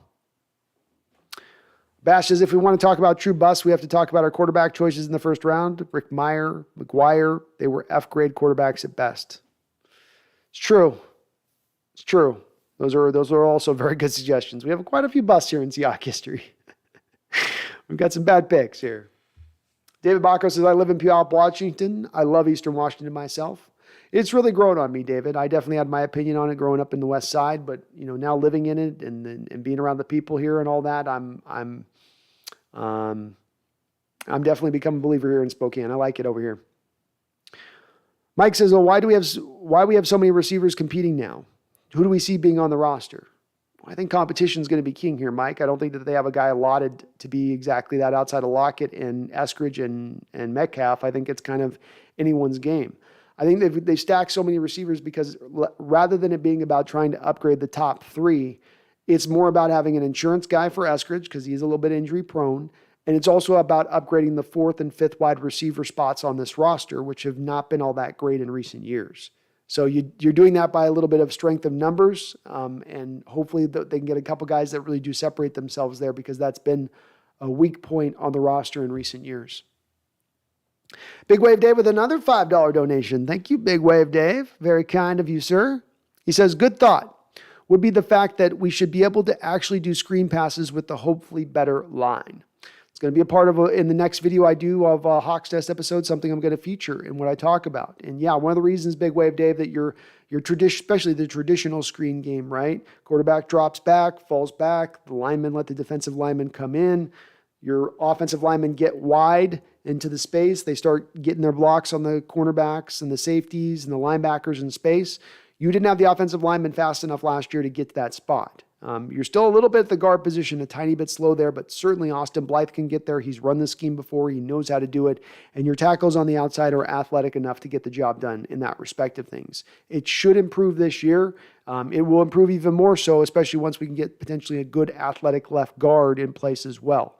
But it will be better. It will be better this year. As it will be better improved this year than what it was last year, where you had mobile guys at tackle, mobile guys at the center position, and mobile guys at the guard position. And you can just see there'd be times they drop back on the traditional screen game and they throw it to the running back, and the defensive players were getting there before the offensive linemen could get there to lay the blocks.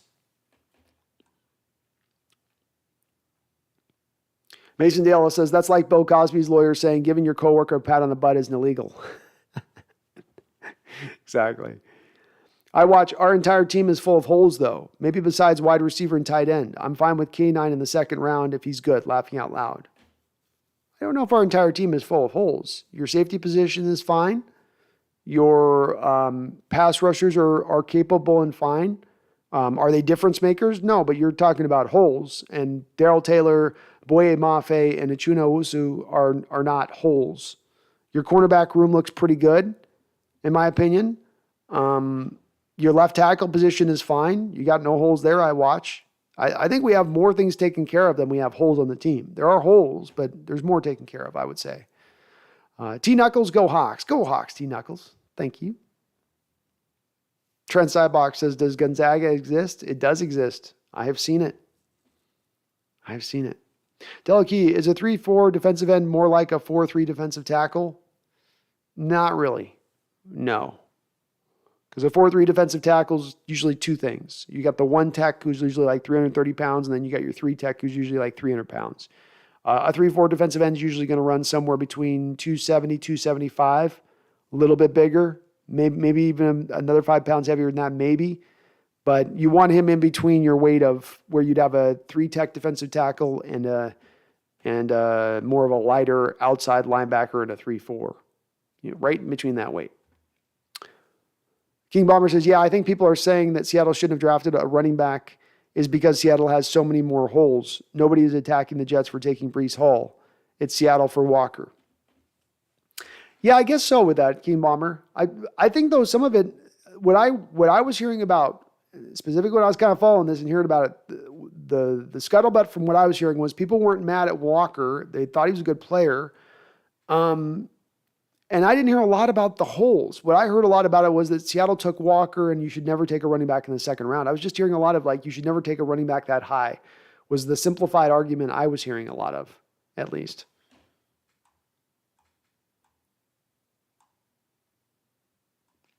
Larry Coleman, Seahawks Show. What's up, man? Long time no see, Brandon. What's up, Larry? It's good to see you. Ryan Ball says, dang, over 2 yards of separation for a tight end is insane. It is, right? It's even more impressive than it is a wide receiver because tight ends have to get that separation in a shorter area of span than a wide receiver does, who's going to sometimes have 30, 40 yards to get that yard of separation there. But yeah, it's the stat that when I was doing the research for the show, Ryan, that truly to me stood out. I went, whoa, that opened my eyes. That went, oh, okay. Best in the NFL at that? Best in the entire NFL? There's something to that particular stat. Delakey says, can Noah Fant be like Shannon Sharp? Very much so. Very much so. Very similar players in how they're built. Bash says, if I had a choice, definitely would have been in our Legion of Boom, dominate Super Bowl against the Broncos. My ex got me the actual Super Bowl program. Don't got the girl, but I got the book. Laughing out loud. Got the most important part, Bash. Yeah, I almost went to the Super Bowl too. I was in New York during the game. I couldn't quite pull the $1,000 a ticket at that point, and there was a lot of worry that it was going to be freezing because the weather was predicting snow. But in retrospect, that would have been a fun game to go check out. Sean Hines says, with John Gruden actually able to go to trial, who do you think is effed with the 700,000 emails and texts they can shift through? I don't know. It's going to all get out, though, Sean. Once you get to trial on this stuff, it's not staying under wraps. Certainly nobody in the Washington organization is going to look particularly well, including Bruce Allen and Schneider, the current owner, who's going to be out very soon, I would imagine. But there'll be some others. I'm sure there'll be some other collateral damage.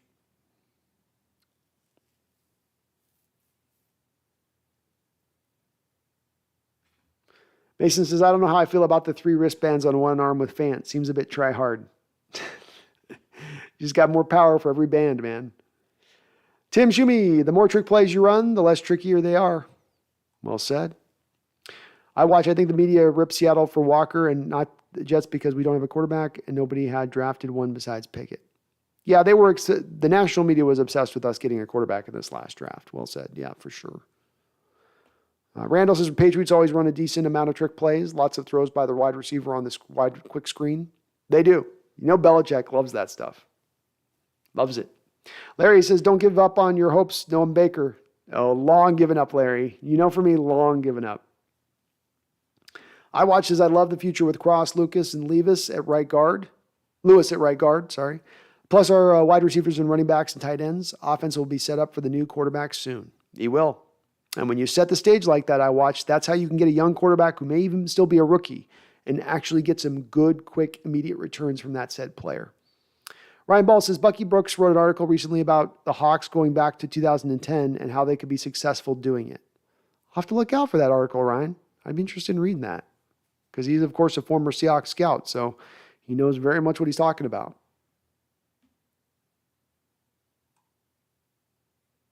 Megan says, so using Cross as an example, pick 9, what would he need to do to be a bust? Not to be a consistent starter in this league at any given time. He needs to have at least 2 years, I would say, of just being at least solid league starter play to not be a bust, I would say. I'm not expecting star quotient from him, Megan, but just be at least a league average starter. Hit 65 rating on PFF for 2 straight years as a starter. You know, you don't have to start every game and every year, but start at least double-digit games in both years in that.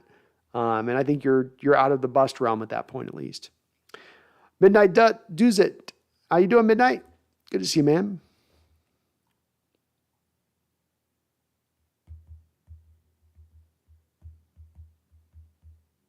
LJ Collier's a bust. Green isn't.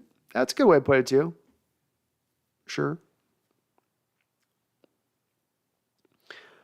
Megan Dale says, for argument's sake, say we did just suck and win 1 or 2 games. How safe would Pete and John's jobs be? I think with them trading Russ and the ownership being in flux, they'd probably be fine. I don't think that there's any hot seat underneath John Schneider or Pete Carroll at the moment at all. I think it's cold as the Arctic winds. There's no heat underneath them. There's no fire underneath their butt. Not at all.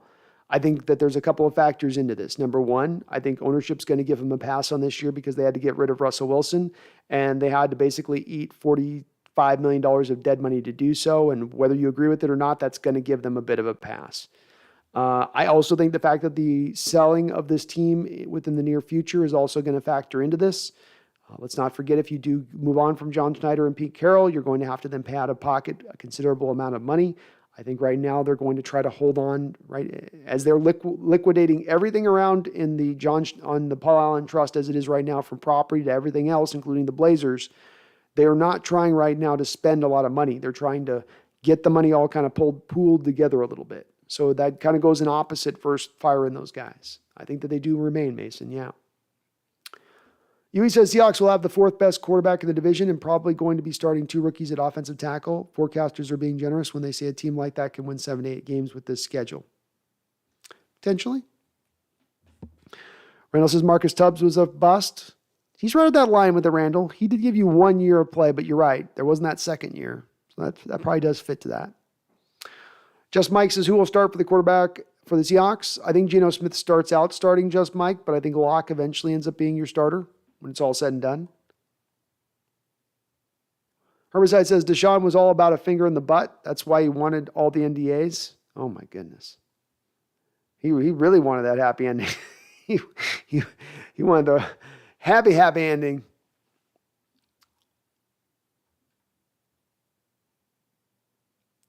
I watched this. I'm so pumped that we got Bozo in the supplemental draft. He destroyed Oklahoma. Injury and roids, too bad.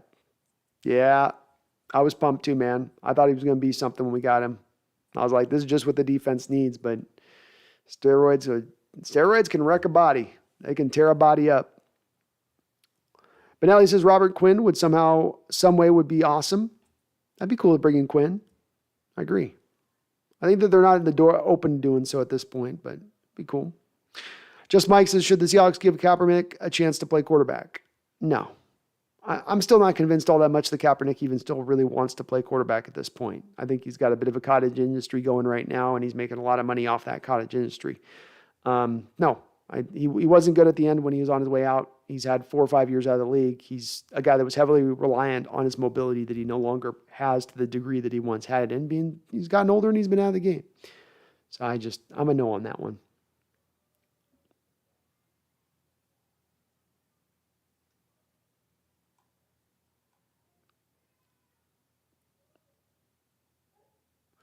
King Bomber says, well, when I say holes, that's not my opinion. It's from what I've seen. I saw someone rank Seattle as 32nd on secondary, front seven, quarterback, and O-line. I was laughing my ass off. Yeah, that seems a little bit extreme. 32nd? They're the worst in the league at the secondary and their front seven and quarter. I mean, no way. Maybe quarterback, but not the other three. Charles Rabbithy with another $5 donation. Thank you, Charles. He says, Brando, this is the treat for the Orange Cat that orchestrated the Seahawks draft and continues to guide the Hawks on a positive path through deep meditation. I love it, Charles. I love it. And we'll definitely go to that. We'll get her some salmon tomorrow. She'll love it. What's going on with your eye?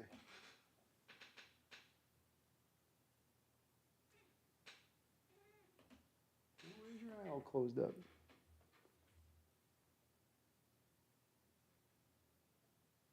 Oh no, her eye's having a bit of an issue. You see that? Her eye's getting closed up a little bit. What's going on there? Okay. Thank you for the $5 donation, though, Charles. Hope her eye's okay. What's going on there? Yeah. She's having some dodginess there, a little dodginess there in the eye.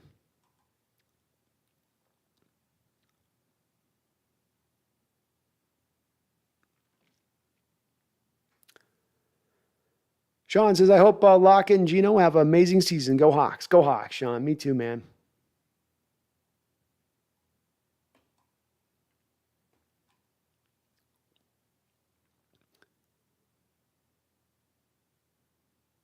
King Bomber says, I think it's also the fact that they had guys like Ajabo and Booth on the board that would have contributed more to the team than a backup running back, if not a third-string running back. I don't see how he's going to be a third-string running back because I don't think he gets stuck behind Carson. Ajabo is not going to be ready this year, King Bomber, to play. He's out this whole rest of this year with that injury. Booth, maybe. Booth definitely. Andrew Booth could have made more sense. I can understand that one. Mason Dale says, crazy to think the last 10 years, North Dakota State has produced better NFL talent at quarterback than Ohio State and probably Alabama too. That is pretty crazy. Never would have seen that one coming. Randall McDaniel says, never take a running back that high. It's just people regurgitating what other people say. Agreed. And again, I do think the first round stuff makes sense for all the factors that come into play with it there. But what's going on with your eyeball? Huh? But I think that it's getting overstated to get to the second round, Randall. I mean, that's the problem. Like, when did this become a thing? When is it? Don't take a second round. Brian Woolery, SI Mock has us taking Will Anderson and Tyler Van Dyke in the first. I like that. I could be okay with that. I need a little more consistency from Van Dyke this year. I need a little bit better in the accuracy department at times with him. But he's a talent. He's a first-round talent. A guy that could definitely vault himself up a bit. Mr. Joshua says John Gruden's a great man.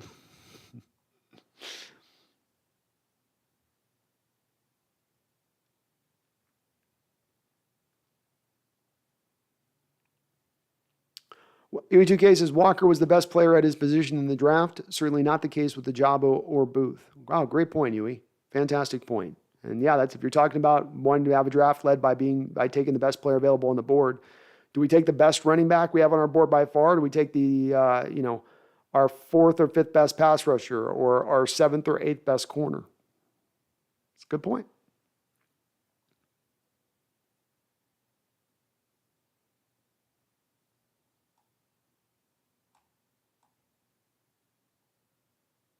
And I think Walker and Bryce Hall were probably very close to each other. So it's a pick your poison or pick your flavor on which one you liked better, but very close to each other as far as from a talent standpoint goes. Megan says, Dad, did you say, wait, you said salmon tomorrow night? Dad, right? That's exactly what she heard. Exactly what she heard. I can't figure out what's going on with your eye. Did you get some in your eye? Dang it. Ryan Ball, never take a running back in the first or second round because running backs like Marshawn Lynch and Derrick Henry do nothing for an offense. Shaking my head. Yeah, but it's all, I mean, you're bringing up two examples, though, that aren't necessarily great examples. Marshawn Lynch did take off with us and was awesome. He was pretty good with the Bills, but started to kind of fall back from them where they weren't necessarily as happy with that pick, though they didn't learn their lesson. They kept drafting first-round running backs over and over again, didn't they? But Derrick Henry was a second-round running back. And to me, it's more of what's happened here is the first-round running backs get pushed out of the first round. They end up in the second round, and really the second round's a great place to target a running back because of the value of you're usually getting a first-round talent at that spot. I do think you do want to go for a talented guy, but I think taking a running back in the top 10 or taking a Saquon Barkley in the top 5 has happened a couple of years ago, or Kajana Carter in the top 5 as the Bengals did back in the day. I think you're playing with fire. There are success stories like a Peterson or like a Lynch to a little bit of a lesser degree, but I still think it's a little bit of a dangerous ground to tread on.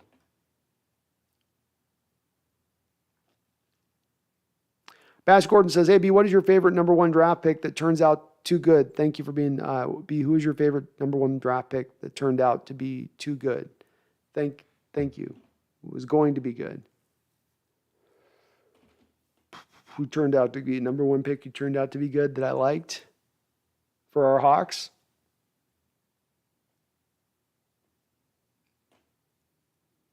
So I'll give you 2 guys back in the day I was rooting for that I wished our Hawks had taken that I knew were going to be good. Like I knew Warren Sapp and Randy Moss when they were coming out in the draft were going to be good. 2 guys that dropped in the draft who our Hawks could have gotten, who didn't, who I thought would have been great players who then turned out to be great players. For a guy that we picked in the first round who I thought would be good, who turned out to be good, I thought Sean Alexander was going to be good in the first round, and he turned out to be that way. Joey Galloway was a guy that I thought he'd be really good, and he was really good. Some recent examples of him. I mean, even a guy like Russell Okung, I thought would be really solid, and he was really solid. I thought it was a really safe pick, and that's what it turned out to be.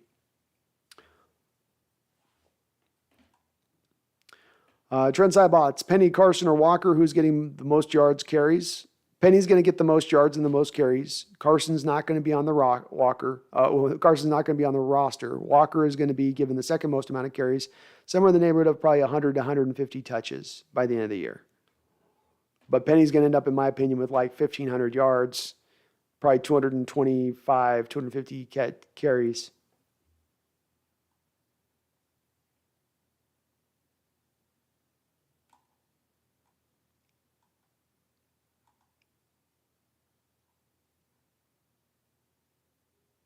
Randall says cats get that gunky eye sometimes.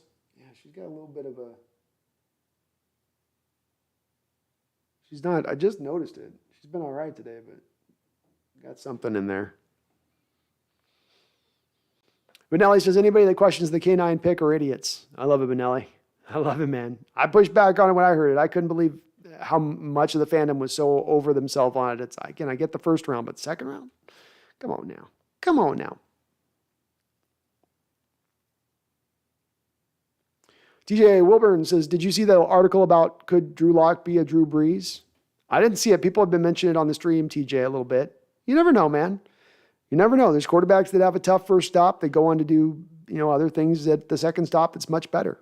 It's usually you are what you are. I'll acknowledge that. Usually if you come in and you don't show a lot, you're not going to show a lot. But there are times in history it's happened. Ramon DeCorda says, sleep on Noah Fant because Pete has a history of not knowing how to use tight ends. Seahawks fans are so hard to convince themselves that the Hawks won the Broncos trade, but they didn't. I guess they use Zach Miller pretty good, Ramon. So did they not use Zach? Would you say they didn't use Zach Miller good when he was here after he signed as a free agent for big time tight end money? Because I think they did. I think that the tight ends that they've not been able to utilize are Jimmy Graham, who's the other tight end that they didn't use, that was a real uber talented guy that they didn't take advantage of. That's it. You've had Luke Wilson, and then you had Jimmy Graham, and you've had Dixon. You've not exactly had a plethora of really talented tight ends. Noah Fant is by far the most talented of any of the guys you've had come in here since Jimmy Graham. And there's also the learning of the lessons, Ramon. You know, the team learned its lesson in the fact they had to update the offense last year. They updated the offense. They learned this lesson this offseason that they need to update the defense, move away from the cover 3 approach, go to more of the cover 2 shell. They've learned their lesson. So why can they not learn their lesson here? And you saw, Ramon, the signs of this last year in this lesson being learned. You brought Gerald Everett in, right? So to your point, Ramon, if they didn't know how to use tight ends still, if they were still in the Jimmy Graham mode of things, then when they brought in Gerald Everett last year and signed him for what, a 1-year, $4 million deal, $5 million deal, then they would have brought him in here and turned him into an inline guy, right? That would have been how they tried to utilize him. But that's not what he was at. If you watch how he was aligned throughout the entirety of last year, he was as the move-based tight end, which is exactly what Noah Fant is, which is exactly what the team didn't do with Jimmy Graham. So to draw the Jimmy Graham comparison to Noah Fant is not exactly an appropriate comparison, in my opinion, because of that. The other thing is that you've adopted a way new offense than the offense you were running through the majority of the time period that Carroll's been here. An offense that's built upon utilizing the tight ends. And I know, Ramon, you are a big benefactor of Russell Wilson and a big person that believes Russell Wilson drove a lot of the success of this team in recent years. I'm not pushing beyond that, but you have to also acknowledge the fact that Russell Wilson has some holes in his game, and one of those holes in the game is throwing short and intermediate passes. That's just the nature of it. We saw it last year continue on.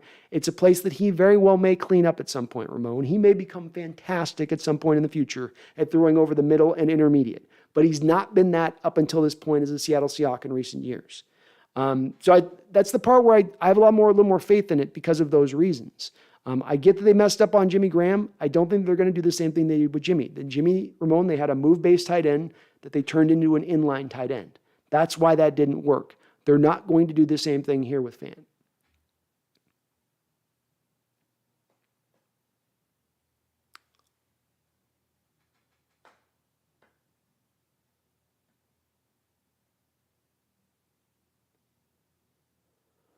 I love it at Melton and late with moving as a project.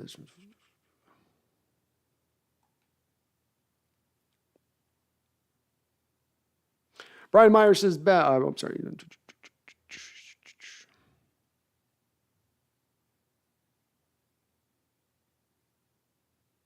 DJ Jimenez says, I thought they used John Carlson when he was here. I think John, they may have used, maybe John was here right at the end when Pete first walked in. And that was kind of the Hasselbeck-Carlson connection at that time.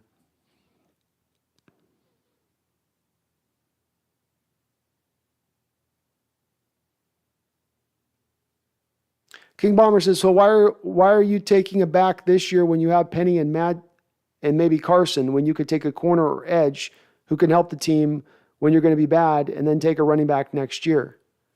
Well, I keep seeing you mention Chris Carson. So why do you have faith that Chris Carson is going to be able to come back this year when all indications seem to be that the Seahawks are not going to probably end up rolling with him on the roster, that he's got the chronic neck injury, the selection in itself, you're probably not taking Kenneth Walker to be a third running back on this roster, especially knowing, by the way, he's not going to be a third down back. So you couldn't have taken Walker in this draft and said, well, at least even if we have Carson or Penny, he'll be your third down back.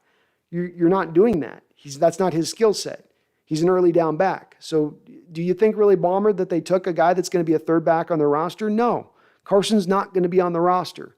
This is one of those bold predictions I tend to make that end up coming true, and I very rarely then hear people go, oh, you were right about that the whole time. All offseason you were saying Carson's not going to remain on the roster, that it's only a matter of time. Like, he's not going to be on the roster. If he is on the roster, King Bomber, if Carson is on the roster and he's taking carries away from Kenneth Walker, then that definitely throws a lot of shade at that pick. If that doesn't happen, and Chris Carson is released as we are expected to save the $3.5 million that we could save by releasing him, then you're going to be using Walker in this first year and using him substantially. You mentioned again, Javo Ajabu. Ajabu was not going to be available next year. Now the year after, maybe he would have been great, sure. But there was also, according to the story that we saw written by John Boyle a couple of years ago, which allowed us a peek behind the curtain of the drafting process, The Seahawks were seeing their top-rated upper echelon pass rushers were getting thinned out really quickly. You had Ebiketie go, and there was a real sinking in the room when that happened, and it seemed like Mafe was kind of their last guy on that board, and then it was going to really drop off after that point. By the way, prior, if you're talking about taking pass rusher, you just took Mafe prior to the Walker pick. Doesn't that then benefit you the ability to then take Walker at that point because you've then addressed that pass rush? I could. There's other plays you could have gone with it. I can see it, but again, it doesn't make, because you could have gone other places with it, doesn't in itself then make that a bad pick.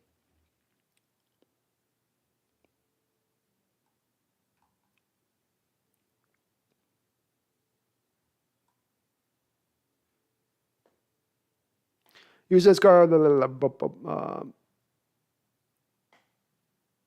King Bomber says, yeah, that's true. I just have the slightest hope that Carson will be here because they haven't released him yet. Quite honestly, King Bomber, and I don't want to hate on Carson. He's a fine player and a fine running back. He can't stay healthy. He wasn't able to stay healthy in high school. He wasn't able to stay healthy in every single year he played in college. He has not been able to stay healthy in every single year of the pros. He's one guy, quite honestly, that the fan base at times really, really loves. And I really don't always get it. He runs with a great style, but if you're not able to be available and you're really injury prone like that, then you reduce down your effectiveness to me as a football player. And knowing the fact, King Bomber, he literally had neck fusion surgery. He had the discs in his neck fused together this offseason.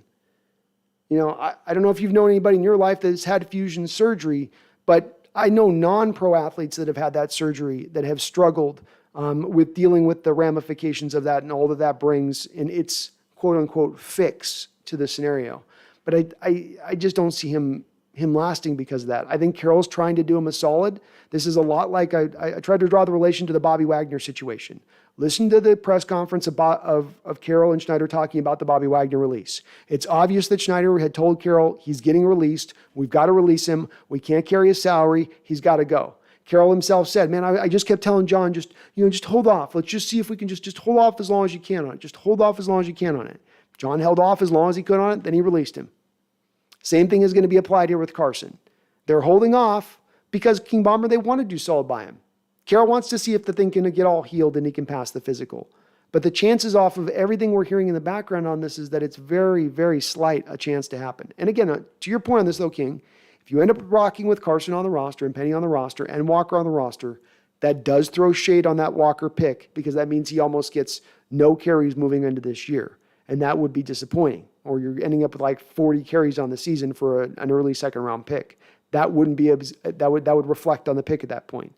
I just don't believe it'll happen. I don't. Brian Woolery says Bronco fans are already complaining about Russ wanting $50 million a year for 5 years. Classic. I hope he gets it. I hope he gets every penny. I hope he gets a percentage of the cap. I do. I hope he asks for 17% of a yearly cap fee, and every year it goes up. I truly do hope so. Get that money, Wilson. Get that money, Dangerous. I know it's all about the wins, though. It's all about the W's. Bash says, personally, I think Kenneth Walker will be the future of the NFL. He's that strong and dominating, and he's that fast and elusive, and in a scheme like ours, he's going to be great. Go Hawks. Go Hawks, man. I hope so. And I could see it. I could see it. Danny W says, I love how every stream someone has to comment, I left and came back and you're still on. You never falter. I know, man. It always happens. Tony Wright says, dude, how long have you been on there? Because I left and came back. You've been on for hours. We just cracked 4 hours and 20 minutes. But we're wrapping it up here. We're wrapping it up. I watch this. How about the Ravens draft, though? Hamilton, Linderbaum, Ajabo, Travis Jones, Fa'alele, Jalen Armour Davis. I watched they had the best draft, in my opinion. You can go and give it to the teams that had the multiple first-round picks, and just because they had more picks and it looks more flashier. I thought the Ravens once again showed why they've been able to not only be a great team for the last couple of years, well, not a great team, but a very solid competing team, one of the better teams in the AFC, because they consistently draft this well. They consistently do this good in how they approach their draft. And this could be a draft you end up looking back on with them that is the next draft that helps them find essentially that third win, right? You had the one win with Ed Reed and linebacker whose name's escaping me at the moment for some silly reason. You had that era there. Then you've had sort of this secondary era that they've gone through now into Lamar Jackson range of things. And maybe now we get into their third era here with this kind of draft that they had. I mean, those guys are all awesome names. Hamilton could be one of the best safeties in the league moving forward. Linderbaum could be one of the best centers moving forward. Ajabu was one of the better pass rushers, had the torn ACL. You got him so much deeper than you should have. Lele, y'all know I love him. Great draft by the Ravens. Loved what they did. Megan Gock-Rogers says, my cousin is a nurse who has the same surgery as Carson, and she has to be so careful even when she sneezes as she could end up paralyzed. Whew. Whew. As much as I love Carson, there's no way he'll play again.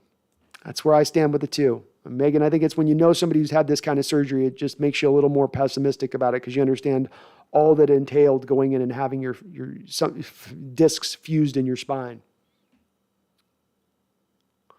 Mason says, literally every time he's asked about Carson, all Pete, the most optimistic human since Jesus Christ, can say is, I don't know. TJ says, yeah, we won the trade. I think we did too, TJ.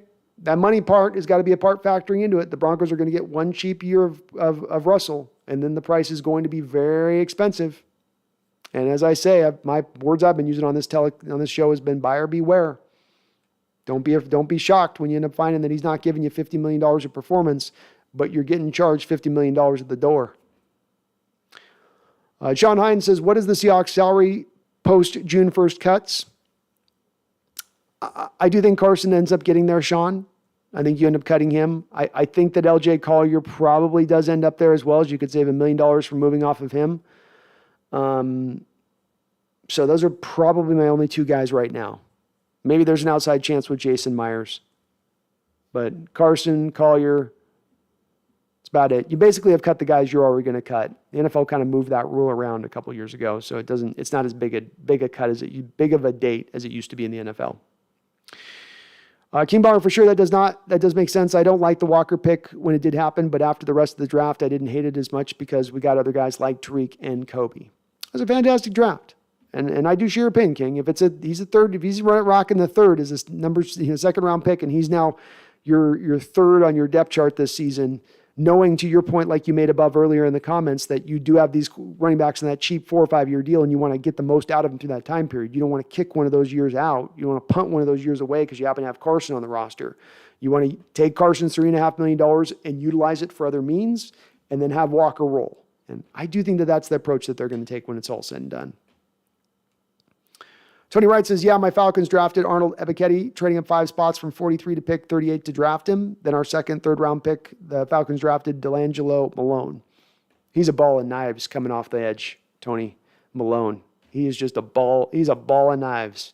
I love that. He's exactly what that expression describes, and how he just screams off the edge and uses his hands and stuff. Ebiketie's great, man. And we were going to take Ebiketie if you guys didn't. We got a little bit of an article break this last week, Tony, or a couple weeks ago, from one of our guys showing us a peek behind the curtain, and that's exactly what that showed. Charles Riley with a $10 donation. Thank you, Charles. Very kind of you, brother, as always, on the chat. Says, I freaking love Carson, and I hope Carroll can do him a solid to max his pay without affecting the team. Carson has the best tough guy runs in Seahawks history behind the beast. No doubt about that. No doubt about that. Closest thing that we've seen here to the beast, even not just before or after Marshawn Lynch. And I do like Carson's running style. I really do. But the injury thing does drive me personally a little bit crazy with him, where it's just you can't rely on him to stay healthy at all. It's a little bit he runs like a bull, but it's made a little bit like glass at times. What is it, that movie with Bruce Willis and Samuel Jackson? He's both of those characters. He plays like the Bruce Willis character, but his body reacts like the Mr. Glass character a little bit, Charles. But I think Carroll's trying to do just what you're describing, in that they could have released him a month ago, which there weren't going to be other teams that were going to pick him up at that point. He wouldn't sign with anybody else. Everybody would be worried by that neck. This is really his only potential spot, I think, as you look forward into his NFL career, his NFL future. And so I think Carroll is trying to do that solid by him in the name of that. But the time's going to come, Charles, where you gotta call the ball and do what you can do. Do what you can do on that. King Bomber says, looking back on it though, here, there really wasn't a guy other than Anderson that might have been a better pick than Walker. True. There really wasn't there wasn't as many of those guys that were 100% this is going to be a better guy. And even in Anderson's case, there's, Anderson probably would have been a pick that could have made sense too. Chanel could have been made sense there, King Bomber. There was a couple guys that could have made sense. Wouldn't have been angry with. But I'm not screaming over it for sure. King Bomber says, I did like a job over Mafe because of the fact that we weren't going to be great. It makes sense there. And Ajabo's tape was a little bit better than Mafe's from Michigan. If he's healthy, he's a top 15 pick, and Mafe was obviously a second-round pick. There was a difference in them from a talent standpoint. King Bomber says, so might as well wait a year like they did with Taylor to get a great pass rusher. Yeah, kind of, King Bomber. I do tend to think as well as pass rusher is one of those places that I don't necessarily mind going into free agency and finding my pass rusher because they do tend to take a little bit of time to develop. And so necessarily targeting one that's young isn't always the greatest place to go, especially if you're trying to stack up a bunch of young guys. So maybe the better route is to go out there and find your Bennett-Averill combo that you sign and add that into what you already have. Kyle says they gave Seattle a good draft. It didn't really make a grade on it. It sounded like they crapped all over it and gave the Rams and Cards A's and B's. Shaking my head.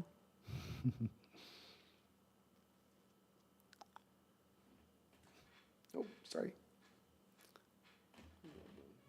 I know. King Bomber, and we shouldn't have drafted an IO offensive lineman. They're considering the depth we have this year. Nothing on the offensive side. Maybe a defensive line guy like Pascal to play opposite Harris. Maybe. It would have been the worst thing. Mason Dale says, I wonder if your cats think once a week you just sit down and talk to yourself for 6 hours. Yeah, I think they do actually. I do. And Charles is the MVP. Charles is awesome. Megan says, I was very on how the Hawks would draft this year, and it was my first year watching all 3 days. I'm still grinning that I called the cross pick about 7 weeks before, and I'm freaking jacked. You should be jacked, Megan. You should be. Andrew Sund says, I think we get 7-8 wins this year. Your thoughts? That's where I did a show, Andrew, with Brendan Nelson a couple weeks ago when we did the schedule release, and 8 wins was where I ended up landing at myself. So you and I are pretty much in alignment of where we see this team going to. Yeah. And there's definitely a little bit of room for fluctuation there, one way or the other. Yui says, draft analysts didn't think Seahawks addressed their most glaring deficiency, which they see as quarterback. So that colored their view of Seahawks draft negatively. Yeah, kind of interesting. I agree. They did. That is what they did, Yui. I would argue, though, that when you're making an assessment about the draft, you're not making the assessment about the guys you didn't draft. You're making the assessment about the guys you picked and who you selected. And it's a little bit odd that they made a little bit of a different way that they assessed ours than how I normally see them do it,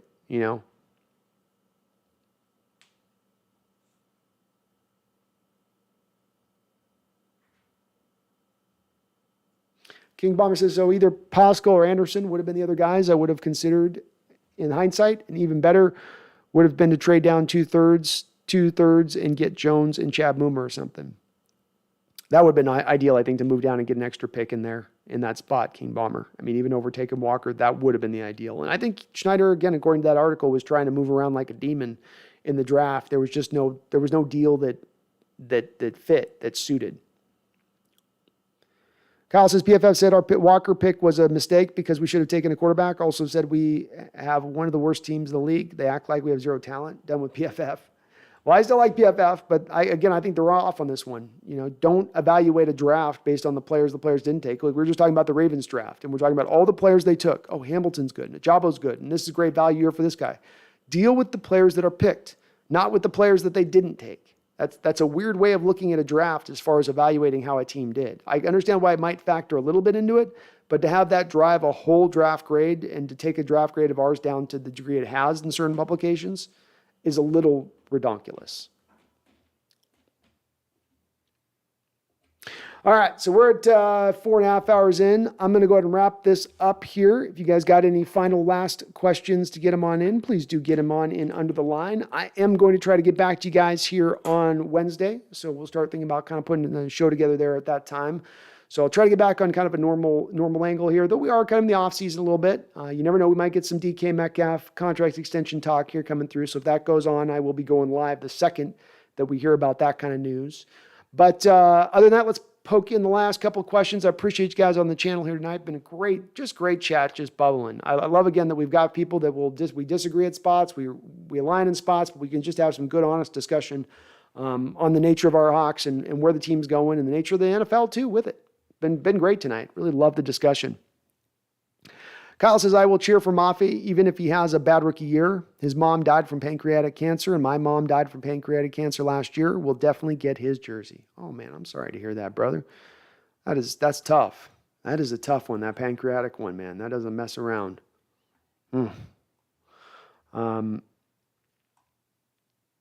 Charles, I watch. I love the players we got. First time in years. Me too, I watch. First time in years for me too. Amit K, thank you for subscribing. You're awesome for doing so. James Lindsley says the NFC is in a very weak state. We could totally make the playoffs as the 7th seed with 8 wins. It's a great point, James. I mean, say nothing for the fact that your top-heavy teams have all very old quarterbacks and are all very top-heavy. Something happens up at the top with a couple of those quarterbacks. If both Brady and Rodgers go down, that also then changes the outlook of the conference in a big-time way. And it is weak, especially compared to the AFC, James, and that makes it that much more wide open. A couple things break in your direction the right way, right? Your injury situation goes okay to a degree for whatever reason this way or that way, then you're rolling at that point. You know, you're at that point now pushing past that 8-win mark and maybe into 9, 10, 11 wins. And it's possible if a few things break in the right direction. Say nothing of the fact of though we have a tough schedule, we have a middle-of-the-road schedule as it concerns us versus the rest of the NFL. It's tough. It's on the upper end level of difficulty, but all 3 teams in this division, I believe, have a top 6 strength of schedule difficulty as far as how tough it is. So that also opens the door to the division itself being a little easier for you to get through and manage, even though you have to play all these teams twice. I'm just trying to give you guys some hope here. Tony Wright, great show as usual, sir. Have a good evening. Hey, you have a good evening too, Tony. And I do hope your Falcons do make some noise this year. It'd be great to see them come back into that division a little bit, maybe give the Saints and the Buccaneers some troubles. I'd like to see it. And I don't think, King Bomber, I think you bring up a good point. And even better, Walker falling and getting Jones. I don't think Walker falls at that point because I think that whether you're a Breece Hall guy or you're a Walker guy, and there's a divided opinion on this. Some people were more Hall, some people were Walker, but everyone basically agreed whether you're Walker or Hall. Those were your top 2 running backs in this draft by far. Number 3, number 4, James Cook, going down the list, they were quite a drop-off from those top 2 guys. I don't think Walker lasts 7 or 8 more picks if we don't take him there. I think other NFL teams were very aware about that talent drop-off, and you didn't have that same talent drop-off at, let's say, the pass rush unit. Or even, let's say, at the offensive line, which had some depth to it. Charles Riley finishing this off nice and right with a $5 donation. Thank you, Charles. I appreciate you. He says, Brando, I've been hearing Johnny Depp will be in a Beetlejuice sequel. My question is, will he replace Michael Keaton or be a supporting actor? Well, Keaton sure still has a lot of spark to him, doesn't he? He's not one of those older actors that seems to lose all their energy and they're just sort of going through the motions and collecting checks. Indeed, Keaton is a guy that, you know, you bring Michael Keaton in, you're getting the Michael Keaton experience. And I think he's still got enough of that high energy stuff to be able to pull off the Beetlejuice character. But we have seen Burton cast Johnny Depp before, and even the Willy Wonka Factory recasting an old role like that, right? And Johnny is his go-to guy in that they work together. I'm guessing if it is Beetlejuice, it's going to be the same director doing it as was before. Why would you do a different director? I mean, it's all such a stylized movie in that respect. You have to.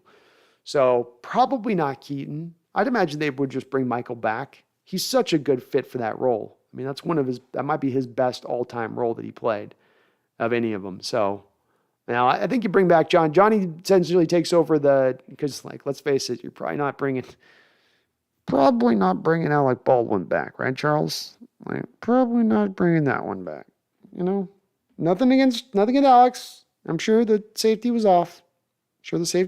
But I'm just saying, maybe it's more likely that he's there to replace Baldwin's character. Dustin, thank you for subscribing. Appreciate you, my man. You're awesome for doing so. Finishing us up right with donations and subs. I love it. Love it. Mason, I know we all want to win no matter what. Do you personally have a favorite offensive playing style?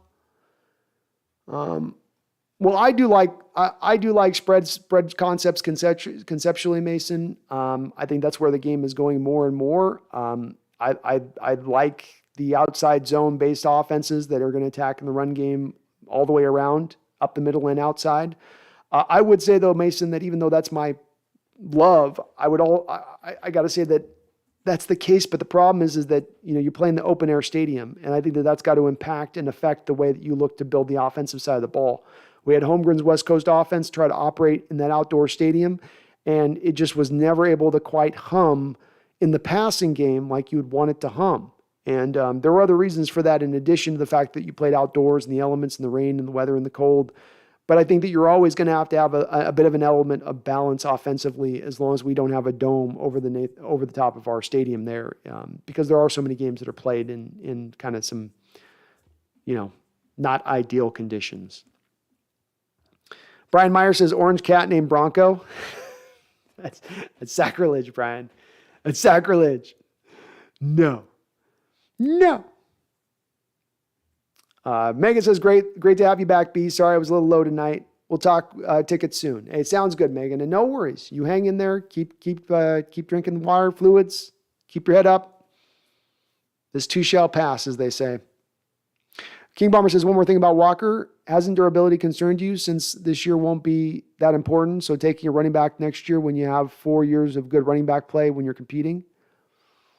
I'm less about a bell cow back, King Bomber, especially seeing our running back room's been decimated so many times in recent years. I'm now more about stacking up a couple of talented guys in my room rather than just one guy.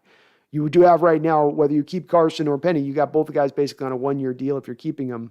I don't think Carson remains, but Penny's going to be gone another year. Homer, I believe, is a free agent after this year. So, you do need a little bit more of a stack in the running back room than just DJ Dallas moving forward at that point. So not necessarily, no.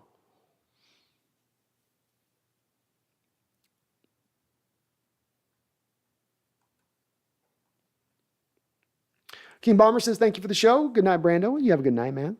I watch says, thank you. Love your Seahawks dedication. Hey, man, I love doing this. I watch. It's not dedication if it's easy to do, and I have so much fun doing it. I'll tell you that. Kyle says, Wilson's new saying is, let's ride. Yeah, how your wife was twerking and riding that Bronco machine. Okay, Russ, your wife is not making your legacy any better.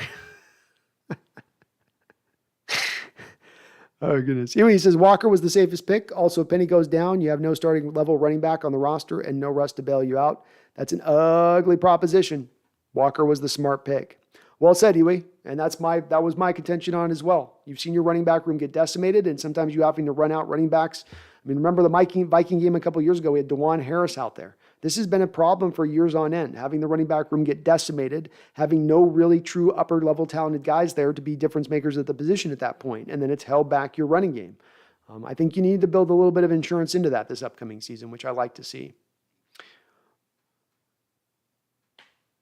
Byron D, member for 3 months. Thank you for being a member for 3 months, Byron. He says, who has a better receiving core than the Seahawks? Wrong. I love it, Byron. They definitely are in contention, and especially if Eskridge can take a step forward this year, they're going to have a, to your point on that, they're going to have quite a bit to say in regards to that. DJ Owen with a $5 donation. Thank you, DJ. Very kind of you. Says, I just chimed in, but curious to hear your opinion on who do you think is going to be a better tight end, Fant or Jimmy Graham? I think Jimmy Graham's going to end up having the better overall career, DJ Owen. He put up some years that were absolutely insane production with New Orleans. I mean, just insane production. I think he's damn near going to crack. Let me check on this, but I think Jimmy Graham's going to crack near 10,000 yards, statistically speaking, as a receiving tight end. So 8,500 yards in his career.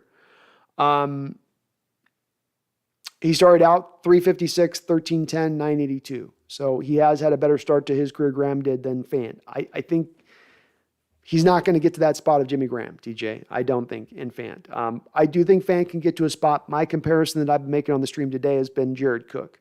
Let's go look at Jared Cook's career. So if we take a peek at Jared Cook's career here, Jared Cook has he's received 7,000 yards and 45 touchdowns in his career. Jimmy Graham's caught 8,500 yards and 59 touchdowns. So not quite to Jimmy Graham, but I can see him getting to Jared Cook. And Jared Cook, by the way, started out his career in the similar fashion to what we've seen out of George Fant, even worse, actually. Started out 74 yards his first year, 361 his second year, and 759 in his third year.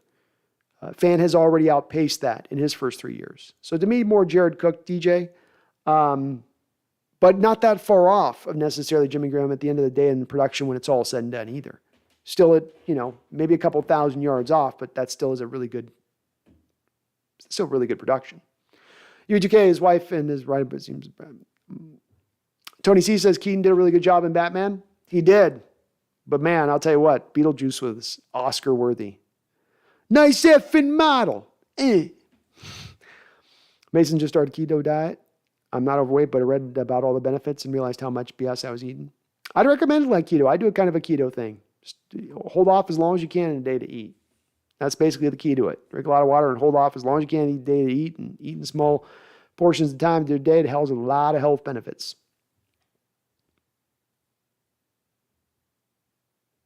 Megan says the one thing the draft frustrated me at the draft was everyone said that we shouldn't take a quarterback. When we didn't, we did the wrong thing. What the hell? We said that we shouldn't take a quarterback, and when we didn't. I was hearing more people saying we should take a quarterback, Megan. That's the thing I've been hearing more often, even before the draft. They've got to take a quarterback. Is it going to be Malik? Is it going to be Cody? Is it going to be, I was hearing more of that talk. I don't know. Mark says, I'm betting the Hawks keep enough team balance to at least make the playoffs. Many new looks and young speed will get the job done. I like it, man. It's possible. Hope you have a great night of rest, Iridescence. Have a great night. Thank you, Iridescence. Appreciate you. Charles Riley with another $5 donation. Thank you, Charles. Says, can we get Brando to talk pop culture and sports for another hour with ridiculous takes by wasted people like myself?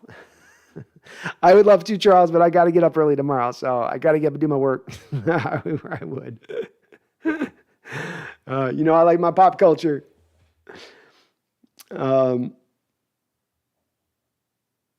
U2K says Beetlejuice's best role, second is Multiplicity, followed by Mr. Mom. I'd go with that. Not a big Birdman guy, huh, Yui?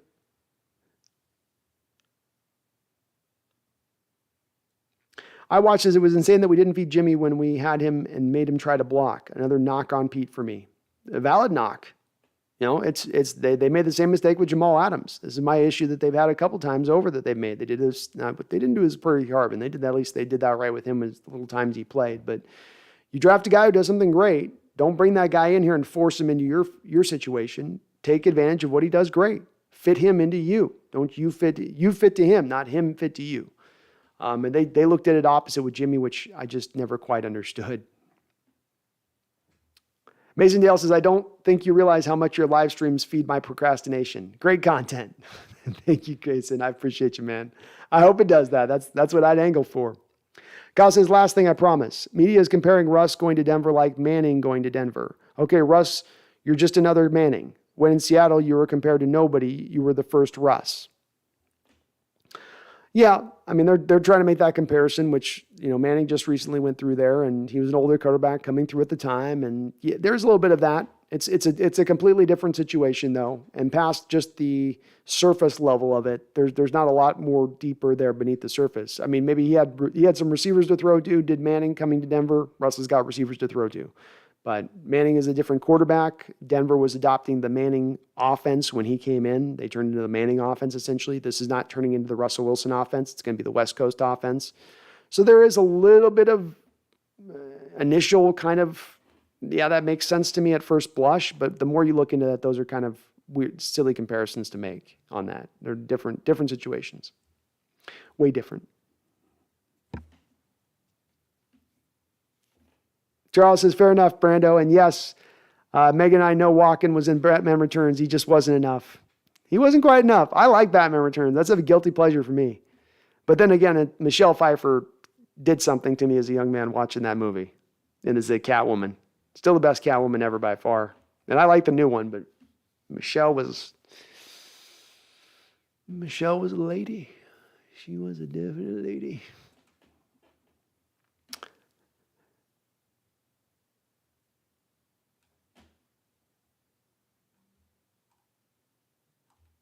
All right. We'll wrap it up on that note, folks. I got almost nearly 5 hours in today, but thank you guys as well, Charles. Thank you for all your donations and gifting the subs. It's cool to see that they're supposed to be only letting certain people do that. So it's awesome to see they've let that open up to that to me here, Charles. Thanks for doing that, gifting those subs out. That was awesome of you to do so. We'll get into some pop culture talk here at some point on one of these streams in this month, especially, I'm sure, because we certainly don't have a lot of Hawk news talk to talk on and go over and whatnot. So we'll get into it. We'll get into that stuff here soon. Byron D with a $2 donation. Thank you, Byron. Says, if Geno wins a Super Bowl, you owe me a Lynch jersey. Agreed. Bet. Bet. You talk about a win-win, Byron. The easiest $100 and some odd I've ever spent in my life. You know what I mean? Shit, find you the black one. Oh goodness. And yeah, Megan, do hit me up on Twitter if you can, DM me, or you can email me at HeyHawksNest@gmail. Either one. We'll figure out. We'll coordinate and modulate. I watch as Russ can get the ball out for 4 more years. Russ can ball out for 4 more years. I just hope they are awful this year for our draft picks. Me too. I think he'll still be a very good quarterback. I think part of him staying good there with Denver is going to have to do with Denver adopting into what he does well and doing a little bit of what, if you want to make a comparison to Manning, what Broncos did for Manning when he walked in. We're not going to run our offense anymore. We're going to run the Manning offense. We're not going to run the West Coast offense with Wilson in here. We're going to run the Wilson offense. I think that's the better way to go. Oh, for sure, Charles. You know I can't stay away from you guys for too long. Bash Gordon says best Michael Keaton movies are Gung Ho and Birdman, no exceptions. I don't know, man. He's got a pretty good catalog. He's got an underrated catalog of films. Those are good ones. I like it. I don't know, man. For me, Beetlejuice, Batman, Mr. Mom. Didn't he have he had the one with the car deal, the car one? I forget what the name of it is. I don't know. Walking fans. That's right, Brian. That's right. Megan, you've never seen Beetlejuice fully? You're robbing yourself. It's a wonderful film. You need to go see it immediately. You'll love it. I bet it still holds up. He says we brought in the best pass-catching tight end in NFL history at that point and made him an inline tight end. Yeah, that's going to stand as one of the stupider choices that they made over this 10-year span where we'll have some bad drafts. We'll have some horrible picks like the Malik McDowell pick, and that one's going to even stand up ahead of that. That was something you could control. Maybe you couldn't control Malik McDowell, dropping an ATV on his forehead, but you could control the fact that you had this tight end that did something great and you made him go do something else completely different when you made the trade for him.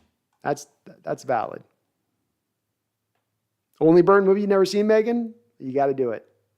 You got to do it. He's got best Keaton as The Paper. Ooh, The Paper's a good one too.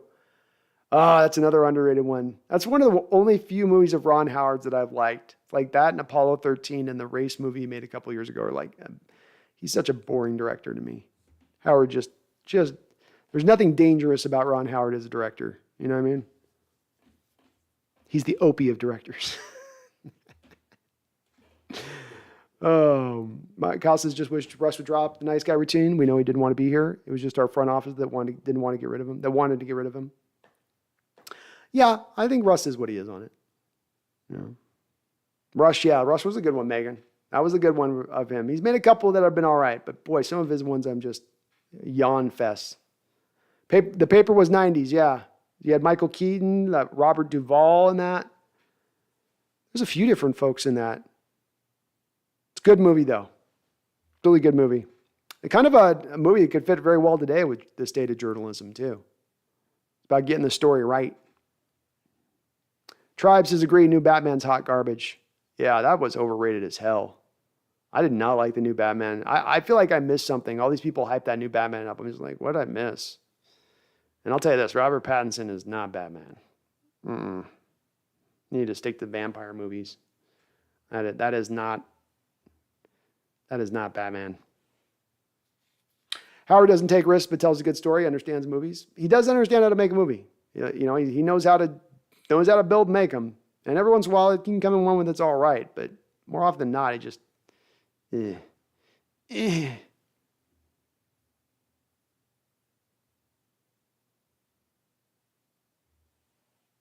Founder and Spotlight are good. Those are two I've been meaning to get over and watch, and I never have had a chance to, but I'm meaning to on those. All right. I mean, I keep saying I'm going to wrap this up, but I don't wrap it up because you guys got such good talk here. keeping me pulled in. You pulled in. Well, I'm making a case this offseason, folks. I'm trying hard. It's because I'm trying to push back. We got a lot of naysayers, a lot of negative Nancy's, a lot of folks nationally that are burying our 2022 grave and putting us in that grave and putting the dirt on top and giving us a headstone and saying it goes without saying that they're going to suck. It goes without saying that they're not going to be a good team. Does it go without saying? Does it? There's no chance? We're in that miserable of a state? I don't think so. Not with this roster. I'm not saying that we're world beaters. I'm not saying that we're the front runners to go out there and go take the Lombardi or the front runners even in the NFC to get to the championship game, or that is even a high likelihood that we get to the playoffs. There is the most likelihood that we're in that middle range of things, right? Where you're 9-8 or 8-9 or a little low or a little higher. But that door is right there to the playoffs at that record. Right there. A couple games go in the right direction for you. A couple players develop a little bit faster than you thought. You're there. You're there in the playoffs. You're shocking the world. And if you're in the playoffs, this roster is a lot closer to getting to a point of being elite than maybe some people are thinking. And if it's closer to getting elite, it then does truly mean you are only a quarterback away. You are only a quarterback and a couple players away, which when we're talking about 4 draft picks in the first 2 rounds next year and the second amount most of cap space to spend in the entire NFL, you can go then fill those few holes and get back to that elite status within that 1-year time frame. That will happen. And that would be encouraging to see and let us know that this rebuild, this return is on the right path. Don't be shocked. You folks out there that are so sure this team's not going to be good, don't be shocked if they just happen to win a lot more games than you think they will. You can be mad about that. You can be happy about that. But I think it's a good potentiality that could happen, especially when you're playing with a last place schedule. I know you got to go with the AFC West. I know you got to play 6 games through the NFC West. But you still have that last place schedule as well in addition to that, which will also help you. A little bit of help, a little bit of a ball bouncing in the right direction, and you just never know. Yeah, we're moving our way through this rebuild. Yeah, we lost a couple of Hall of Famers this offseason, but we are still standing. And I'm going to be right here with you guys all the way through it. And I'm going to keep telling you, don't forget. Don't forget. This team might just be good. Don't forget. You might not have to wait as long as you need to think you're going to need to wait. Don't forget.